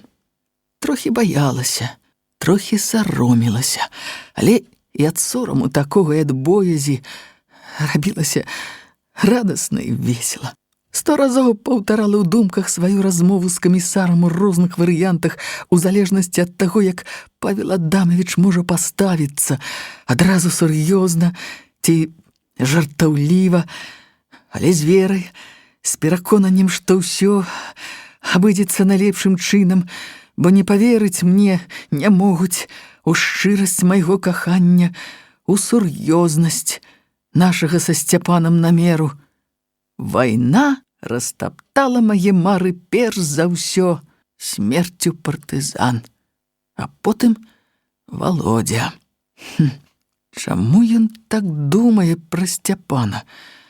Мне трэба было запярэчыць, каб пераканаць не столькі яго, колькі сябе, але не магла я гэтага зрабіць не толькі ад разгубленасці, але і таму, што не мела права на поўны голас назваць імя Сцяпана, гаварыць аб ім пры тых, каму не належала ведаць пра людзей гарадскога падполля. 3 тыдні жыла я, як у чорным тумане. Сонца не бачыла, жыццю не радавалася, сама счарнела ўся. Павел Адамавіч сустрэў неяк ля атраднай кухні, угледзеўся уважліва, занепакоена спытаў: «Што з табой, Валя?» «А што? Нічога. Выгляд у цябе хворы». «Не, я здаровая». «Хварэць табе нельга, замены няма». Раней у выпадку чаго мог замяніць Хвёдар, ён адзін ведаў усе нашы яўкі, і яго ведалі. Гэта вельмі важна, незнаёмаму і з паролем не адразу верылі.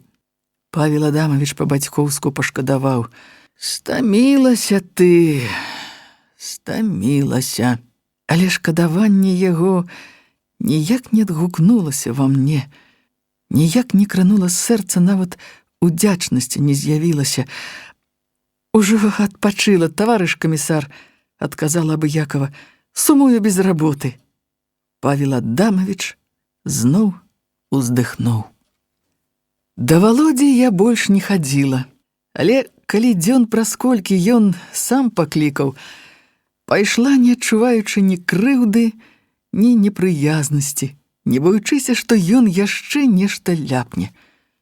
А ён такі ляпнуў, з гэтага па сутнасці і пачаў: «Валька, за што пакрыўдзілася, а? Прызнавайся». «За што я магу пакрыўдзіцца?» «Не, хлусіш, я 3 ночы не спаў, думаў. І здагадаўся, так, здагадаўся такі сказаць». Ён, Володя, хадзіў ужо з мыліцай, і мы стаялі пад соснамі, гаварылі без сведкаў. «Кажы». Мне было ўсё адно, што ён ляпне. Я думала пра іншае. «Ты сама утрэскалася ў таго рыжага чорта и переживаешь. У кого? Валька. Валька, Валька, не прикидывайся. Тебе ж кошки душу драпают, як и мне. Мы с тобой союзники, скажи, что неправда. Гародишь ты, Володя, немаведома что. Залежвацца табе шкодна, дурныя думкі ў галаву лезуць. Ага, дурных думак хапае. Гэтыя таксама дурныя, але праўдзівыя, вось у чым бяда наша з табой. У мяне ніякай бяды няма. Ой, хитрушчы ты, Валька, як баба-яга. Але, баба-яга, подумала я уже зніз абыякавасці, а з жорсткасцю, амаль нянавісцю да самой сябе. А мару пра бабскае шчасце. Смешна. Узлавалася, паслала Володю к чорту. Не мерай усіх на свой аршын. Гэта ў цябе заўсёды адны дзеўкі на ўме. Людзі загінулі, той лепшы сябра, ты ўсё адно чаўпеш пра адно і тое ж. Володя ляпнуў сябе па лбе. Чакай, чакай. А ці не ў Хведзю ты была закахана? І адразу зрабіўся сур'ёзны. Ой, у такім разе, прабач, Валя, дурань я. А я ўпершыню расплакалась. Ніколі в атрадзе не плакала. І Володя суцяшаў мяне, як малую. Пасля плачу гэтага я нейк адразу ажыла, быццам змыла слязьмі сумненні свае. Усё вярнулася. Акрамя хіба рашучасці адразу пайсці да камандзіраў са сваёй і са Сцяпанавай просьбай.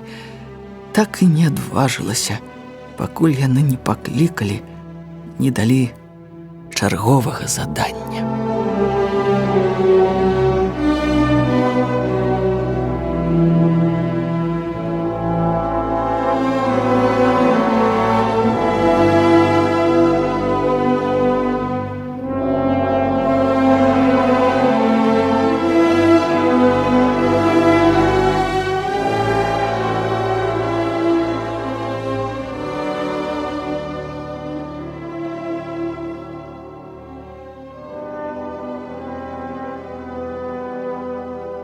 Не да Сцяпана было заданне.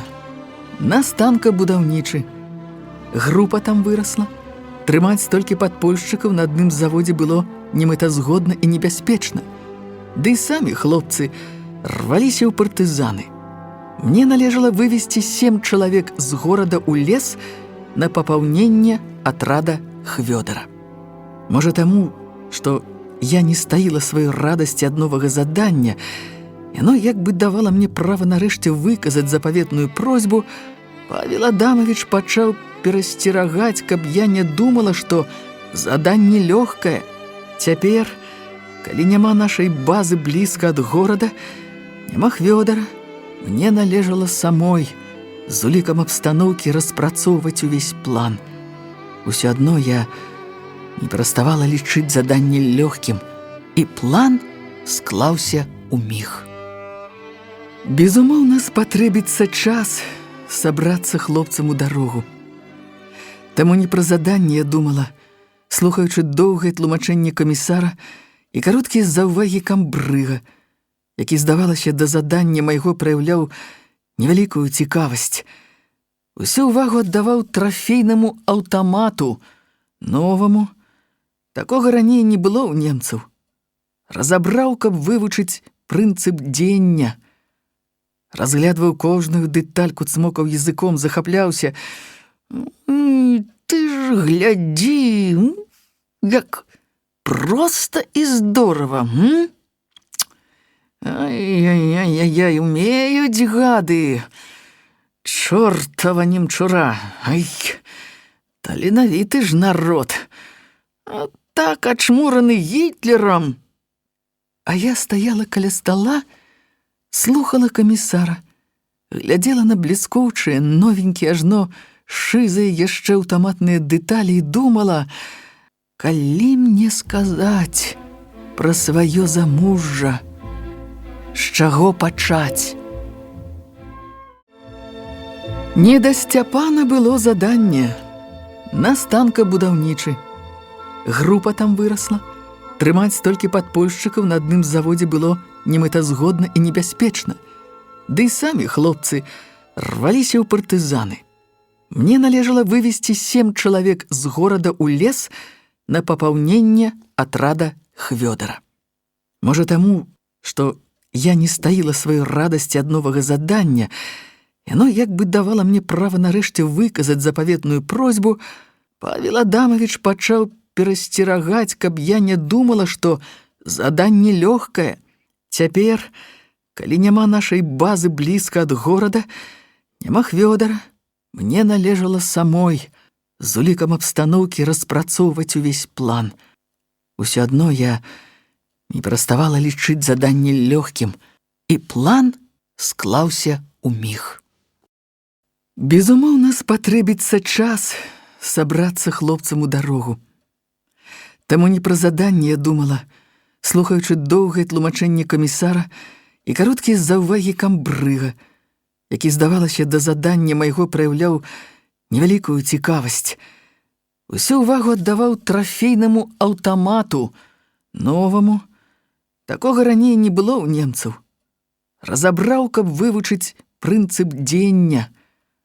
Разглядваў кожную дэтальку, цмокаў языком, захапляўся. Ты ж глядзі, як проста і здорава, Ай-яй-яй-яй, умеюць гады. Чортава немчура. Ай, таленавіты ж народ. А так ачмураны Гітлерам. А я стаяла каля стала, слухала камісара, глядзела на бліскоўчыя, новенькія, ажно шызыя яшчэ аўтаматныя дэталі і думала, калі мне сказаць пра сваё замужжа, з чаго пачаць? Камбрыг сказаў: «Не вучы яе, Павел, па гэтай часці яна навучыць нас з табой». Такая камандзірава пахвала здалася мне найлепшым момантам. Сораму я не адчувала, і рашучасць з'явілася такая ж, як была там, у горадзе, калі Сцяпан згадзіўся, каб я сказала камандзірам і папрасіла зарэгістраваць наш шлюб.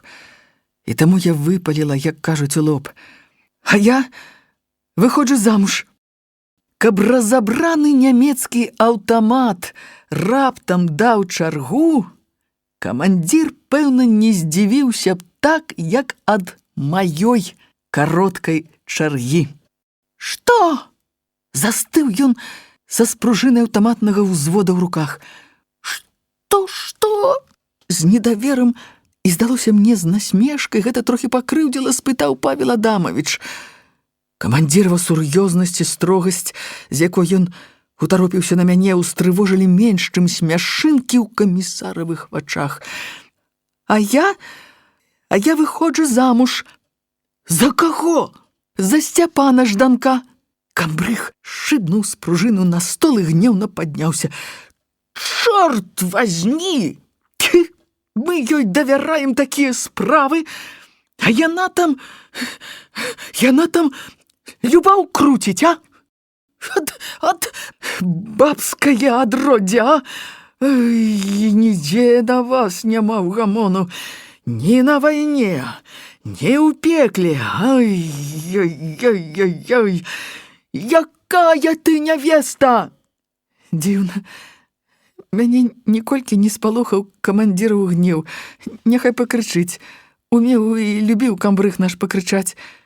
Я амаль не звяртала ўвагі на словы, нават не глядзела на яго. Я глядзела Паўлу Адамавічу ў вочы. Я маліла яго позіркам. Не трэба смяяцца. Гэта вельмі сур'ёзна для мяне. Трэба ім сказаць пра гэтую сур'ёзнасць. «Нам трэба запісацца, каб усё па закону». Камбрыг ажно падскочыў. «Дзе? Дзе? У нямецкай управе, а? Я тебе запишу, я тебе под трибунал отдам за порушение загаду. Распустились. Хіба вы загадывали мне Не любіць. Павел Адамович засмяяўся. Чакай, Тимофеевич, а правда, загадвалі мы ёй не любіць, а? Не. Не загадвалі. Закон жыцця, брат, яго не спыніш. Не спыніш. Дай ім волю, то заўтра дзіцячыя яслі мусіш адкрываць, а не ваяваць. Адчуўшы камісараву падтрымку, я яшчэ смялей перайшла ў наступ. Ва ўправу мы не пойдзем, не бойцеся. Запішыце вы нас як узводнага і Вольгу, каб па савецкіх законах,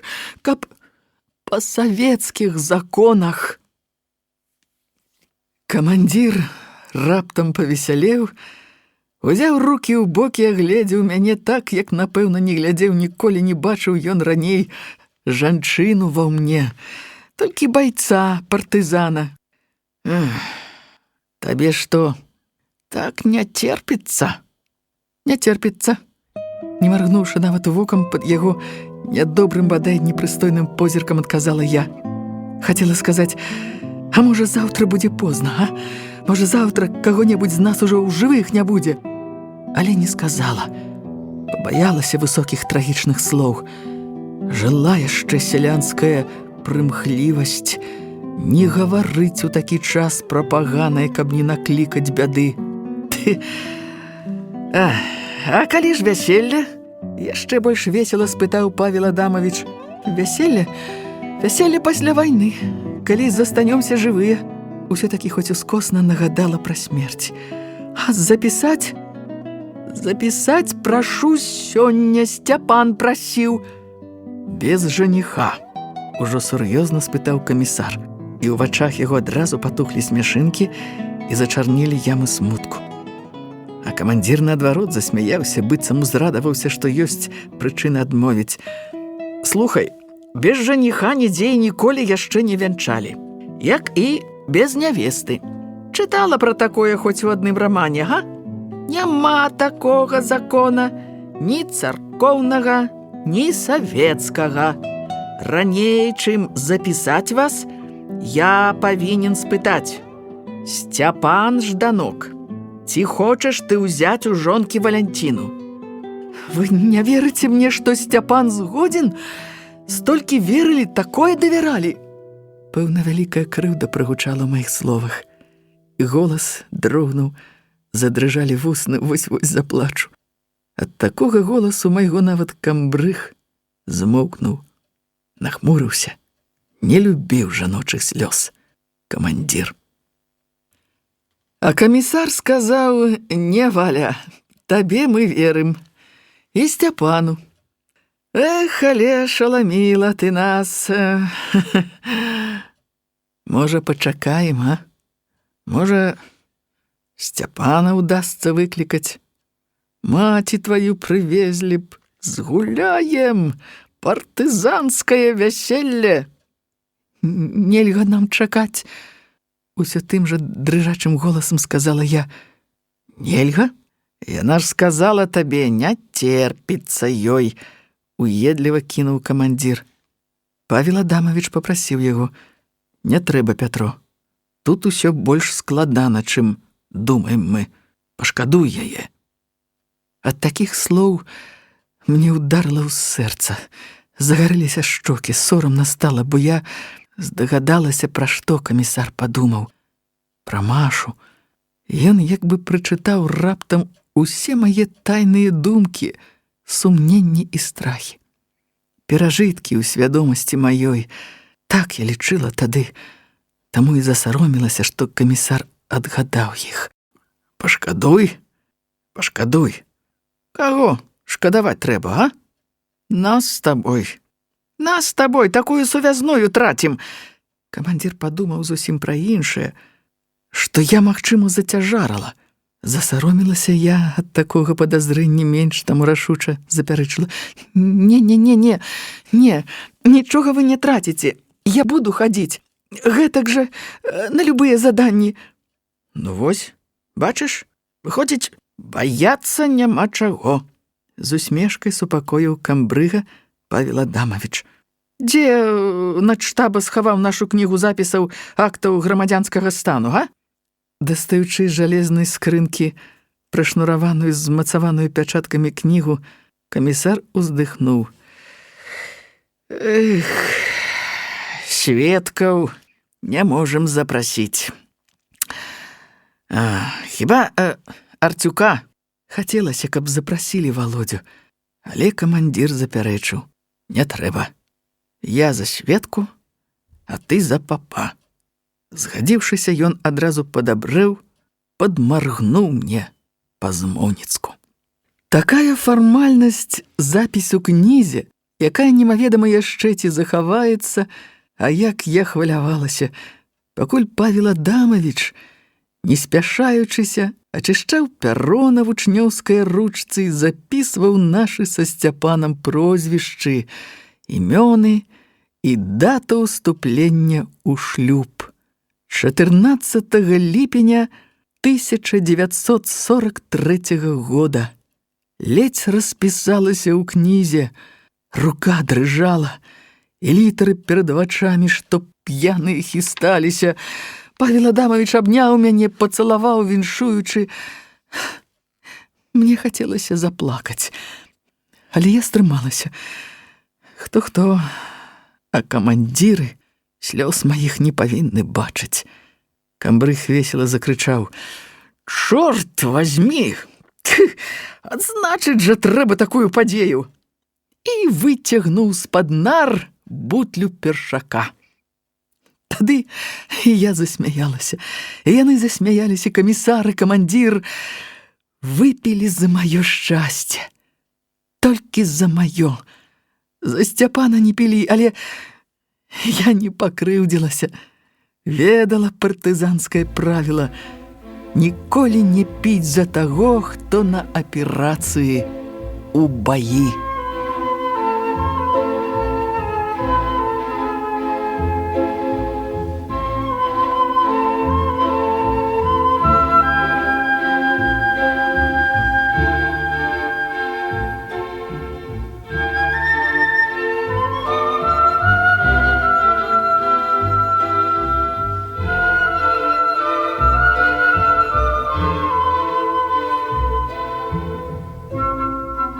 Не скажу, што я ляцела на крыллях у горад. Не, ішла. Можа, спакайней, чым усе іншыя разы. Нават з перасцярогай меншай.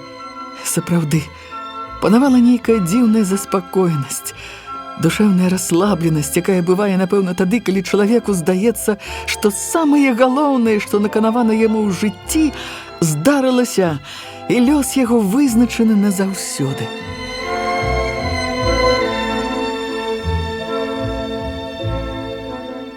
Ні камбрыг, ні камісар нічога не сказалі наконт таго, ці змагу я зайсці да Сцяпана.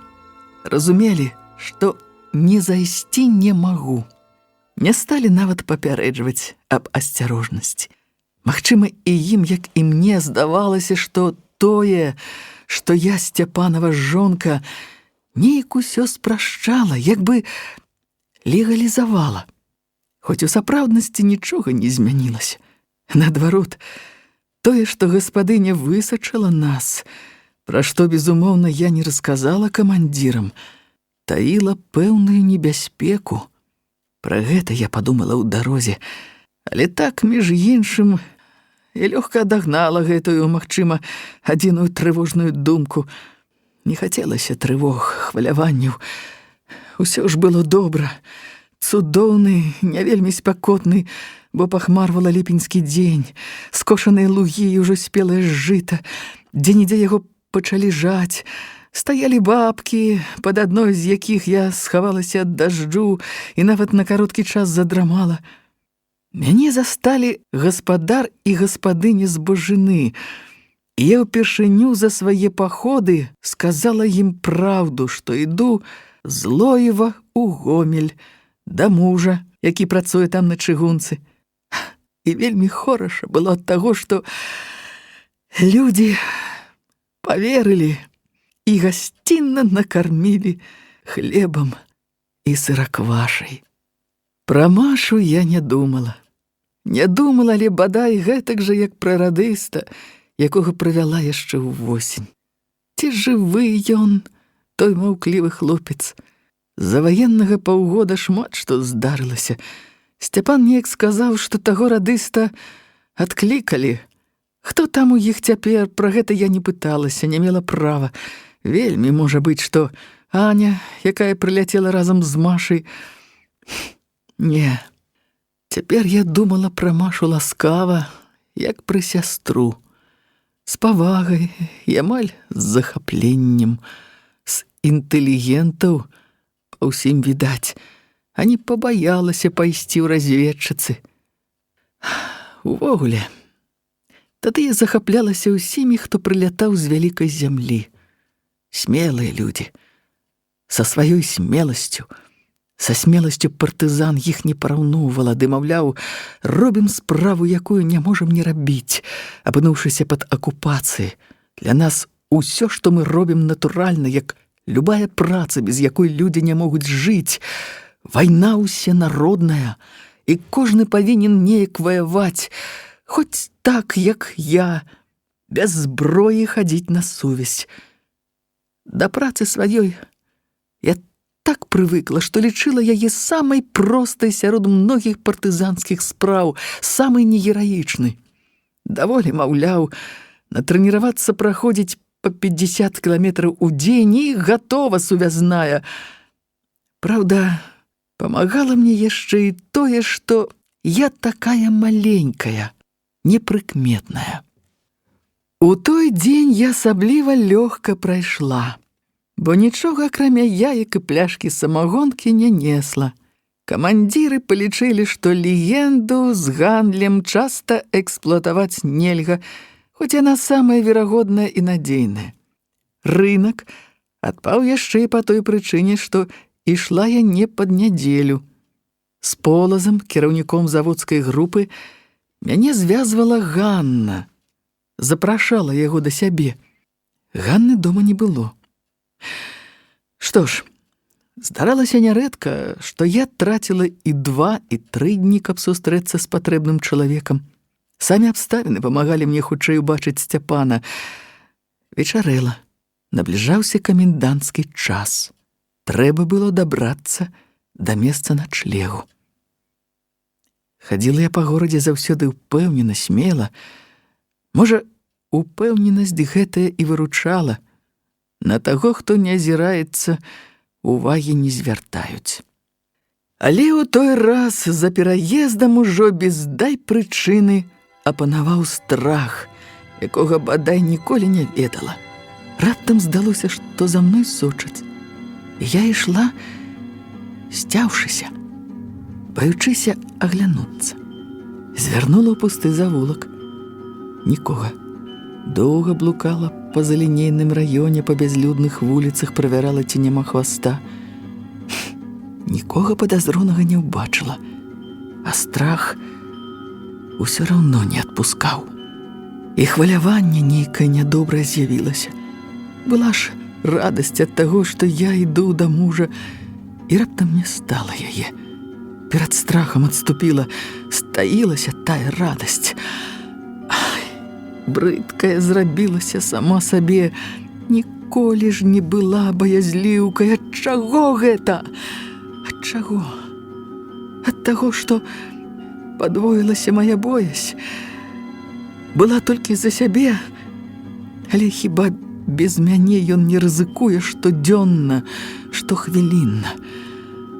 Не, страшна, пэўна, было ад таго, што сама я магу прывесці за сабой смерць. Яму смерць. Але ж з такім адчуваннем нельга жыць, нельга змагацца. Што ж мне, ніколі не хадзіць да мужа, не бачыць яго, а калі будзе заданне да яго? Быў момант, калі хацелася павярнуць назад, пайсці да Ганны ці да прымака. Ды разумела, што заспакаення нідзе не будзе, што пакуты мае душэўныя не сціхнуць. Ад таго, што не пабачу Сцяпана, будзе яшчэ горш. Будзе не кароткі, а заўсёдны страх, можа, роспач вечная. Што ж гэта такое здарылася? Пыталася я ў сябе і не магла адказаць. Не хацелася па-бабску верыць у прадчуванне бяды. Былі ў мяне свае забабоны, прымхі, ды толькі не такія. Ад такіх у партызанах усе вызваліліся з нядобрымі прадчуваннямі, нельга ісці ў бой, а тым больш выконваць такія заданні, якія выконвала я. Зрабіўшы ладны круг, папятляўшы па завулках, выйшла на вуліцу Бакуніна амаль ля самага Сцяпанавага дома. І тварам у твар стрэлася з гаспадыняй. Зрабіўшы ладны круг, папятляўшы па завулках, выйшла на вуліцу Бакуніна амаль ля самага Сцяпанавага дома. І тварам у твар стрэлася з гаспадыняй. Яна несла ад калонкі ваду, адзетая па-святочнаму у будні дзень. У нядзелю не бачыла яе ў такім убранні. Угледзела Хрысціна Архіпаўна мяне, паставіла на зямлю вядро, да слупення здзівілася і, здалося мне, спалохалася. Прашаптала: «Валя, ты?» «Правал, правал», – подумала я, азіраючыся, мігам прыкідваючы, ці ёсць якая-небудзь магчымасць ратавацца, калі ў доме засада. «А ў нас вяселле. Сцяпан жэніцца з Машай», – праспявала гаспадыня ўжо без страху, бадай здзекліва свідруючы мяне вачамі. Здзеквалася мяшчанка. Маўляў, вось табе за твой падман, получай сюрпрыз. А я засмяялася, далібог, шчыра, бо наступіла нервовая разрадка. За страх мой зрабілася смешна. Я весела падумала: толькі бяды, што жэніцца. Не паверыла, напэўна, у такое вяселле, ва всякім разе ў сур'ёзнасць яго. А Хрысціна Архіпаўна не паверыла мне. І смеху майму, і ўжо па-жаночы спагадліва пашкадавала: «Ой, а як жа яно будзе, Валечка?» Здагадалася я, што яна мае на ўвазе. Высачыла ж нас, старая шпіёнка, і ўжо цвяроза разважліва падумала, што вяселле, безумоўна, робіцца з нейкай невядомай мне канспіратыўнай мэтай. А таму я ніводным словам, ніводным рухам, нават выразам у вачах не павінна выдаць ні іх, ні сябе. Што, як будзе? Няхай на здароўе жэняцца. Яны са школы дружаць. Яшчэ да вайны ўсе чакалі іх вяселля. Бацькі нашы і Машына маці. Збіла я гаспадыню з панталыку, толькі вачамі залыпала яна і зноў чамусьці спалохалася. Магчыма, у той міг з'явіліся в яе падазрэнні больш сур'ёзныя. А я хіба аднаго баялася, ідучы ў дом, каб не збянтэжыць маладых, асабліва калі з двара праз адчыненае акно ўбачыла, што за сталом ужо нямала людзей, мяркуючы па шуме, падвыпіўшых ужо.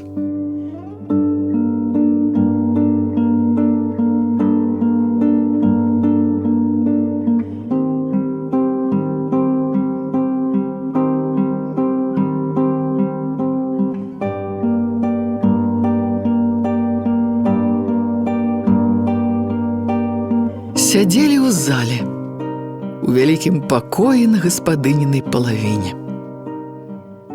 Я пайшла ў Сцяпанаў пакойчык, каб пакласці там свой вузелок, трохі прывесці сябе ў парадак, хоць прычасацца. Галоўнае – набрацца духу, прадумаць, як паводзіць сябе.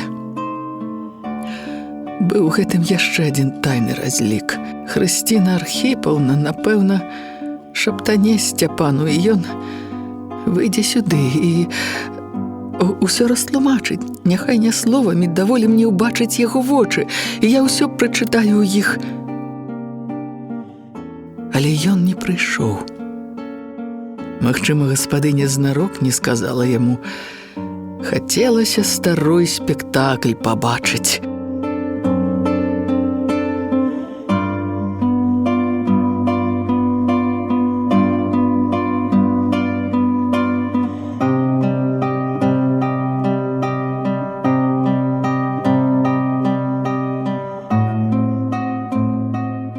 Аднак Сцяпан не разгубіўся, калі я з'явілася на парозе залы, падняўся і радасна выгукнуў: «Валька, сястрычка, во малайчына, а я ўжо думаў, ніхто з вас не прыйдзе».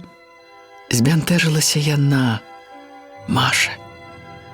Залілася чырванню, неяк ненатуральна заўсміхалася мне, але тут жа як бы ўспомніла сваю ролю і сказала нешта па-нямецку чалавеку ў форме чыгуначніка. Мяне чамусьці ўразіла, што Маша гаворыць па-нямецку, хоць і сказала яна, калі мы ішлі, што ведае дзве замежныя мовы. А яшчэ ўразіла, што за сталом сядзяць немцы. З акупантамі я сустракалася ў розных абставінах, але каб сесці з імі за адзін стол, да гэтага не была яшчэ гатова.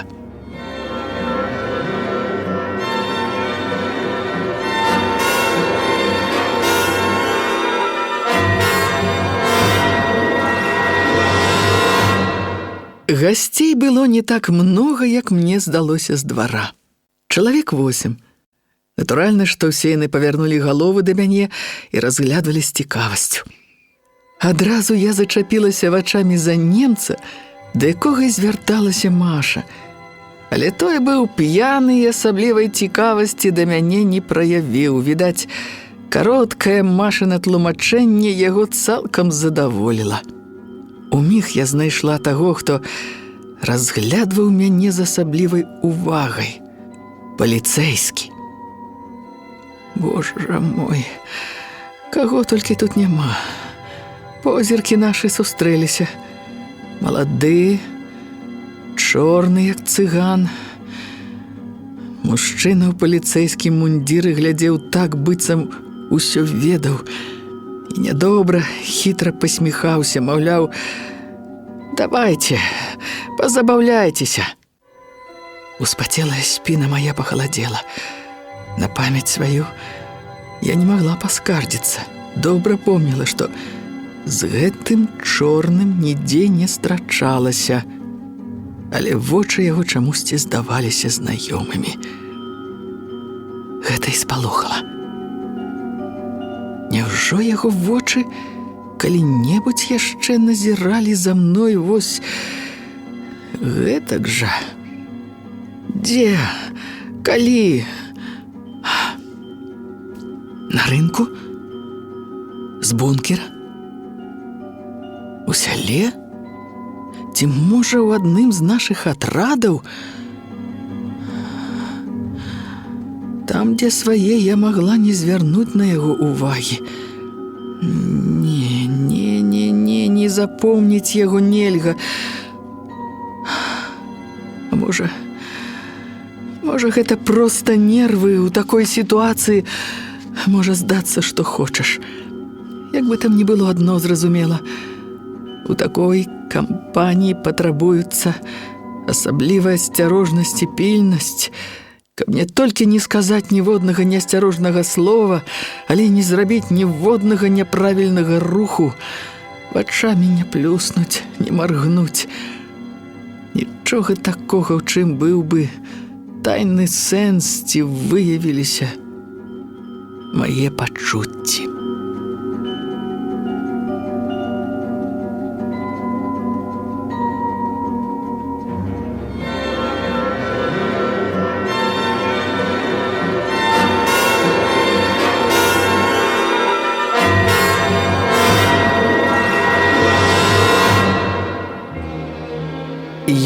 ішла да маладых.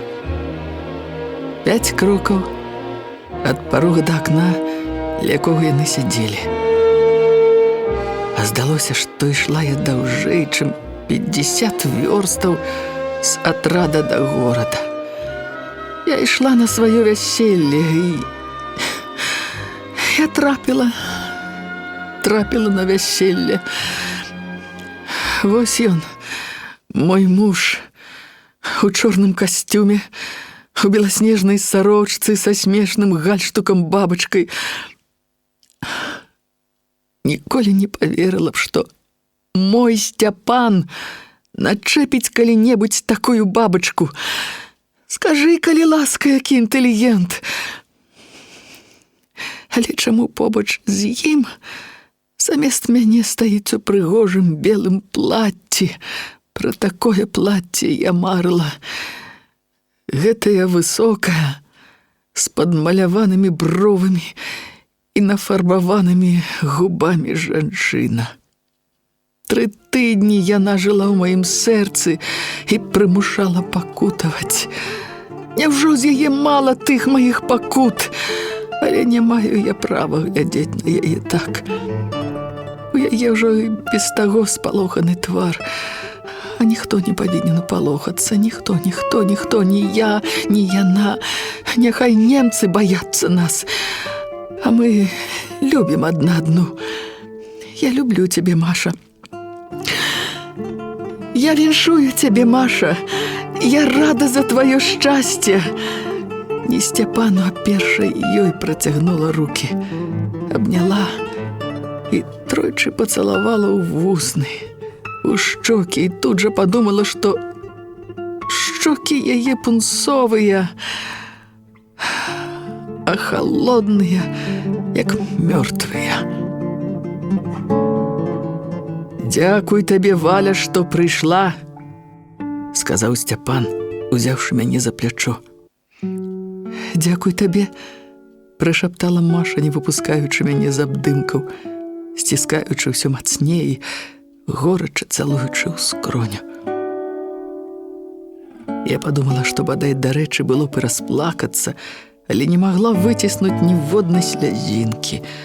Толькі калі вырвалася з Машаных абдымкаў і павярнулася да Сцяпана, тады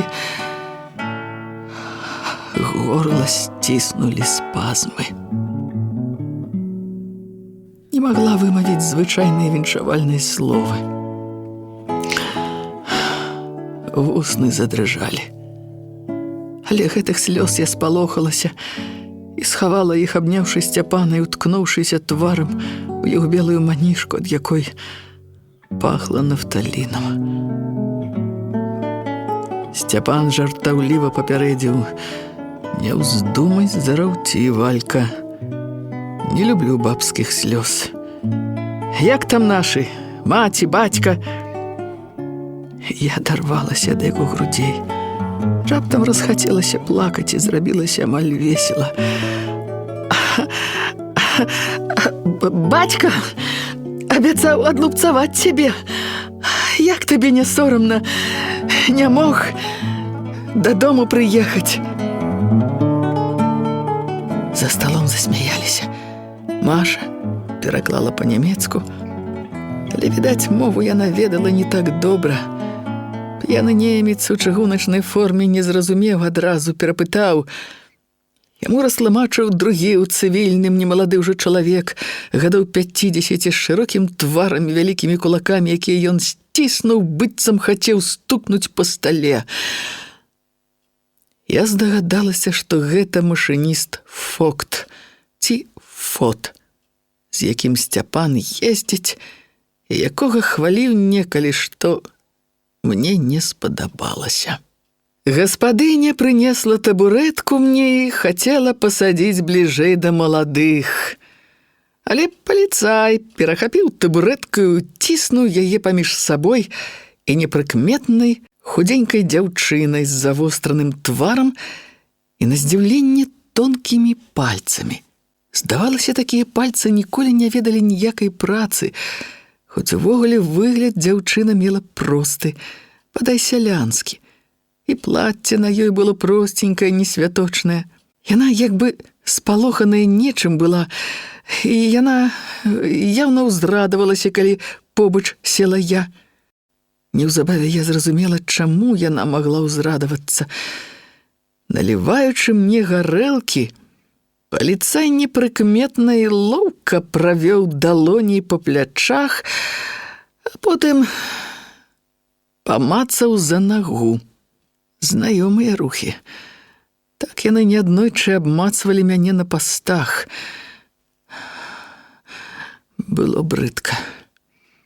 За такое за сталом варта было пляснуць па мордзе. А я мусіла дзякаваць. Дзякуй, пан начальнік. Маё імя Якаў Рыгоровіч. А тваё? Валя? А? Валя? Так? Нядобра. Хітра, як бы правяраючы, перапытаў ён. Сцяпан, відаць, убачыў, якую волю ён дае рукам, і словы яго пачуў. Таму сказаў гучна са смехам: «Якаў Рыгоровіч, Валя жанаты, так што можаш не баяцца яго, ён чалавек рахманы». «Не слухай яго, Валя, толькі жанатых і трэба баяцца. Халастыя яны, што цяляты, як твой брат да сённяшняга дня. Колькі разоў я хацеў яго завесці да дзяўчат, от адбрыкваўся, баяўся, а здзіўляюся, як Машы ўдалося забрытаць яго». «Што ёсць рахманы?» – спытаў машыніст. «І што ёсць забрытаць?» Маша доўга перакладала гэтыя два словы, 100 слоў патраціла, каб растлумачыць іх змест.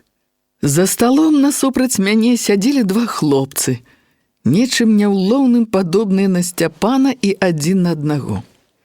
Як браты. Абодва бялявыя, плячыстыя, нейкія спакойна ўпэўненыя.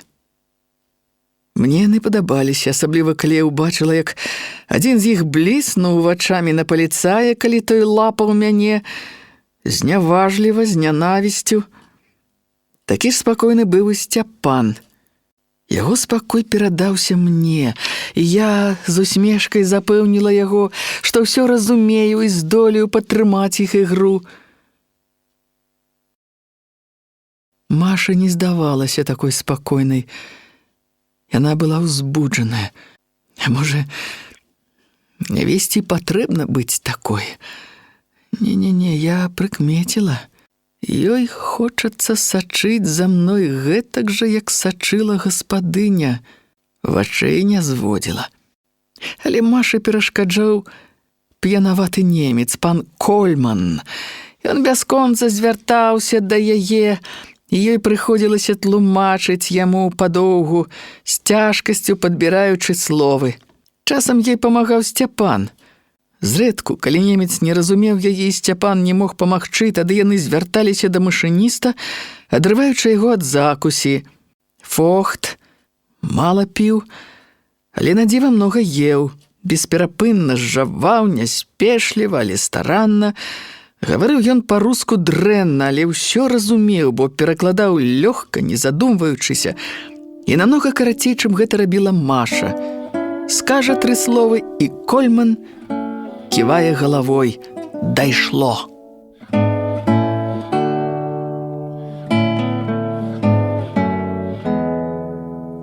Стол быў багаты для ваеннага часу, проста царскі. Хапала і выпіць, і закусіць. Стаяла нямецкая гарэлка ў прыгожых пляшках і чуць мутнаватая самагонка ў графінах.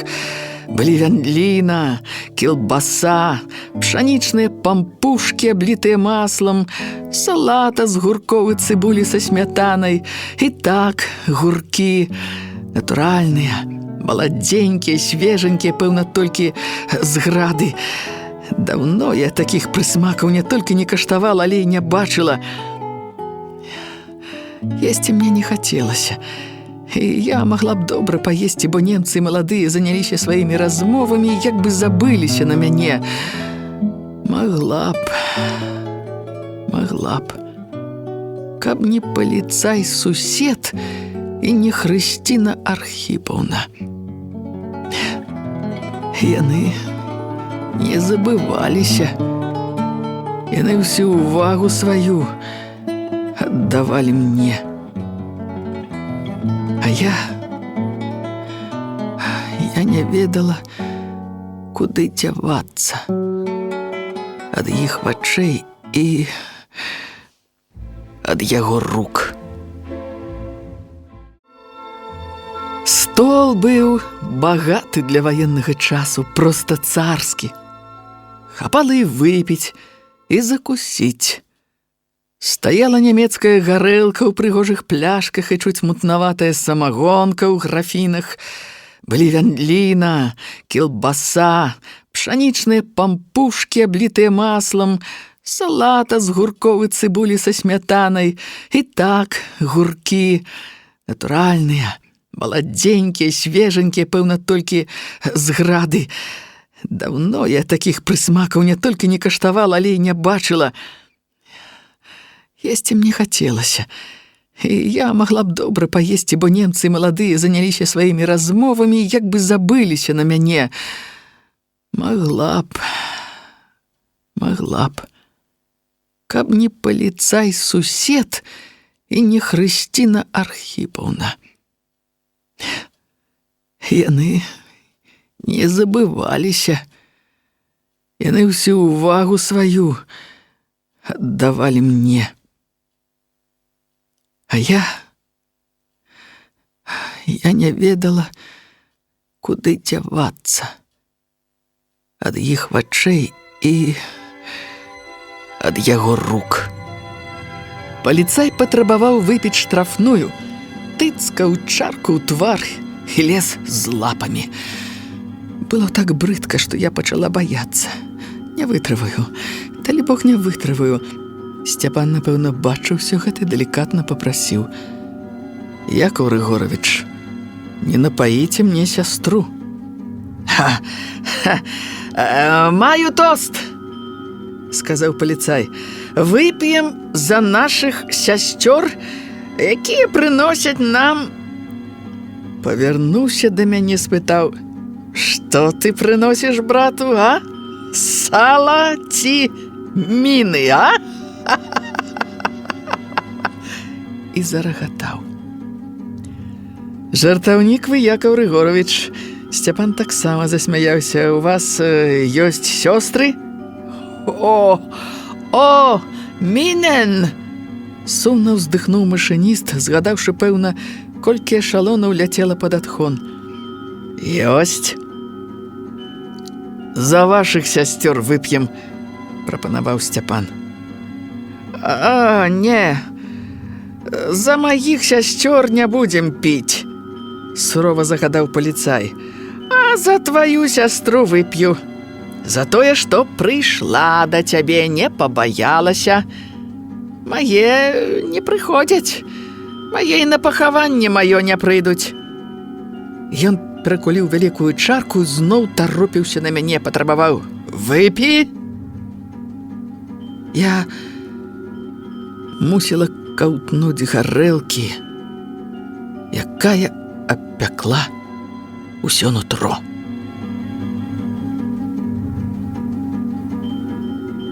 Выслухаўшы пераклад, падняўся Кольман і пачаў гаварыць, п'яна размахваючы відэльцам. Маша перакладала. «Пан Кольман прапануе выпіць за нявесту, за мяне.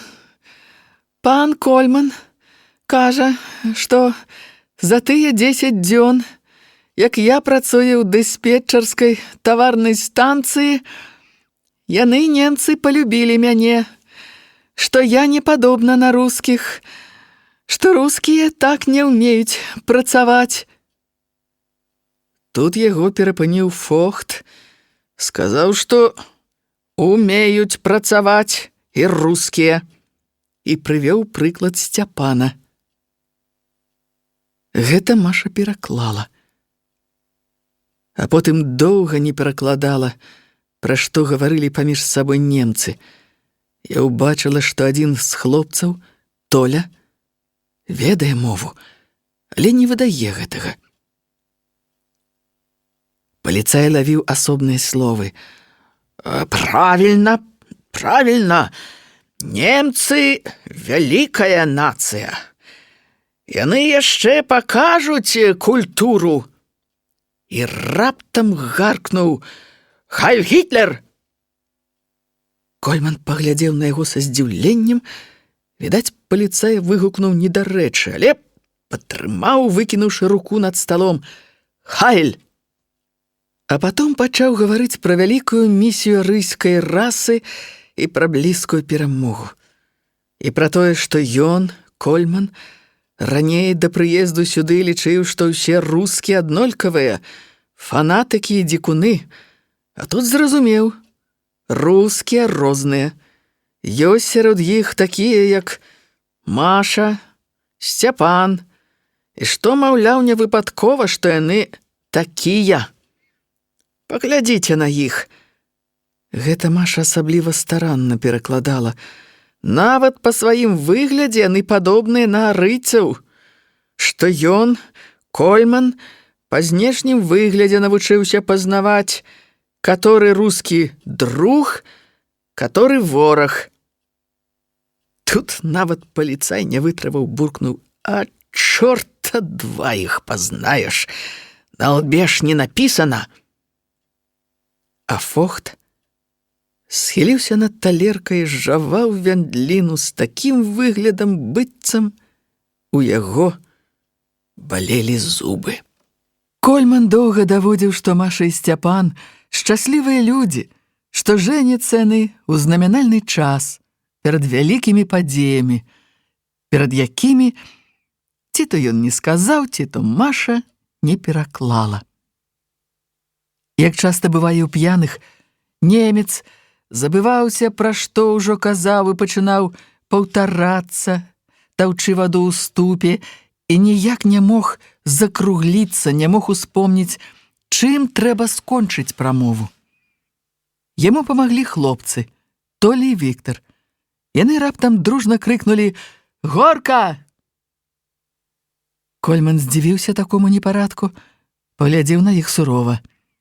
Але хлопцаў падтрымаў Фохт, растлумачыў нешта па-нямецку і смешна зморшчыўся: «Ой, горка, горка!» Яны падняліся, Сцяпан і Маша. І тады ў мяне ўпершыню замерла сэрца. Я забылася на гаспадыню, на паліцая, на ўсё забылася, я глядзела, як яны пацалуюцца.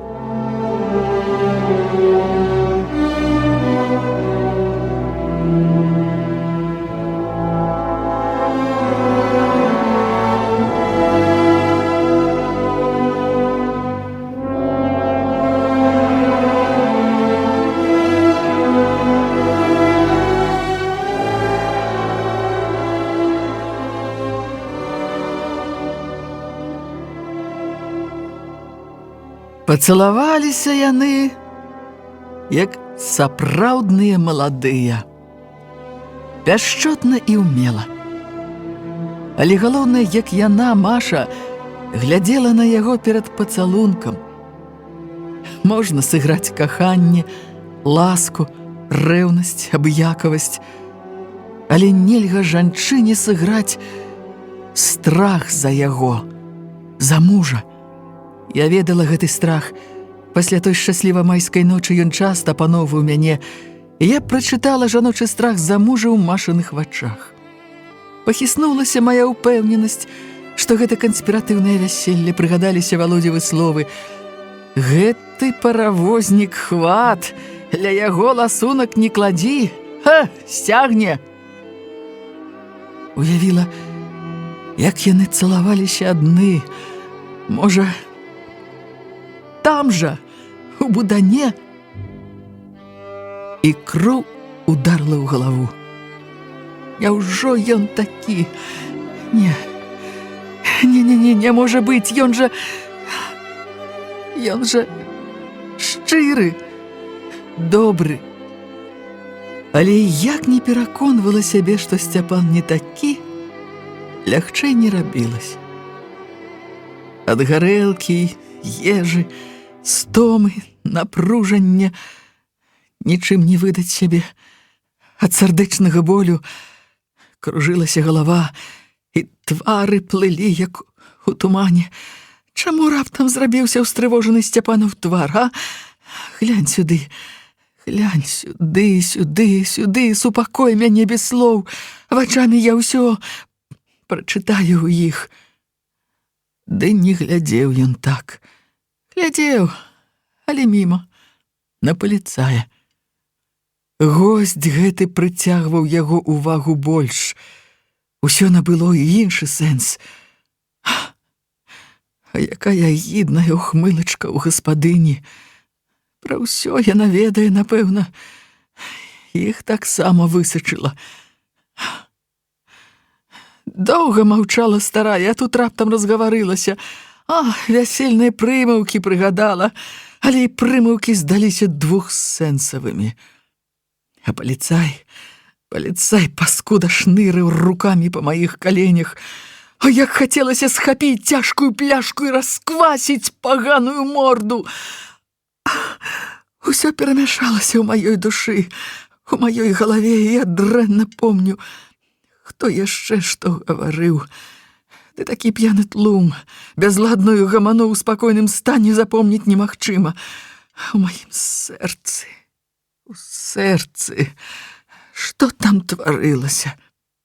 Помню, Толя чытаў вершы Ясеніна. Как жену чужую обнимал березку. Как жену чужую.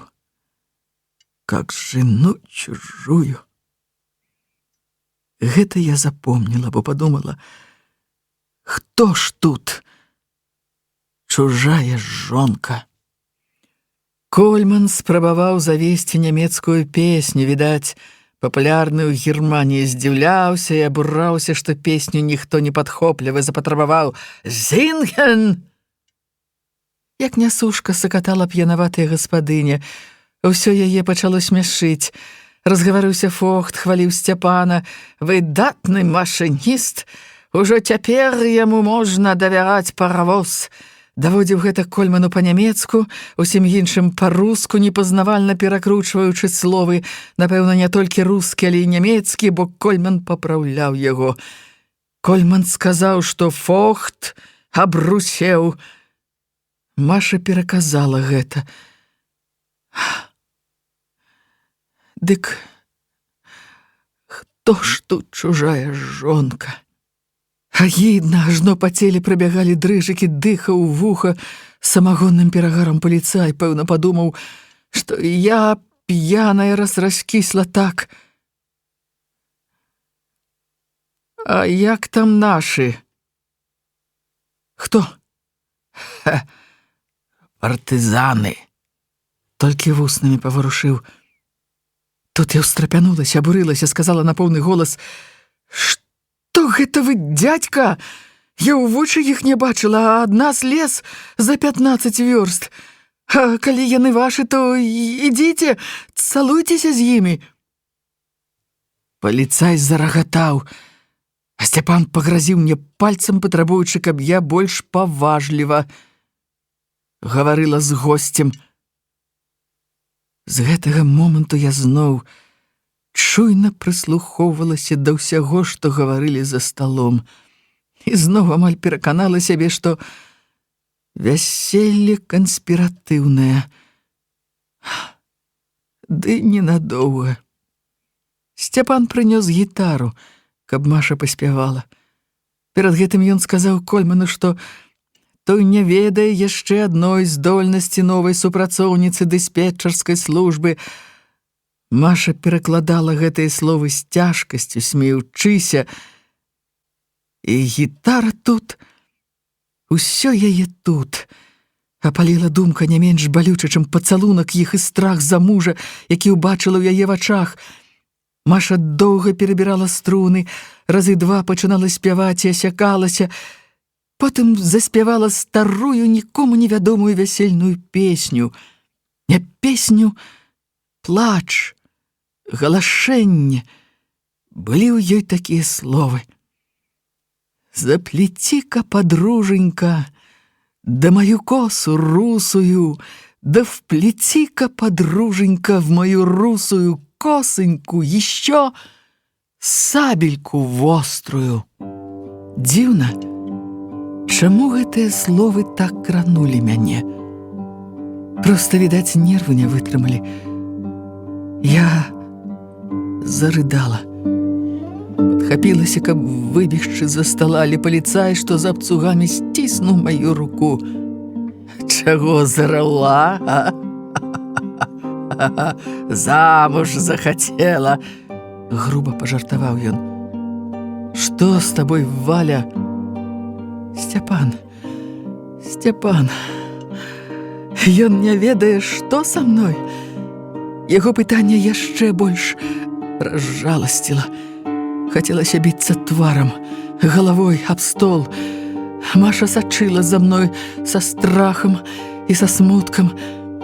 Я ўбачыла яе вочы. Яна як бы развітвалася са мной перад смерцю. Чыёй? Злосці на яе ў той момант не было, добра помню. Злосці на Сцяпана не было.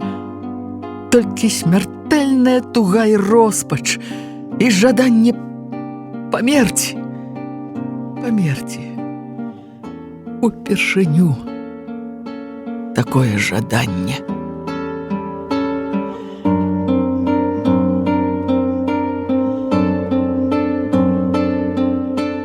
Нешта гаварыў Кольман, але Машы было не да перакладу.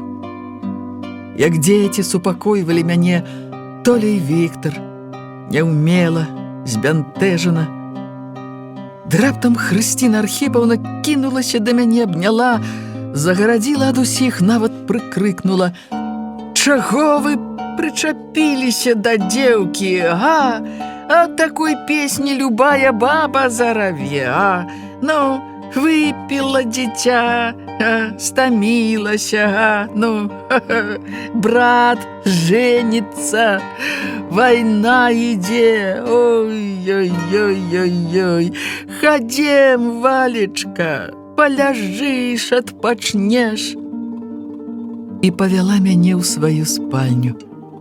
Там, укладаючы на ложак, прашаптала: «Не гаруй, дзіцятка, твоё шчасце наперадзе, а? Калі яно ёсць у цябе, то не аб мяне, далі Бог, не аб мяне.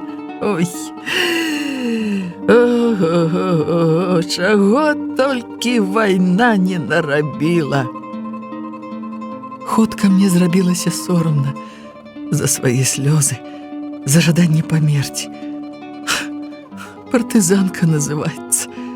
З'явілася адчуванне, быццам я адступіла, уцякла з самага цяжкага бою. Але вяртацца назад у залу не хацелася, і сцішаная, стомленая дарогай, лёгка сказаць, 50 кіламетраў, спакутаваная душой, я заснула. Калі разышліся госці, не чула. Прачнулася ад цішыні. Змяркалася. На вуліцы перад домам раслі ліпы, і ў вузкім пакойчыку было ўжо амаль цёмна. Я спалохалася. Пачаўся каменданцкі час, калі без начнога пропуска не пройдзеш. А я засынала з думкай, што мне трэба хутчэй пайсці адгэтуль. Думка такая ўзнікла не столькі ад крыўды, колькі ад разведчыцкага правіла: вялікай групай не начаваць у адным месцы. Гаспадыня мыла на ганку талеркі. Сустракацца з ёй не хацелася, дзіўна. Я адчувала сябе перад ёй вінаватай. Чаму? Нячутна прашмыгнула на кухню, заглянула ў Сцяпана ў пакойчык. Адтуль заходняга боку неба яшчэ палымнела чырванню, і ў пакоі было святлей. Яны сядзелі там. Сцяпан і Маша. Не як малададжоны, не ў абдымку, за сталом насупраць адно аднаго. Здаецца, Сцяпан нешта пісаў, бо адразу скамячыў паперу, спытаў: «Адпачыла? Я не адказала. Гэта іх яўна збянтэжыла. Мне дзіўна стала, што такі гаварун, як Сцяпан, маўчыць, быццам язык пракаўтнуў. І за сталом ён быў не вельмі красамоўны. Нярадасна на душы. Адкуль ёй быць та радасці? Я спытала ва ўпор: «Навошта вам гэта вяселле?»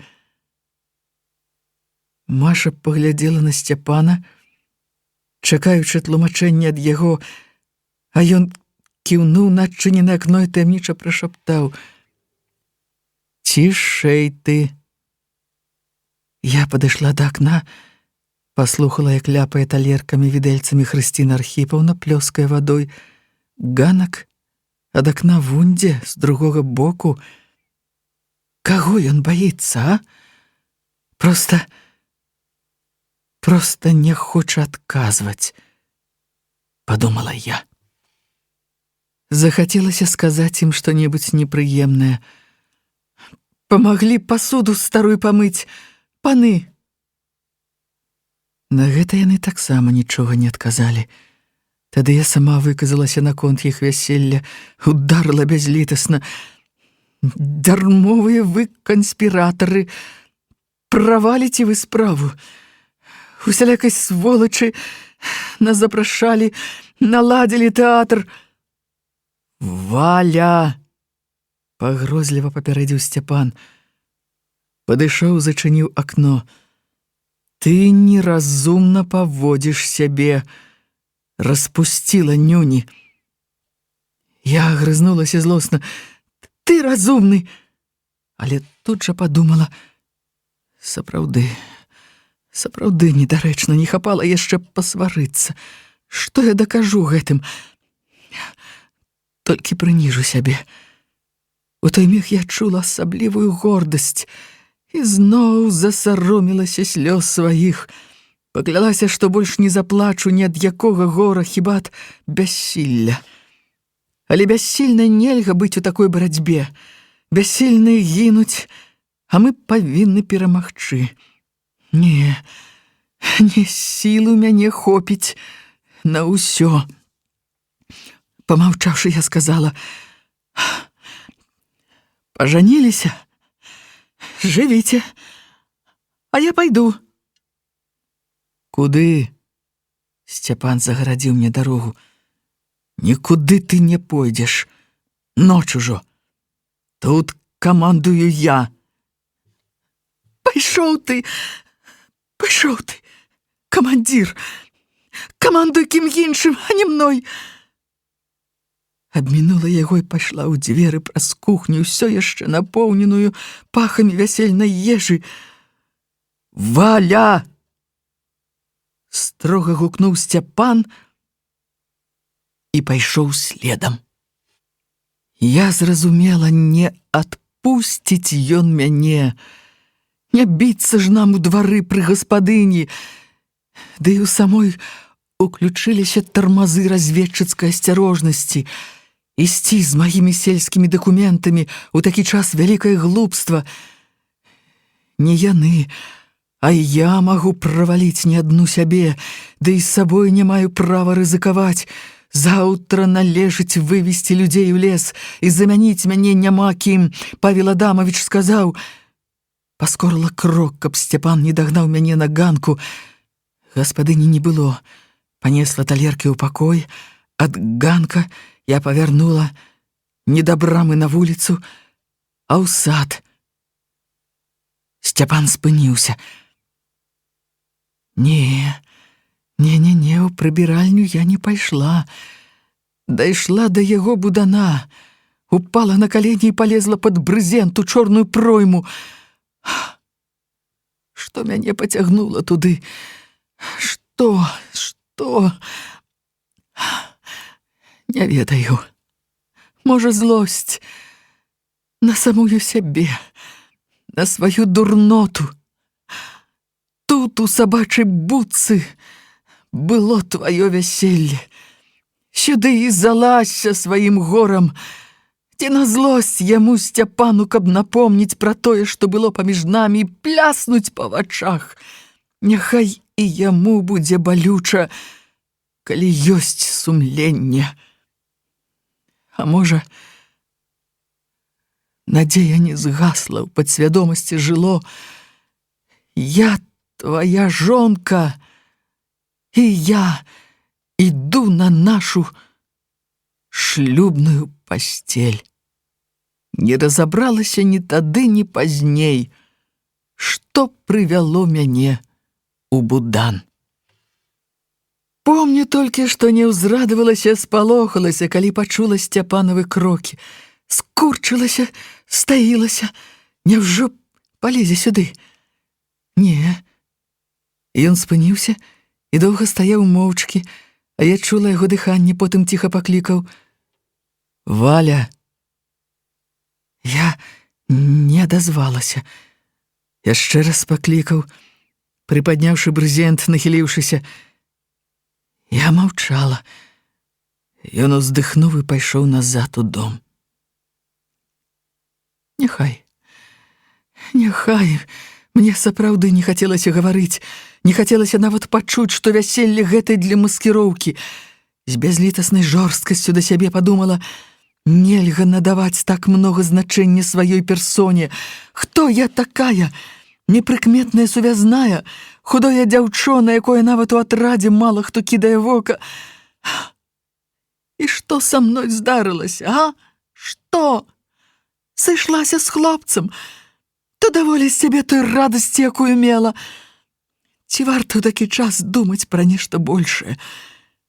Навокал рушыцца і ломіцца ўсё. Гінуць людзі. І сама ты можаш загінуць у любы момант. Дык смешна рабіць трагедыю з таго, што паламалася тваё кароткае каханне. Яно не магло быць трывалае ў такі час. Недарэмна кажуць: шанцуе ў адным, не шанцуе ў другім. Нават думка пра тое, што яны, магчыма, лажацца ў шлюбны ложак, не напомніла мяне ні гневам, ні злосцю.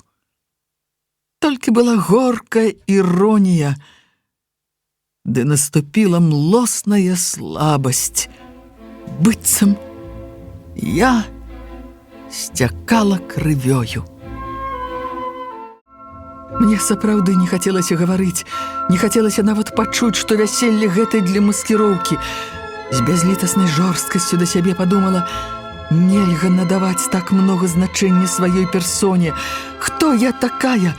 Непрыкметная сувязная, худое дзяўчо, на якое нават у атрадзе мала хто кідае вока. І што са мной здарылася, а? Што? Сышлася з хлопцам? То даволі з цябе той радасці, якую мела. Ці варта ў такі час думаць пра нешта большае? Навокал рушыцца і ломіцца ўсё. Гінуць людзі. І сама ты можаш загінуць у любы момант. Дык смешна рабіць трагедыю з таго, што паламалася тваё кароткае каханне. Яно не магло быць трывалае ў такі час.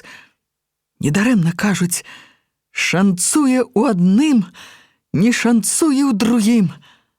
Нават думка пра тое, што яны, магчыма, лажацца ў шлюбны ложак, не напомніла мяне ні гневам, ні злосцю.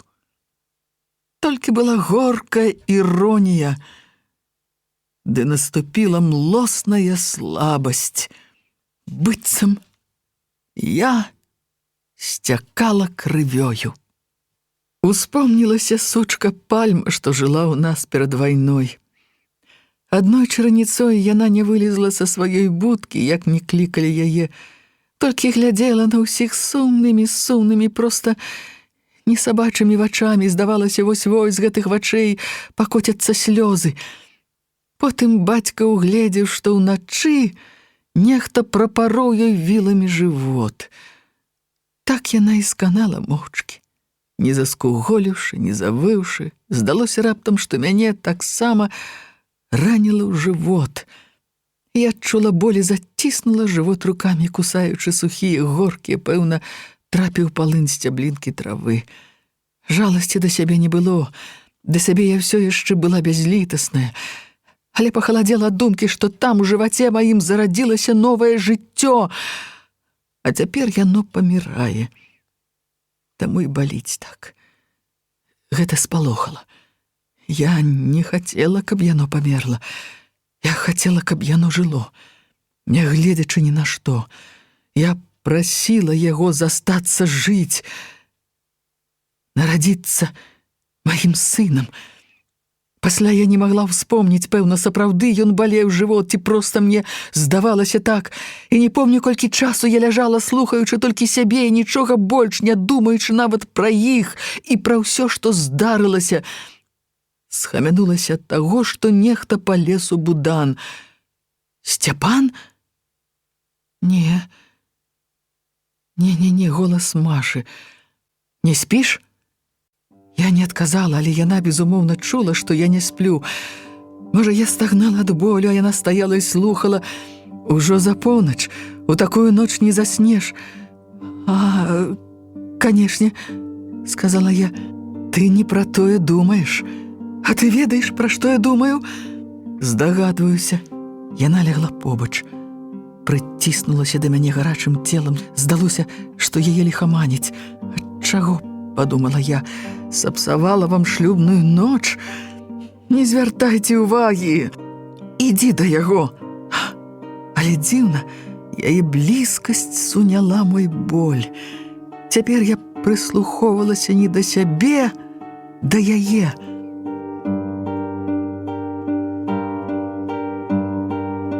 Ужо за поўнач. Прайшло больш за 2 гадзіны, як сцямнела.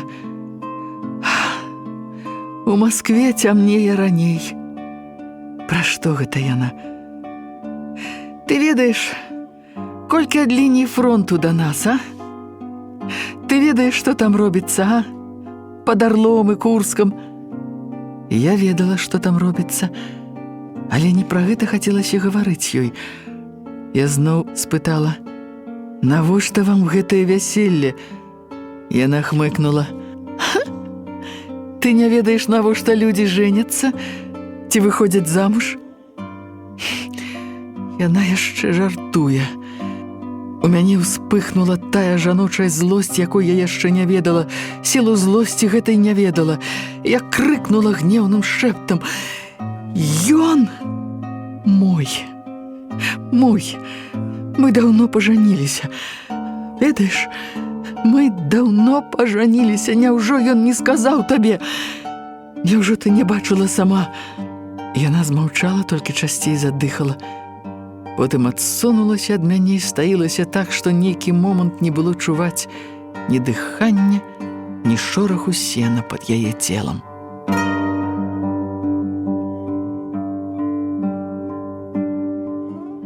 Падумала, што мае словы цяжкі ўдар для яе, і парадавалася сваёй помсце, няхай жа і ў яе не будзе спакою і шчасця. Але, памаўчаўшы, яна адказала дзіўна: «Калі твой, забяры яго, прышпілі да спадніцы і вадзі за сабой, калі зможаш. Мой, твой, пра што ты думаеш, баба, а?» Я зашипела ўсё з той жа гневнай злосцю: Ты пра што думаеш, а? Ты не баба, а? Ты культурная. Пра адну ноч, так, пра адну ноч. Я? Яна раптам зноў прысунулася да мяне, навалілася цяжкім гарачым целам і зашаптала на вуха: Але пра адну ноч, пра гэтую ноч.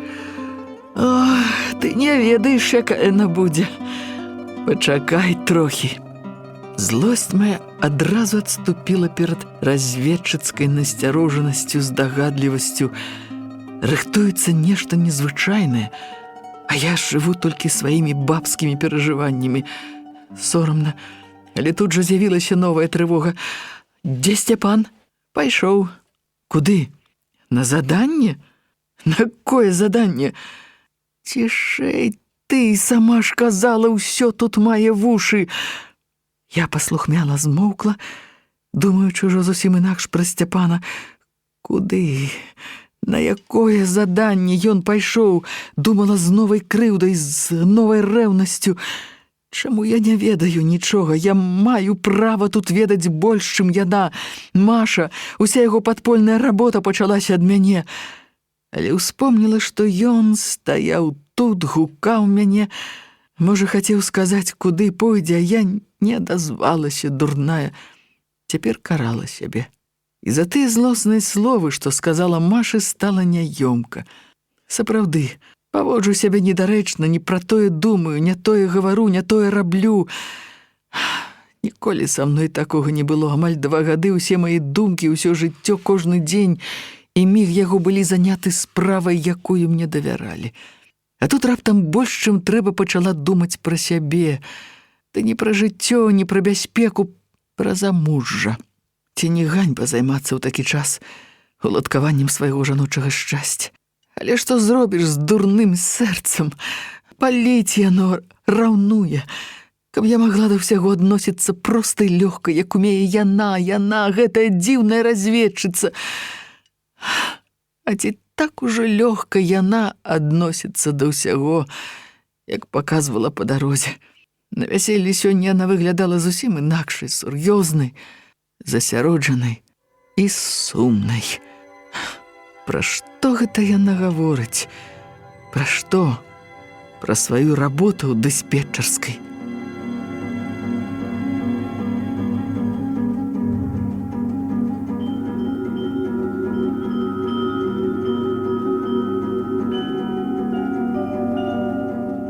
Гэта рыжая падла Кольман прапаноўваў сваю любоў. Любоў фашыста. Яны яшчэ могуць гаварыць пра любоў. Як я ненавіджу іх. Як ненавіджу, каб ты ведала. Каб ты ведала, як гэта цяжка, агідна. Балюча так ненавідзець і працаваць з імі, усміхацца, выслухоўваць кампліменты і гаварыць самой. Гэта нібы адказ на маё пытанне, навошта вам гэтае вяселле? Таму я стаіла дыханне, уважліва ўслухалася ў яе гарачы шэпт і зноў адчула, што яна дрыжыць, як ад холаду. Я інстынктыўна шчыльней прытулілася да яе, абняла рукой. Не, у словы яе лепш не ўслухоўвацца. Супакоіць яны не могуць. Я ненавіджу дні. Гэта страшна, Валька. Ненавідзець дзень, святло, сонца. Ты калі-небудзь перажывала такое, а? Я полюбіла ноч. Яны давалі мне спакой і радасць. Мяне зноў балюча сціснулася сэрца.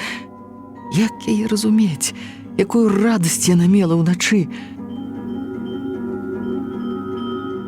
Помніш, ты спытала ў дарозе, хто ў мяне ёсць? Я сказала, не трэба, Валя, пра гэта. Так нас вучылі.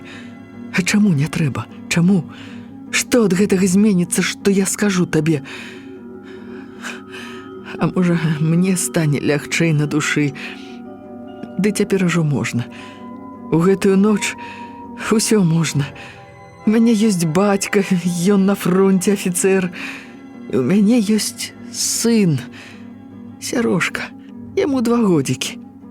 У мяне радасна забілася сэрца. Вось яно, заспакаенне. Каб яна яшчэ сказала, і ёсць муж.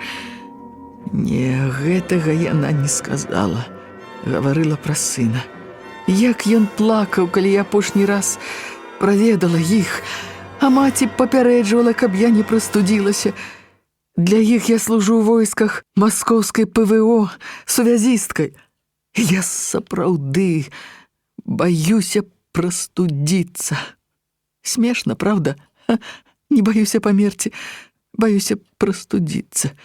Чаму ты маўчыш, Валя? Раскажы што-небудзь, а? Валя, Валя, не маўчы. Што ж табе расказаць? Ну, як ты жыла да вайны, як вучылася. Мы 2 сутак ішлі з табой і так мала ведаем адна пра адну. Так нельга, нельга, нельга. Няправільна гэта, што нас вучылі нікому не расказваць пра сябе. Чаму? Навошта? Ведаеш, вучаць многа таму, што зусім не патрэбна ў нашай рабоце. І не вучаць нечаму галоўнаму, што так патрэбна. Чаму? Я не скажу табе, бо і сама не ведаю.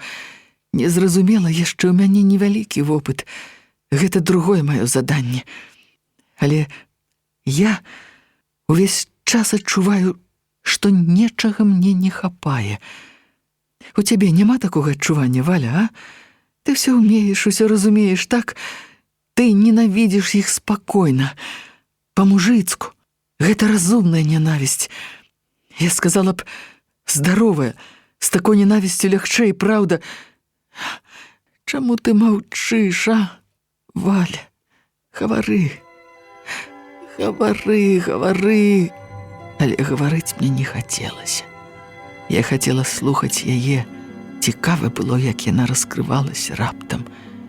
Але такая яе узбуджанасць моцна трывожыла. Ад чаго яна раптам такая?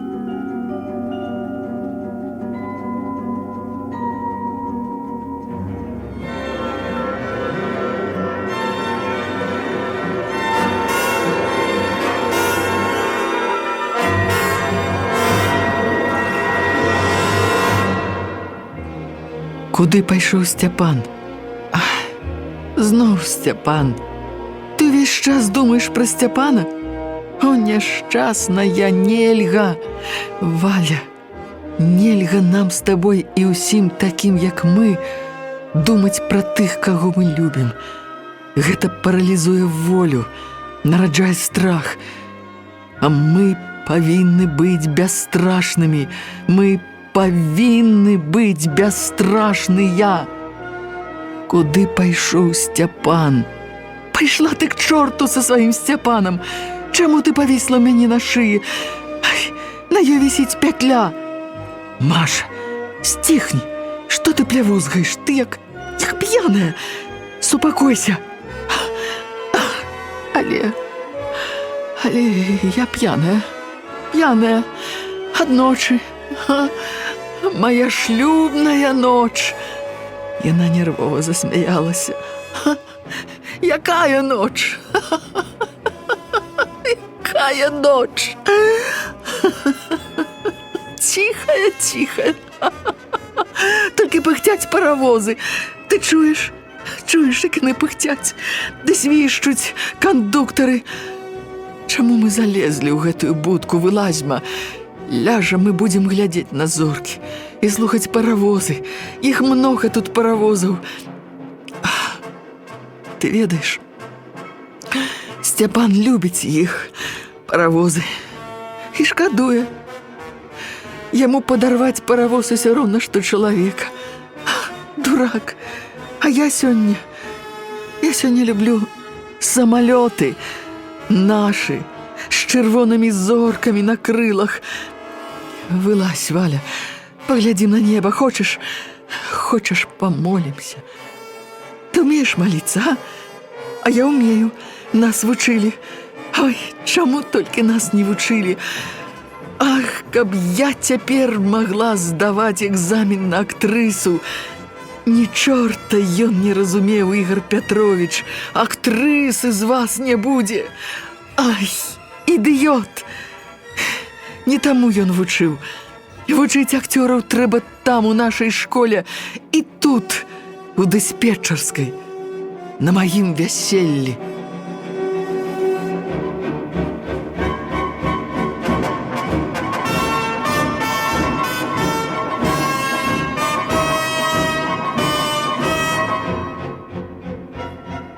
Я знарок доўга не адгукалася на яе заклік вылезці з будана, паглядзець на зоркі. Яна забывалася і зноў гаварыла. Я слухала з цікавасцю і страхам, падумала, ці не здарылася што з яе галавой. Чаму яна так упарта не гаворыць? Куды пайшоў Сцяпан? Баіцца, што ўсё тут мае вушы. Але калі да гэтых вушэй дойдзе тое, пра што яна тут нагаварыла...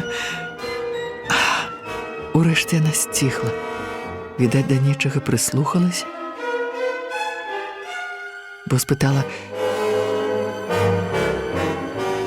«Валя, ты нічога не чуеш, а? Паслухай!»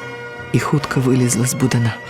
Я трохі пачакала і таксама выбралася з цемры, напоўненай пахамі пацёртага сена і жалеза. Усё-такі пах жалеза адчуваўся. Ноч была бязмесячная, але ясная, зорная. І пасля будана здалося святло. Маша ляжала тут жа, на сцежцы, дзе трава вытаптана да чорнай зямлі. У будане не відно было, у што яна адзета, і мяне ўразіла, што яна у тым жа белым шлюбным плацці і ляжыць у ім на зямлі. Ты нічога не чуеш, а? Паслухай!» І хутка вылезла з будана. Я трохі пачакала і таксама выбралася з цемры, напоўненай пахамі пацёртага сена і жалеза. Усё-такі пах жалеза адчуваўся. Ноч была бязмесячная, але ясная, зорная. І пасля будана здалося святло. Маша ляжала тут жа, на сцежцы, дзе трава вытаптана да чорнай зямлі. У будане не відно было, у што яна адзета, і мяне ўразіла, што яна у тым жа белым шлюбным плацці і ляжыць у ім на зямлі. Я лягла побач. Не помню, колькі мы праляжалі так. Помню, што нічога больш такога не гаварылі, можа, сказалі нейкія нязначныя словы. Услухоўваліся ў начныя гукі, але крануў нас хіба адзінокі стрэл, недалёкі, бадай на мохавым пераездзе. Мне зноў хацелася спытаць, куды пайшоў Сцяпан. Ды раптам зараўлі сірэны паветранай трывогі. І адразу ж па небе паласнулі кінжалы пражэктараў.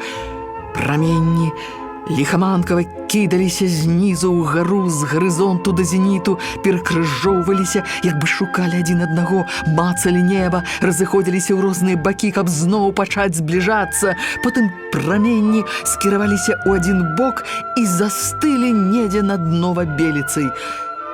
Тады Маша абняла мяне і радасна зашаптала: «Ляцяць! Ляцяць! Нашы ляцяць! Родныя мае! Хутчэй! Хутчэй! Хутчэй! Пачакай хвіліначку! Зараз будзе варфаламеўская ноч фашыстам! Ляцяць! Нашы ляцяць!» Яе зноў ліхаманіла, і ад узбуджанасці яна зноў пачала гаварыць. Расказвала, што немцы пачалі наступленне пад Арлом і Курскам, сваё новае летняе наступленне, як мінулым летам на Сталінград. А нашы не толькі не адступілі, нашы прарвалі іх фронт і цяпер наступаюць. Пра гэта я чула ў атрадзе. Гітлер хоча заткнуць прарыў пад Арлом і Курскам. Кідае туды новыя дывізіі. Немцы гоняць эшалон за эшалонам, а на чыгунках ваююць партызаны. 2 сутак закрыта дарога на Бранск, а з мінулай ночы на Бахмач. У Гомелі сабралася больш 20 эшалонаў з жывой сілай і тэхнікай. Сярод іх нейкі асаблівы эшалон, 20 класных вагонаў з генераламі і афіцэрамі, нейкі штаб, мабыць. Састаў гэты пільна ахоўваецца, засакрэчваецца нават у дыспетчарскай, ніхто нічога не ведае. Яго загналі ў тупік да рачной прыстані. Сёння раніцой мы ўсё гэта перадалі. Я сама была на сувязі з Анькай. Помніш Аньку, што прыляцела са мной?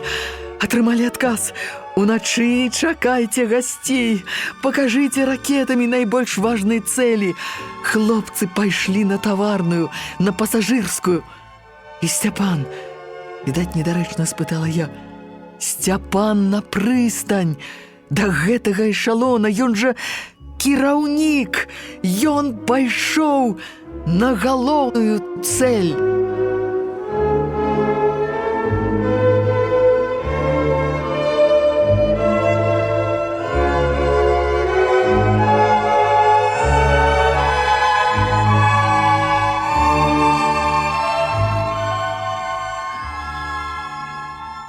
Дзіўна, чаму яна не расказала пра гэта ў Будане? Можа, таму, што там была цішыня, ці прымхліва баялася, раптам не прыляцяць. Ай, на вайне усякае бывае, а яна так чакала іх, што, каб налёт не адбыўся, то гэта, пэўна, было б для яе вялікім горам. А цяпер яна радавалася незвычайна. Калі ў небе пачуўся гул многіх матораў, сціснула мяне так, што здалося патрушчыць косць. Чуеш, Валька, чуеш? Якая музыка! Лепшай я не чула за ўсё жыццё. Слухай, слухай, Валя, слухай і запамінай. Такая радасць яе, амаль дзіцячая, перадалася мне. Я забылася на ўсё іншае, на ўсе свае душэўныя пакуты. Тое, што я нарэшце даведалася, куды пайшоў Сцяпан, дзіўным чынам супакоіла мяне. Так заўсёды здаралася, калі атрымоўвала заданне і ведала небяспеку, якая магла напаткаць. Гэта так натуральна, што Сцяпан пайшоў на галоўную цэль. Мне ж таксама ўвесь час хочацца атрымаць асаблівае заданне, такое, каб страляць, узрываць, хоць я добра ведала важнасць сваёй работы. Пра тое, што Сцяпан можа трапіць пад бомбы, не падумалася. Будуць жа падаць нашы бомбы. Падумала пра іншую небяспеку, што ракетчыкаў, безумоўна, будуць лавіць. Але гэта ўсё адно, што ў баі. Шмат залежыць ад твайго спрыту, умення. А Сцяпан усё ўмее. У гэтым я не сумнявалася, таму і супакоілася, захопленая іншым хваляваннем, тым жа, што і Маша, чаканнем самалётаў.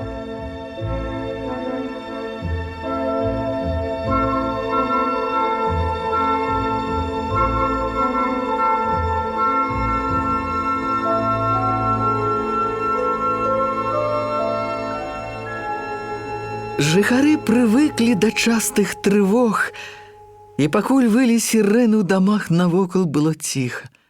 Але як толькі завухалі буйнакаліберныя зенітныя батарэі, заляпалі дзверы, у суседніх садах замільгалі белыя здані, гаспадыня Сцяпанова таксама выскачыла ў сад у адной сарочцы, трохі не спатыкнулася на нас, спалохалася, кінулася ў бок, пазнала, паклікала: «Ой, хавайцеся ва ўкрыцце!» У дальнім кутку саду выкапана яма, сховішча. Сцяпан накрыў яе зверху шпаламі, і там было, праўда, бадай бяспечна, хіба толькі прамое пападанне магло ператварыць сховішча ў магілу. Ды мы не паварушыліся.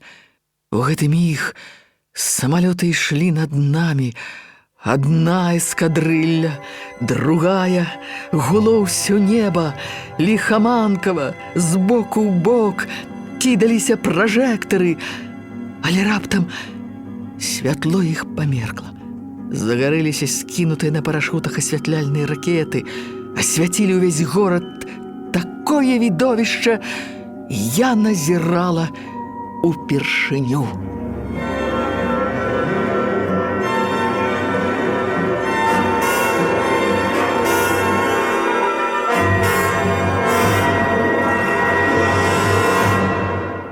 Маша шаптала: «Ты бачыш іх, а? Ты бачыш іх, а? Валя, глядзі, вунь!» Не, самалётаў я не бачыла, нельга іх было ўбачыць у чарнаце неба, толькі ўспыхвалі чырвона-зялёныя букеты разрываў снарадаў. Адзін раз на кароткі міг у белым святле промня бліснуў сярэбраны матыль. Усе пражэктары кінуліся туды, скрыжавалі свае халодныя лёзы. Туды ж гарматы пачалі кідаць гарачыя букеты. Маша змоўкла, стаіла дыханне, поўнае страху за гэтую сярэбраную птушку, што трапіла ў агонь. Самалёт слізгануў уніз. Збіты ці спікіраваў, калыхнулася зямля, першы бомбавы залп узарваўся блізка на пасажырскай станцыі. Там шуганула ўгору высокае яркае полымя, пэўна, пацэлілі ў цыстэрны з бензінам. Потым самалёты, заходзячы паўторна на цэлі, хадзілі па крузе на невялікай вышыні. Маторы са звонам раўлі з усіх бакоў, заглушаючы сабачы брэх дробнакаліберных зенітак і кулямётаў. Шлёпаліся ў сады, прабівалі дахі дамоў асколкі снарадаў, дымы не звярталі на іх увагі. Я нават не адразу сцяміла, што гэта свішча навокал і падае на зямлю, бо пад такім зенітным агнём ніколі не была. Але гэта быў сляпы агонь па нябачных цэлях, палілі ў белы свет, як у капейку.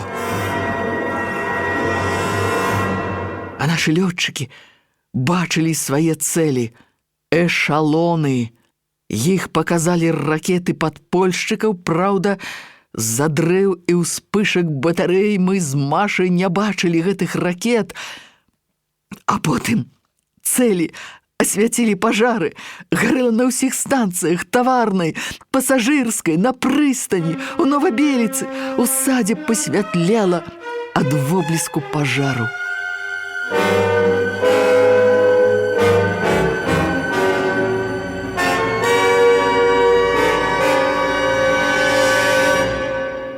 Цяпер гаварыць хацелася і мне. Я была ўсхваляваная і ўзрадаваная такім налётам. Такога мурагню не бачыла за ўсе 2 гады вайны. Былі налёты, калі я начавала ў горадзе, але не такія масіраваны. Усё шырэй, разгараліся пажары, сціхлі зеніткі, захлынуліся ці зразумелі, што дарэмна трацяць снарады. Вось так было пад Сталінградам, так пад Курскам і Орлом, думала я. Так будзе да канца вайны, да поўнага разгрому Гітлера. Ад гэтага радавалася. І яшчэ ад таго, што расло пераконанне, вяселле, маскіроўка, і пра гэта падумала. Неба завалакло чорным дымам. Цяжкі, едкі дым асядаў на зямлю, раздзіраў грудзі. У суседнім садзе нехта натужліва кашляў, хрыпеў, задыхаючыся. «Можа, ранены», — сказала я. «Чорт з ім», — адазвалася Маша. Уразіла мяне такая яе жорсткасць да людзей.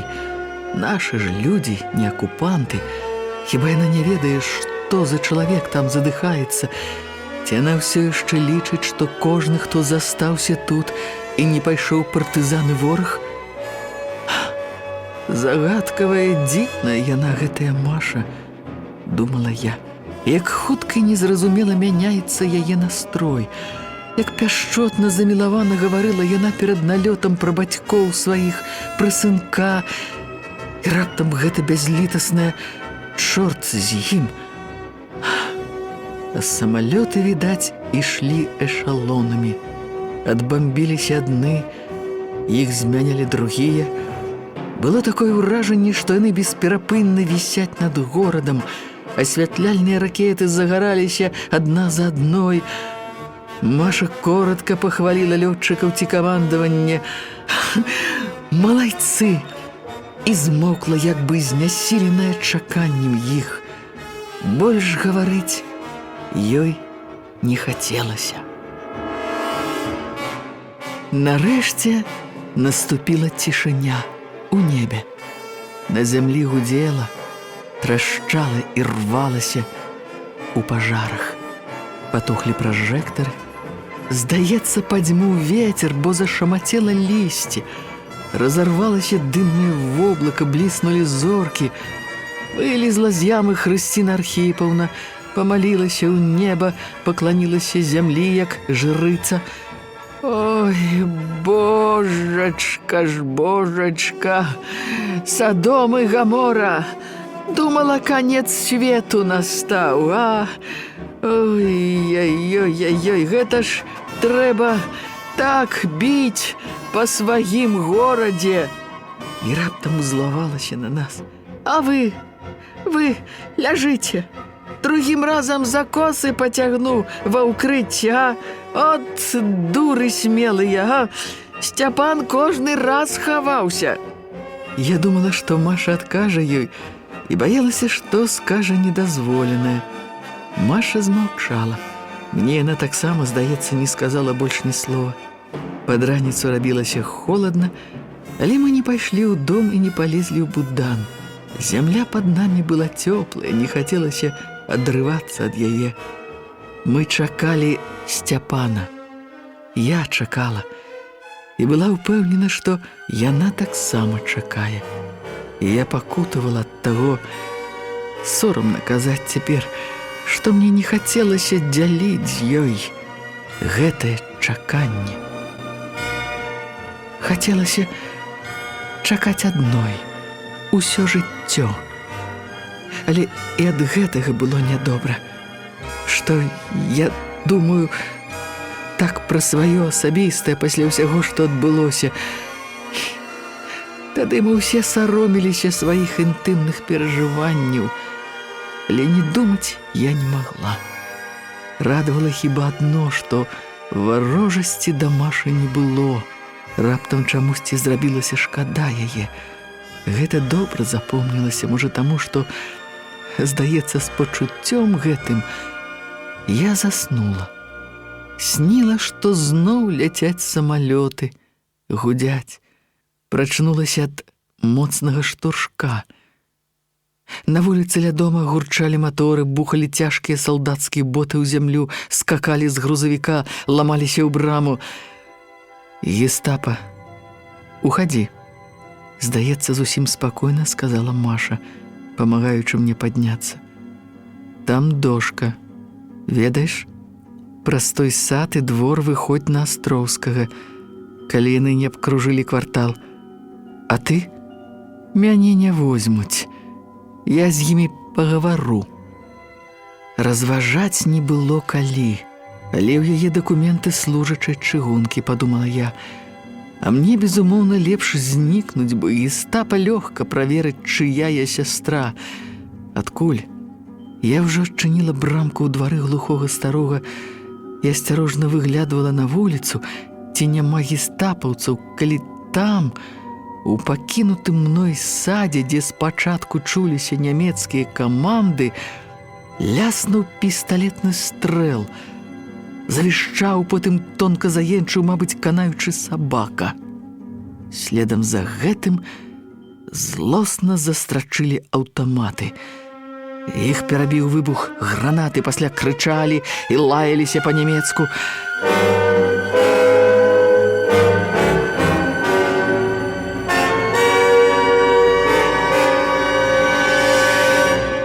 Усю раніцу я праляжала ў руінах школы, каўтаючы слёзы гора, гневу, роспачы ад бездапаможнасці. Я не магла нават папярэдзіць Сцяпана, не ведала, як гэта зрабіць. Ён можа вярнуцца дадому і напароцца на засаду, ці пойдзе на паравоз і яго возьмуць там. А можа, яго ўзялі, калі ён пускаў ракеты, таму і гестапа з'явілася. Трэба было папярэдзіць прымака, з ім Сцяпан меў сувязь.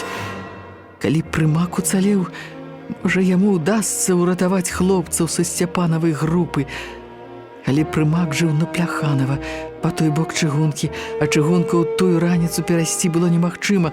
Колькі разоў я не вылазіла, здалёк бачыла, як хапалі людзей. Я плакала па Машы.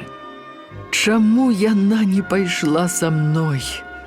Чаму не паспрабавала ўратавацца? Хацела прыкрыць мяне і такім чынам, ахвяруючы сабой ратаваць. плакала ад злосці на сябе, што нядобра думала пра яе. Перад тварам смерці, якімі дробязнымі здаваліся ўсе мае пачуцці апошніх 3 тыдняў. Хацелася гэтак жа памерці, каб са зброяю ў руках і каб прыкрываць таварышаў. Мяне, калі б знайшлі там у руінах, то взялі б голымі рукамі, я не мела ніякай зброі, нават ножыка. Аднак мне дзіўна шанцавала, пад вечар я ўсё-такі прабралася да Прымака.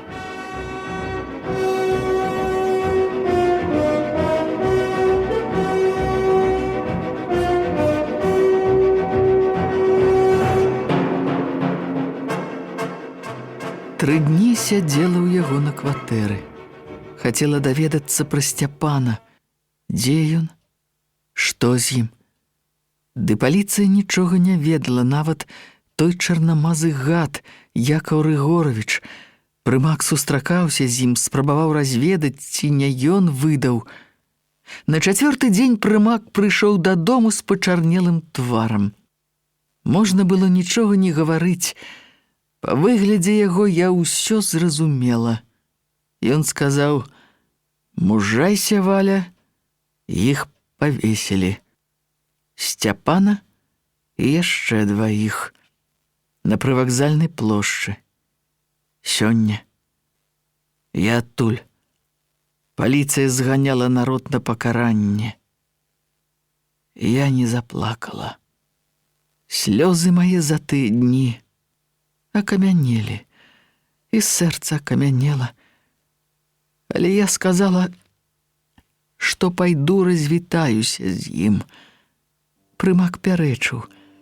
Ля шыбеніц пакінуты перапрануты агенты СД і паліцаі сочаць за кожным, хто прыходзіць да павешаных. Я не магла не пайсці, толькі дала абяцанне, што блізка не падыду.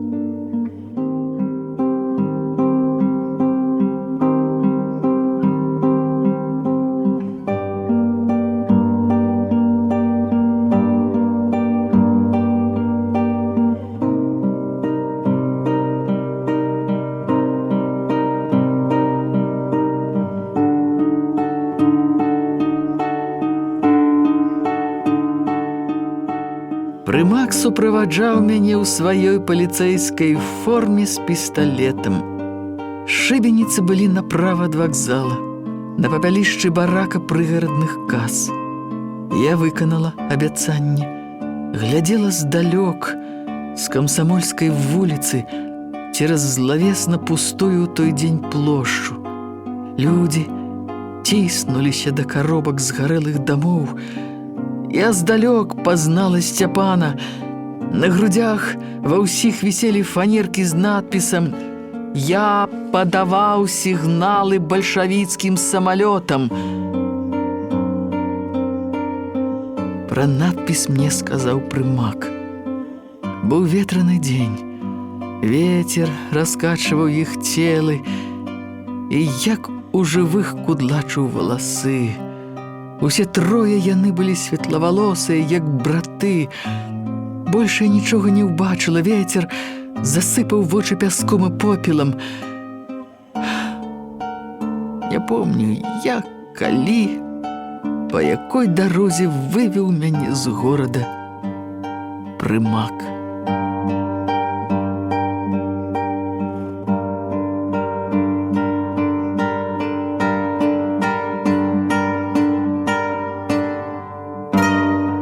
Я пазнаёміўся з Валянцінай Андрэўнай у санаторыі. Мы сядзелі ў сталоўцы за адным сталом. Гуляючы па лесе кампаніі чалавек з 6, мы, немаладыя ўжо людзі, пачалі згадваць мінулае, вайну, дзе і як хто ваяваў. Кожны нешта расказаў, бо былі ў кампаніі франтавікі, партызаны, была мінская падпольшчыца, яна асабліва многа расказвала. Валянціна Андрэўна маўчала. Выглядала яна маладзей за многіх з нас. Я асабіста лічыў, што ў вайну яна была падлеткам, таму пытаць у яе пра той час як бы і недалікатна было. Але яе выдала суседка па палаце, з якой яна разам жыла. А Валя таксама партызаніла. Тут, натуральна, да яе прысталі. Раскажыце, ды раскажыце. Расказала яна ўсім толькі пра блакаду, як схавалася ў лаўжы, як карнікі хацелі падпаліць лоўж, але ў запальнічцы, мабыць, скончыўся бензін.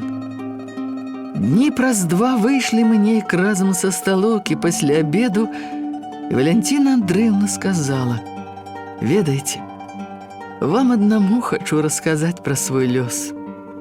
Маю я ў жыцці ўсё, што людзі называюць шчасцем, але тое самае дарагое, і любоў моя, і боль мой вечны нікому не расказвала.